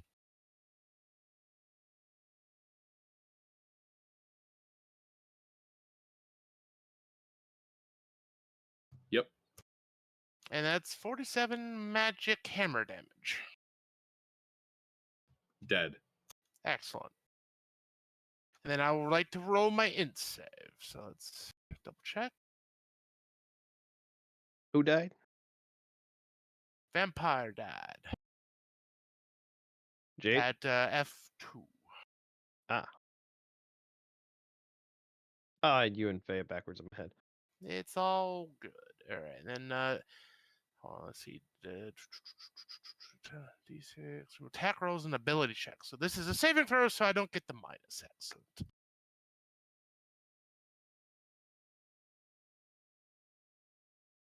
Fuck. This headache sucks, and that's the end of my turn.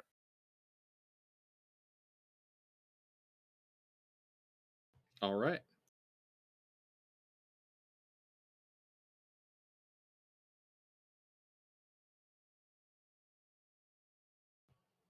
DM4.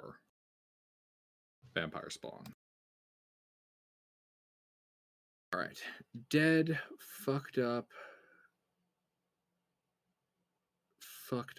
and slightly less fucked up. All right. Vampire spawn by Fea.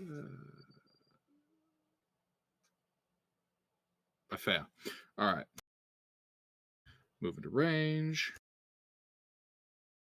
Grapple against Fea. Well, I shouldn't say grapple, but claw against Fea.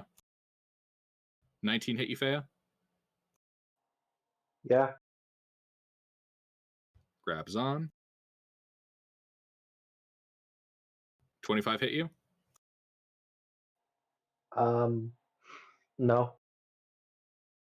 25 doesn't hit you?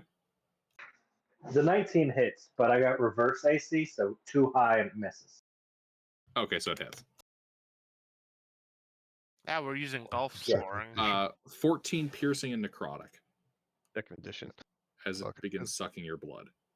At this rate, I'm never gonna use it. I'm gonna cast Hey Shit Ass. Necrotic?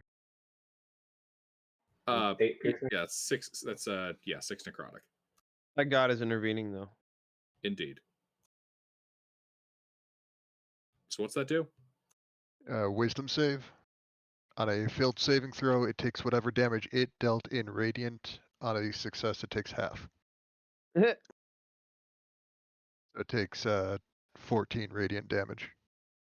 So it bites into Fea's neck, begins drinking the blood, and then lights on fucking fire. It's really not having a good day. It's just a Helsing abridged vampire. And now I'm on fire. Yes. Yes. All right. Oh, That this one's- is a that deep one's dead. pain.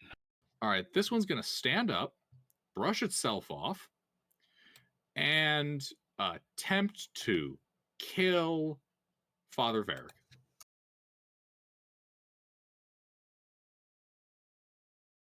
Does an 18 hit you, Father Varric? Varric. Yeah, what now? Does My an turn, 18 right? hit you? Yeah. All right. You're grappled by this thing. Fuck. Okay. Oh, I'm sorry. I rolled the damage roll for the bite before I actually rolled the bite. 1 second.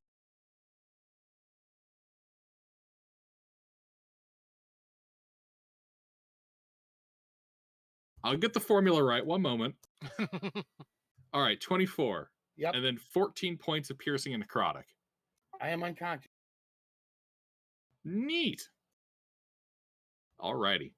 So that one's dead.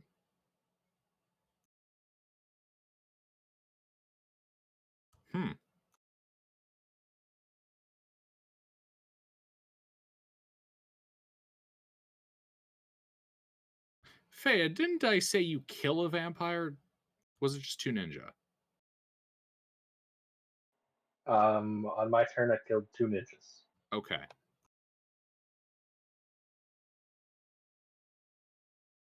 Oh my god, holy shit. I screwed up. I can't believe you've done this. All right. In fact, that might not be the case, mister. Does a 16 hit you? No. All right. You are actually not unconscious. Restore your hit points to what they were previously at. I forgot that this guy got synaptic staticked. Well, I forgot to put that in the formula. So yeah, you're actually still good. This other motherfucker, who's also been synaptic staticked. His brain just got jiggled. Indeed. Fuck, he's gonna go after Igata.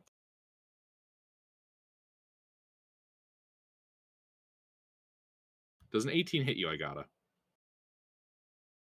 No. Armor class is 19.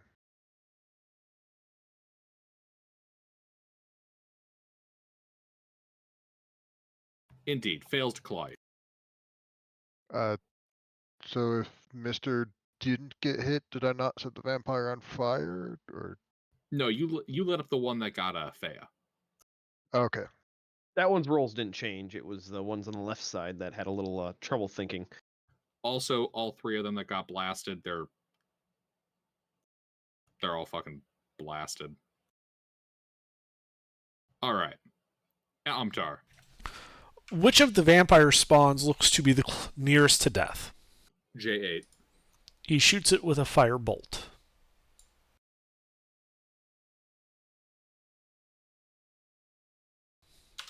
$20 hit him? 20 hits. 15 points of fire damage. Dead. He retreats to the corridor.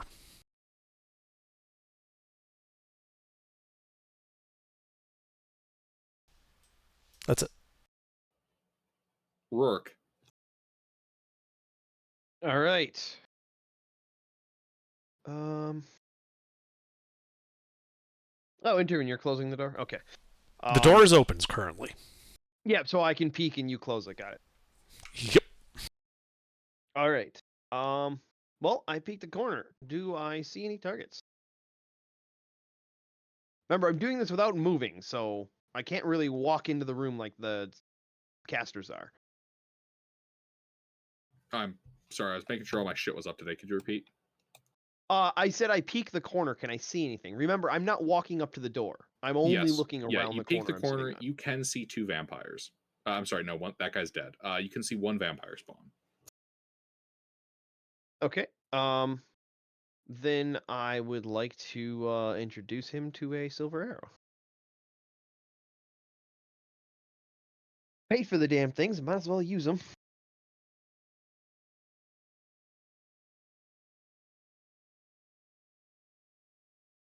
Does that hit? Oh, that poor vampire spawn. And I have Piercer. And it's a sneak attack. You have an ally in 5 feet. Uh-huh. And I was rolling an advantage, so sneak attack anyway. Uh-huh. That'd be 86 and the measly 4. I think I'm gonna re-roll that 8.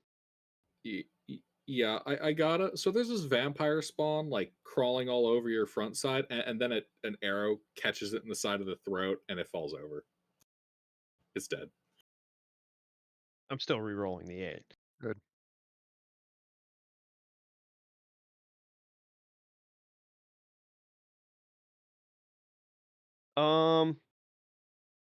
So Varric was hit by the synaptic static 2. Yes. Okay, I'm just adding an SS on them so we all remember who's what. All right. Varric. All right. So I'm not dead. You are not.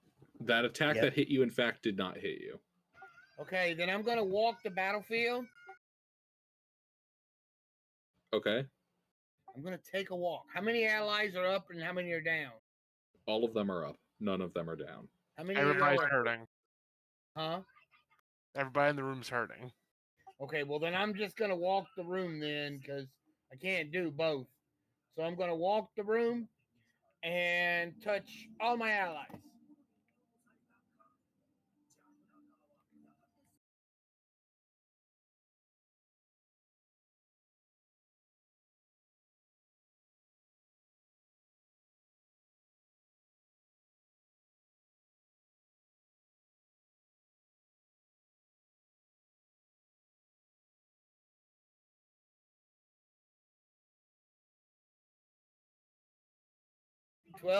Everybody takes 12 points. I don't have to touch you neither. I can do it just within 5 feet. I'm not touching you. And I hit everybody with that. And Varric starts spinning his arms. If you get hit, it's your own fault. well, it doesn't provoke attack of opportunity, so I'm gonna move around the battlefield to where I can get away from everybody. And Well, you can see the map. yeah, I'm gonna move down to where the double doors are since they're still open. Can I do that? Yeah. That's what I'm gonna do. And when I get out down there, I'm gonna heal myself for let me see how much.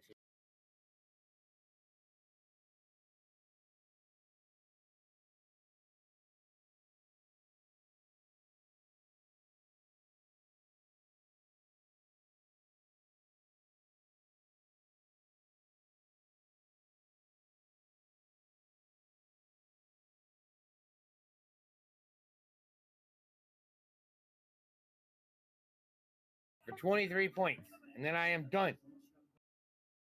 Where do you want to move to specifically? Specifically, how far can I get? Well, what does the walk the battlefield give you for distance? Does that My affect your movement move speed? my full movement Okay. speed, 50 feet. And I'm going past each ally because I got to come within 5 feet of all the allies.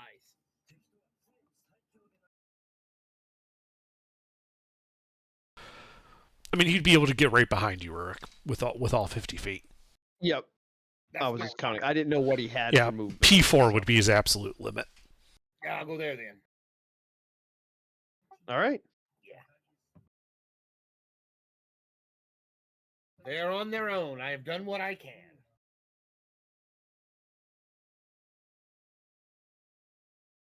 I am done. All right. Champion. Okay. Oh, Varric, hold on. Varric, in save. Oh right, you don't have to be staticky if you pass. Oh, okay.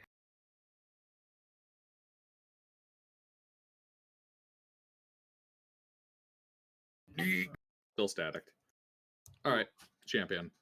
All right, champion is going to start slicing and dicing the vampire at I2. So he's going to move to I1. All right, don't forget to subtract those d6s. Oh, I won't. Unfortunately, I won't.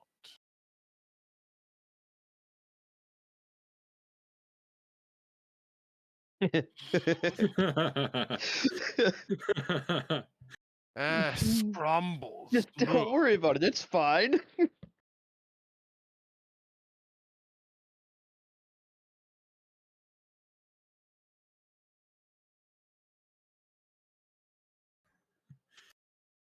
Oof. One hit. All right.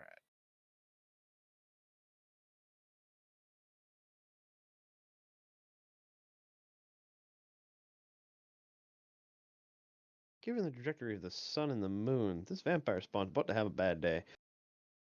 It's only 10 non-magical damage. I meant the rest of the party. Oh. The only visible target. Our party is well known for only going for visible targets. Uh-huh. That's why things are about to get a little more interesting. And then he does not get he still has brain freeze. All right, I gotta. Is there anyone in melee with me right now? Fea.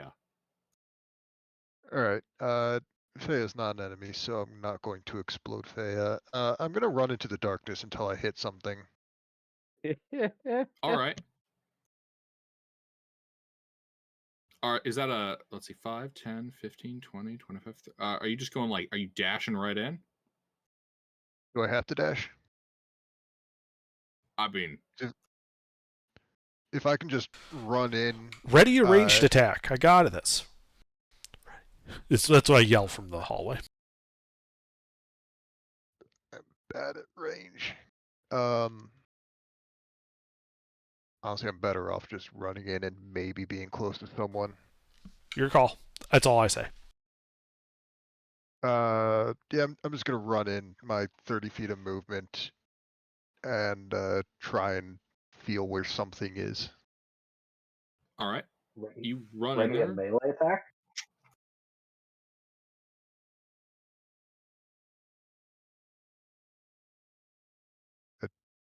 Have Was question that marks the end over of your them for a sentence, reason. or?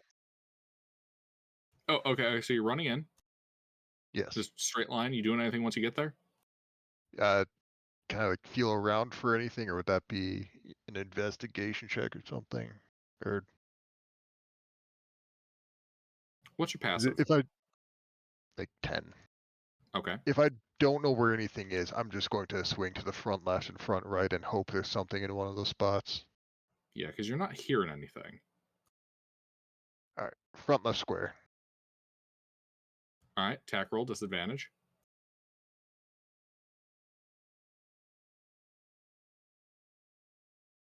Where's my 9? 14. Blade on stone. Hammer. Oh, hammer on stone. You hear a crack. All right, front right then.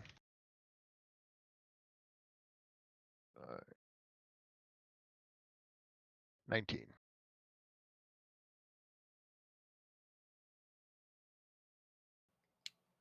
Roll damage. Ooh. I'm gonna throw a smite at this. Am I hitting a fiend or an undead? Undead. Well, we know where the vampire is. 48 plus, what is this? 6. 39 magical bludgeoning and radiant. Yeah, you hear a woman swear and curse at you. And then if she has to make a concentration saving throw, it is at disadvantage. She's got no saves to make. All right. I'm just gonna yell out, found one. That's my turn. Oh, I have got one. Alrighty. Intervene. All right, come around the corner. Quicken spell, dispel magic on the darkness.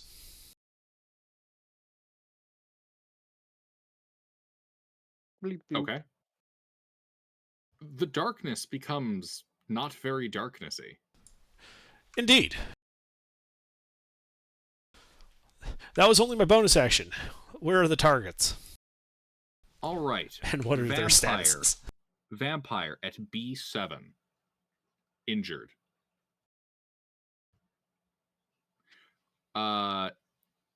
Ninja at C9.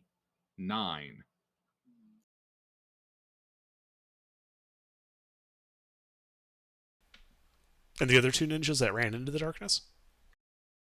At E5 and D7. Okay. At the beginning of the fight, I just can't remember. It was the vampire that cast the darkness, yes? No, that was the ninja. Okay. I target the ninja with the water jet.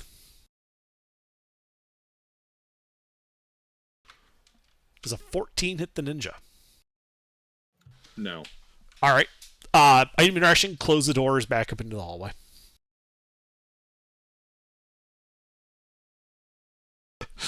That's it. I think I got that correct. Oh, I forgot to take a question off. I gotta. Sorry. That is correct. He's just confused. That would not be surprising.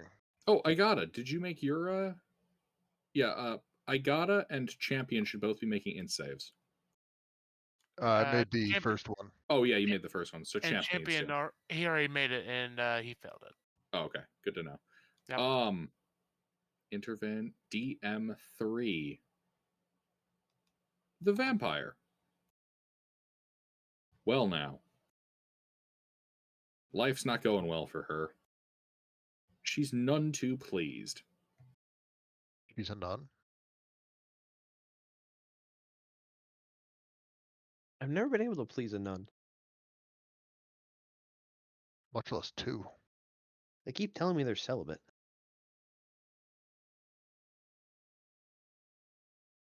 Igata. Did I pull aggro on the DM? Yes. Actually, you know what? She can't really get away with doing that on you. Sure she can.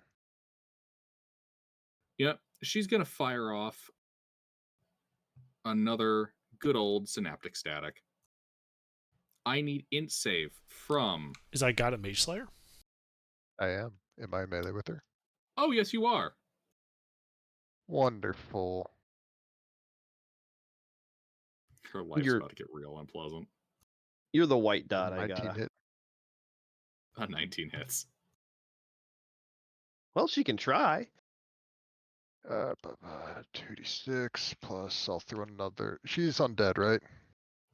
Yes, typically vampires are undead, Very. Wonderful. unless this is that's a Twilight.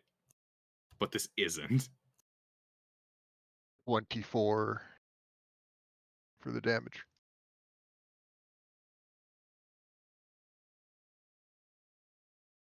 All right, so DC 12. Yep. Right under. At disadvantage. At disadvantage, yeah. Right. Has she been scrumbled? No, she has not been scrumbled. All right. Int save from Varric. Champion Faradul Fea. How did it hit Varric? He's in the hall with us. Or wait, He tucked tail. I ran. Come on now. hold Yeah, on, go hold to- on. Who's the blue and the red one there? The red is vampire Blue? spawn. Vampire Oh, spawn. okay. Okay, Blue so is yeah, Faradul. in that case, it'd be Faradul Champion Fea and Vampire Spawn. Does that catch the other ninja at Echo 5? No. They picked an area outside of that person's zone. Oh, I thought it was a cone. I didn't realize it was AoE. Yeah, it's like a fireball, but mental. Ah, okay. Brain blast. Fuck off, Jimmy. Fireball, but Scrumble instead of arson. Alright, Fea fails. Faraduel fails. Champion fails. Wait, he decides to re-roll the failed saving throw. Vampire spawn failed too. Fails. Damn.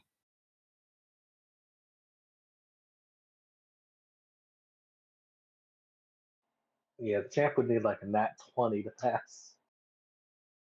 Yeah.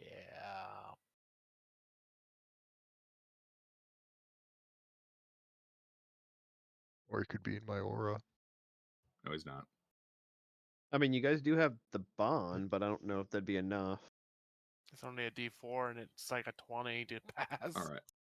Everybody failed, taking 21 psychic, Ow. and has minus d6s. Like, well, we still have the D6s, so that doesn't change. Yep. And then she's going to move 5, 10, 15, 20, 25, 30 feet. Yep, 30 feet. Please move vampire to 5, 10, 15, 20. To G10. Okay.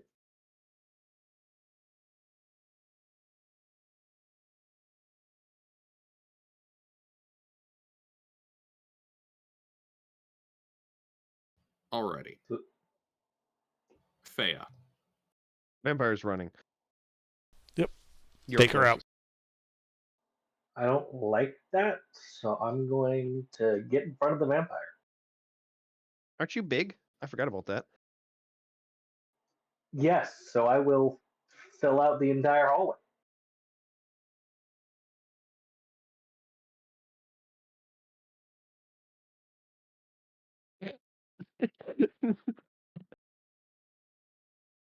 I have to update the map right away with this. Thea says no.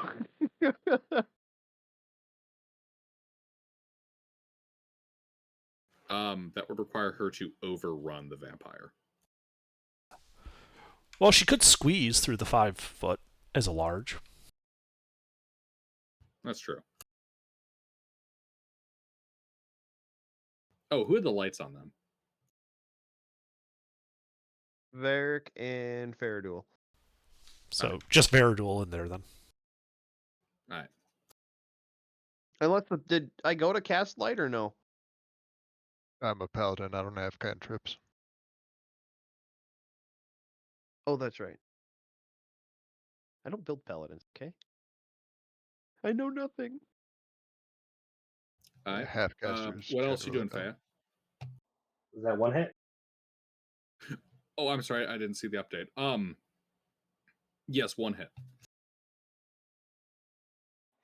Well, I'm gonna burn the vampire.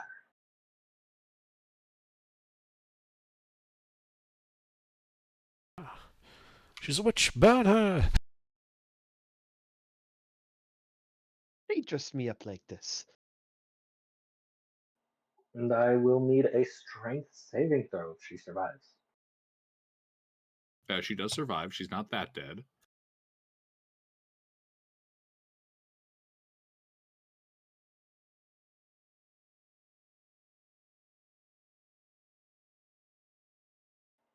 And she is restrained. Ah, by the burning chains, yeah.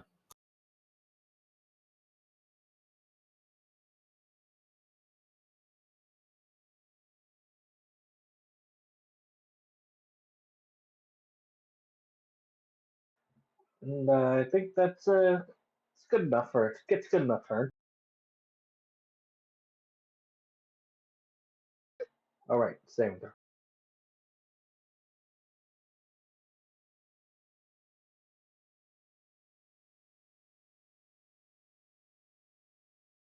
Is there a minus d6 on this too? No. That's only on maintaining concentration.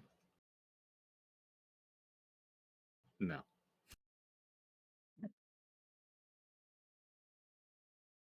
Anything else? That's it.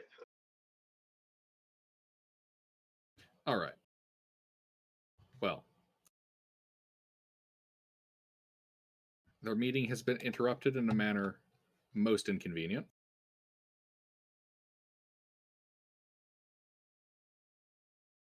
Where the fuck is that map?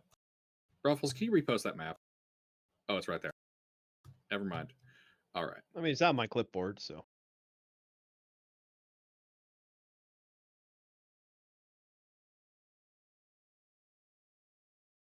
You brought a clipboard to D&D? All right. So I have 3. let's see here.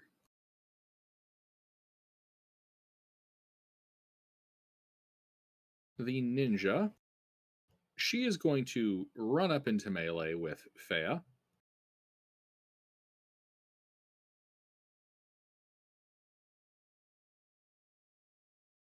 Hey, Fea, how fucked up do you look? Barely wounded.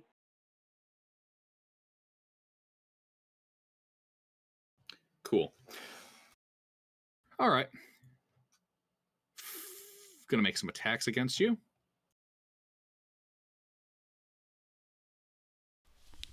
These are the regular ninjas? No, this is the Master Ninja. And the Master Ninja only just like a D8 of damage. Well, D8 plus whatever.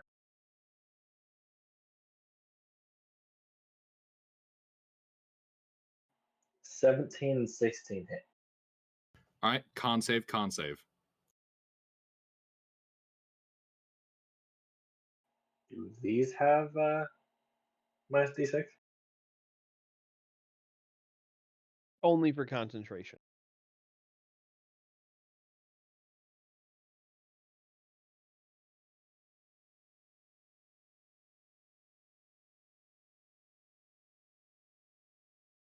Alrighty. You're good on both those saves.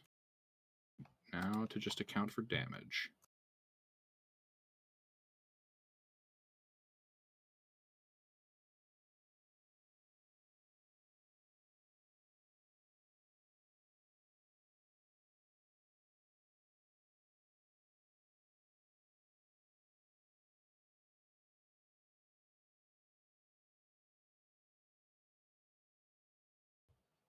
Oh, fuck, I've been forgetting about this feature the whole fucking time.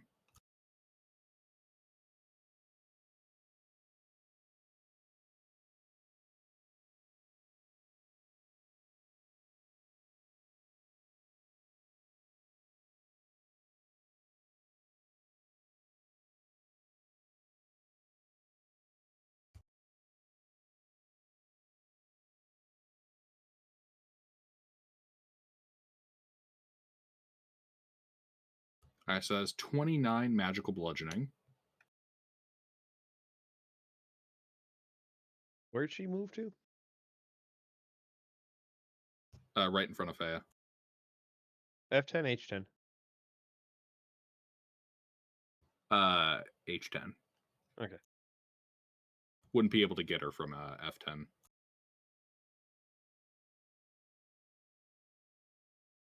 Plus another 9 magical bludgeoning.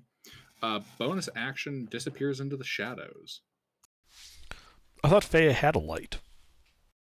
Nope, that was Faradul and Varric. I did the light check a little while ago. Ah, Faradul. Sorry, we got 2 people with Fs. Yeah, too I many. mixed them up too. Yeah, she. But does the burning shackles right next to her create any light?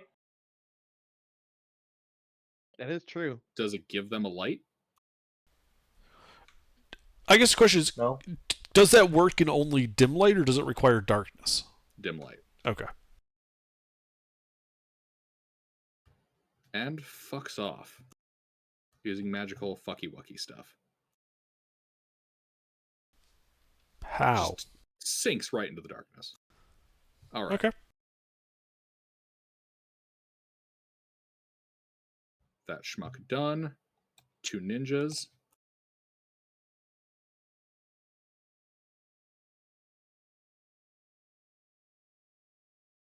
Let's see. They 5, 10, 15. They can also get close enough in order to vanish. So they will also go running at Fea. Doing some punches. Doing those good old kick punches.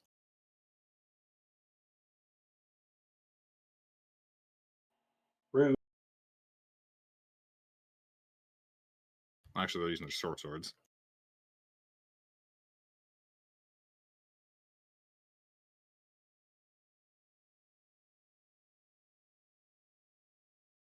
One hit.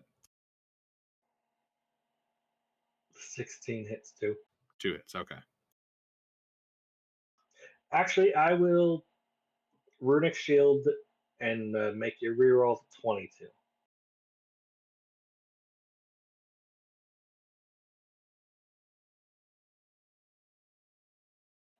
Dang it. So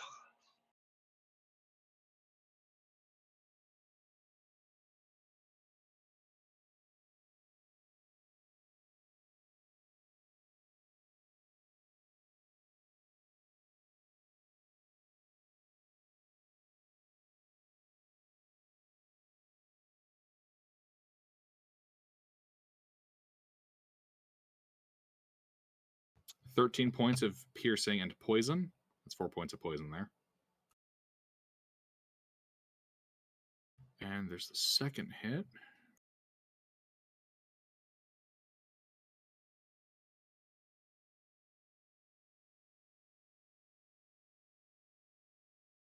Plus another 14 points of piercing poison.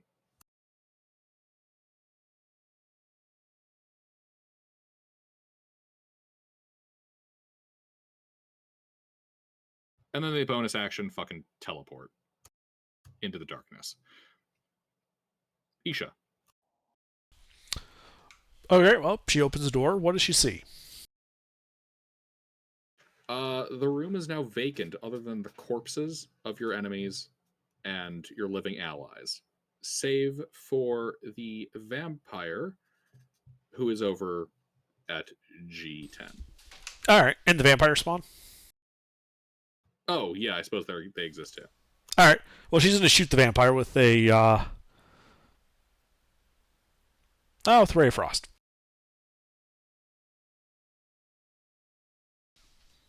22. restrained, so you can crit fish. Hit. Oh, that's right, advantage. No crit. Oh. So 12 points of cold damage, minus 10 movement speed. She goes back to corridor. Alrighty, next up.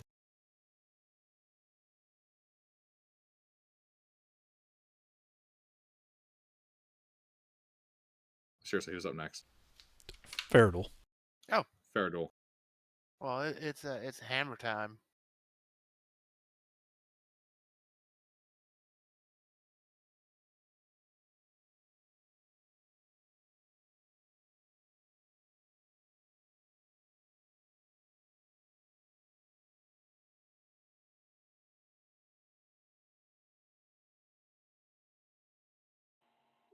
Is this against the vampire or vampire spawn?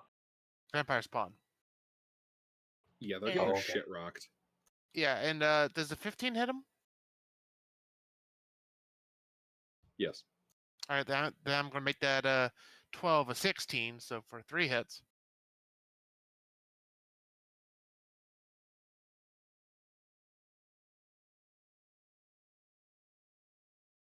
And that's 48 magic damage.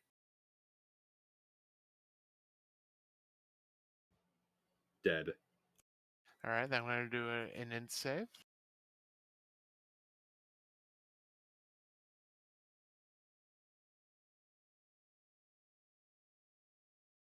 Ice cream headache. And that's my turn. Alright. DM4 have been exterminated. Amtar. Amtar comes in and firebolts the sole remaining enemy. No.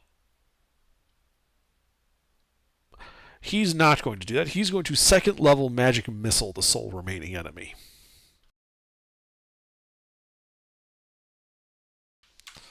For 15 points of force damage. And then backs up into the hallway.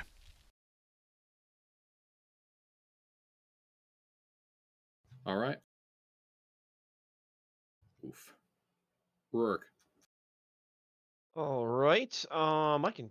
It's the vampire, not vampire spawn, that's alive, right? Vampire Correct. spawn died. All right, so I can see that vampire from my position.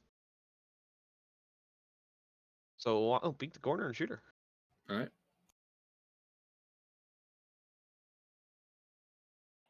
You can also move if you want. There's no need to aim since they're restrained. That is a fair point.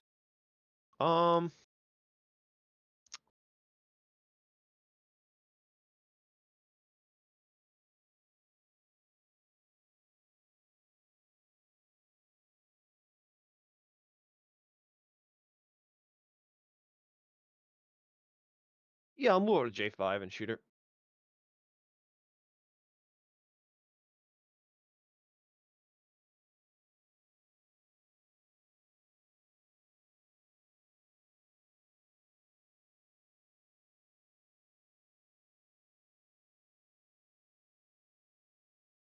And another silvered arrow. And I'll re-roll the 1.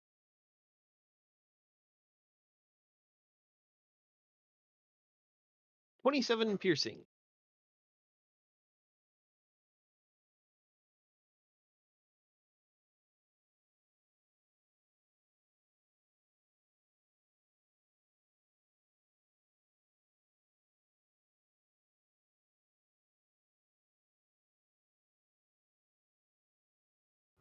Oof. Oof, it sucks to be her. Anything, she is bloodied. Anything else? Nope, other than specifying that's a silvered arrow. All right. That doesn't actually do anything with vampires. I thought silver did do. You're thinking of lycanthropes. Ah, whatever. I'll get half of them back. Varric. Oh yeah, it is silver bullets. Full. Yeah. So all the vampires except like one are dead. Except the boss vampire. All right, The how yellow are one? we looking?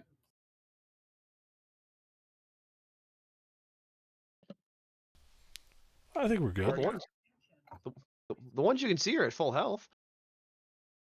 Granted, you can't see many, but I'm gonna peek around the corner and look into the room and see what I can see.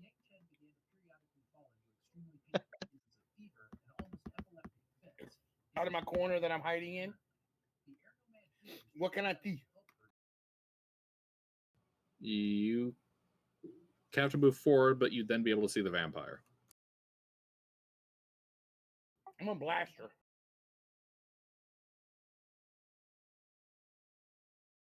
Okay.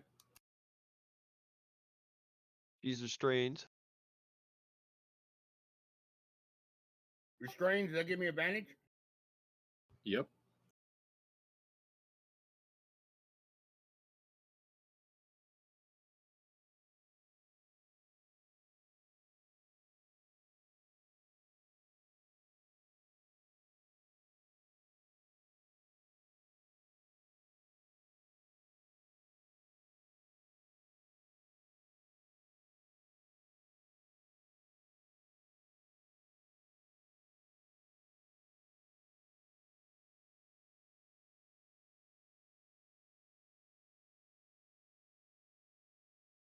$13 points of radiant damage.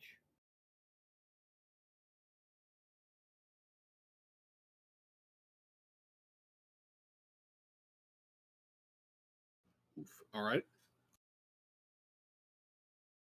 Anything else? No, that's it for right now. Champion. Well, he's gonna go run over to the last enemy in the room and start hacking at What's the movement speed? 30 feet. He cannot get close enough. Really? Indeed. Well, then he's gonna move 30 feet. Any dash, second wind, and then attack? Well, he can't Action second. surge, I mean. Not No, action he surge. can't action surge. No, he'll just Who was the one that got hasted? Is that still going on? Oh yeah, hold on. I haven't lost concentration. He'd be hasted. Let's see. Oh yeah, so that'll be 60 feet then. Oh yeah, he can do it then. All right, yeah. So he goes over there and starts hacking and slashing. Dropping that meat. All of his attacks are at advantage. Oh boy. Oh God.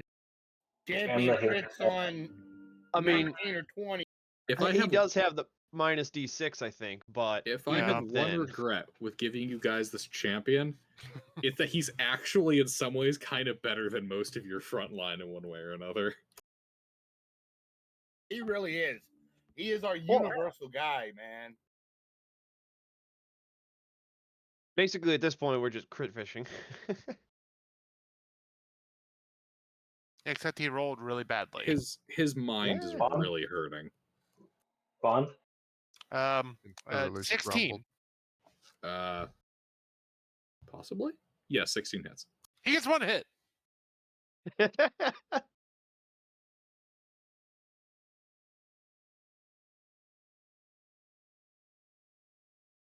Nine non-magical damage. And where would you like him to be? Because 60 would be enough to put you on literally any of the flanks. We'll do like the left flank. G9 Right. it is. I'll be back in a moment.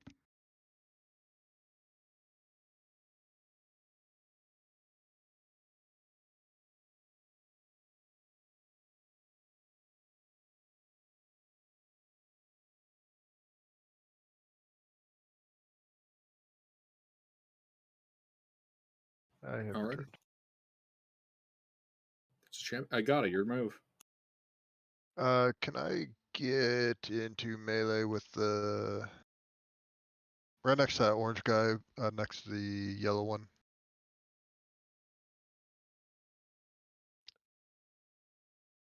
You're the white one. Oh, and the Yeah. champion does not get out of synaptic static. I believe you want to kill the yellow one, don't you? Yes, I want to get next to the orange one in melee with the yellow one to explode the yellow one. Yeah, you move like 20 feet. All right. I'll do that and explode the yellow one with a hammer. They're restrained, right? Mm-hmm. Time to make Gallagher proud. 26 and Two hits. 27. I'll throw a pair of first level smites, and this is the vampire, right? Yep. Numbers. Sheepers. 51 points of Gallagher. Well, a little bit of damage. So, Not that bad. yeah, you see the vampire. And then she explodes in radiant fire. And boop boop doo, reduced to 0 hit points. Bum bum ba-dum. Oh, she got some zombie bullshit. Hold on. She got some zombie bullshit. Transforms into a cloud of mist.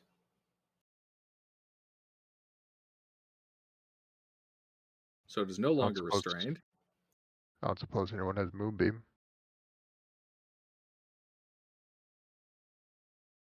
Wrong campaign. Freeman does have Moonbeam. It would revert her back to her Indeed. original form. Indeed. Yeah, she turns into a cloud of mist.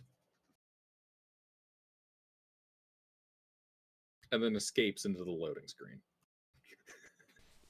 I'm joking. It's still there, right? Yes. Okay. So I step forward and I see it turn into this cloud of mist. Let's see, so that'd be I take like 10 feet of movement, 5, 10, 15. So I'll bonus action Misty Step to get next to the mist. And then I pull out my bag of holding and begin wafting as an action, the mist into the bag of holding.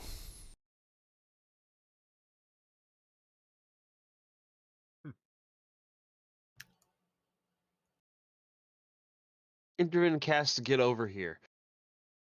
I'm not entirely certain that's how a gas works when it's also a creature.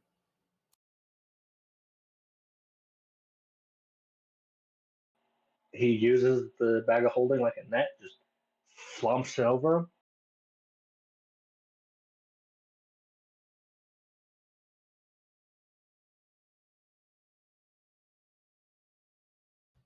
Fuck it. Sure. I mean, it's physical, right? It's mist. Yeah. Okay. Yeah, one of those weird situations. I'm just. Yeah. Where they didn't anticipate me. Yes. Yeah, they didn't anticipate a person using an extraplanar bag as a net to catch a gas that's a creature. Right. Very weird niche circumstance. Yep. And then I just close the bag of holding, and I'm like, well, in a couple hours that problem will be resolved on its own. Gilbert, that's like a Thursday night. What do you mean that's niche? Really? Indeed. And with that, we are out of Anish. And ending the session. It's midnight. For me. Okay. It's 1 a.m. for everyone else on the East Coast.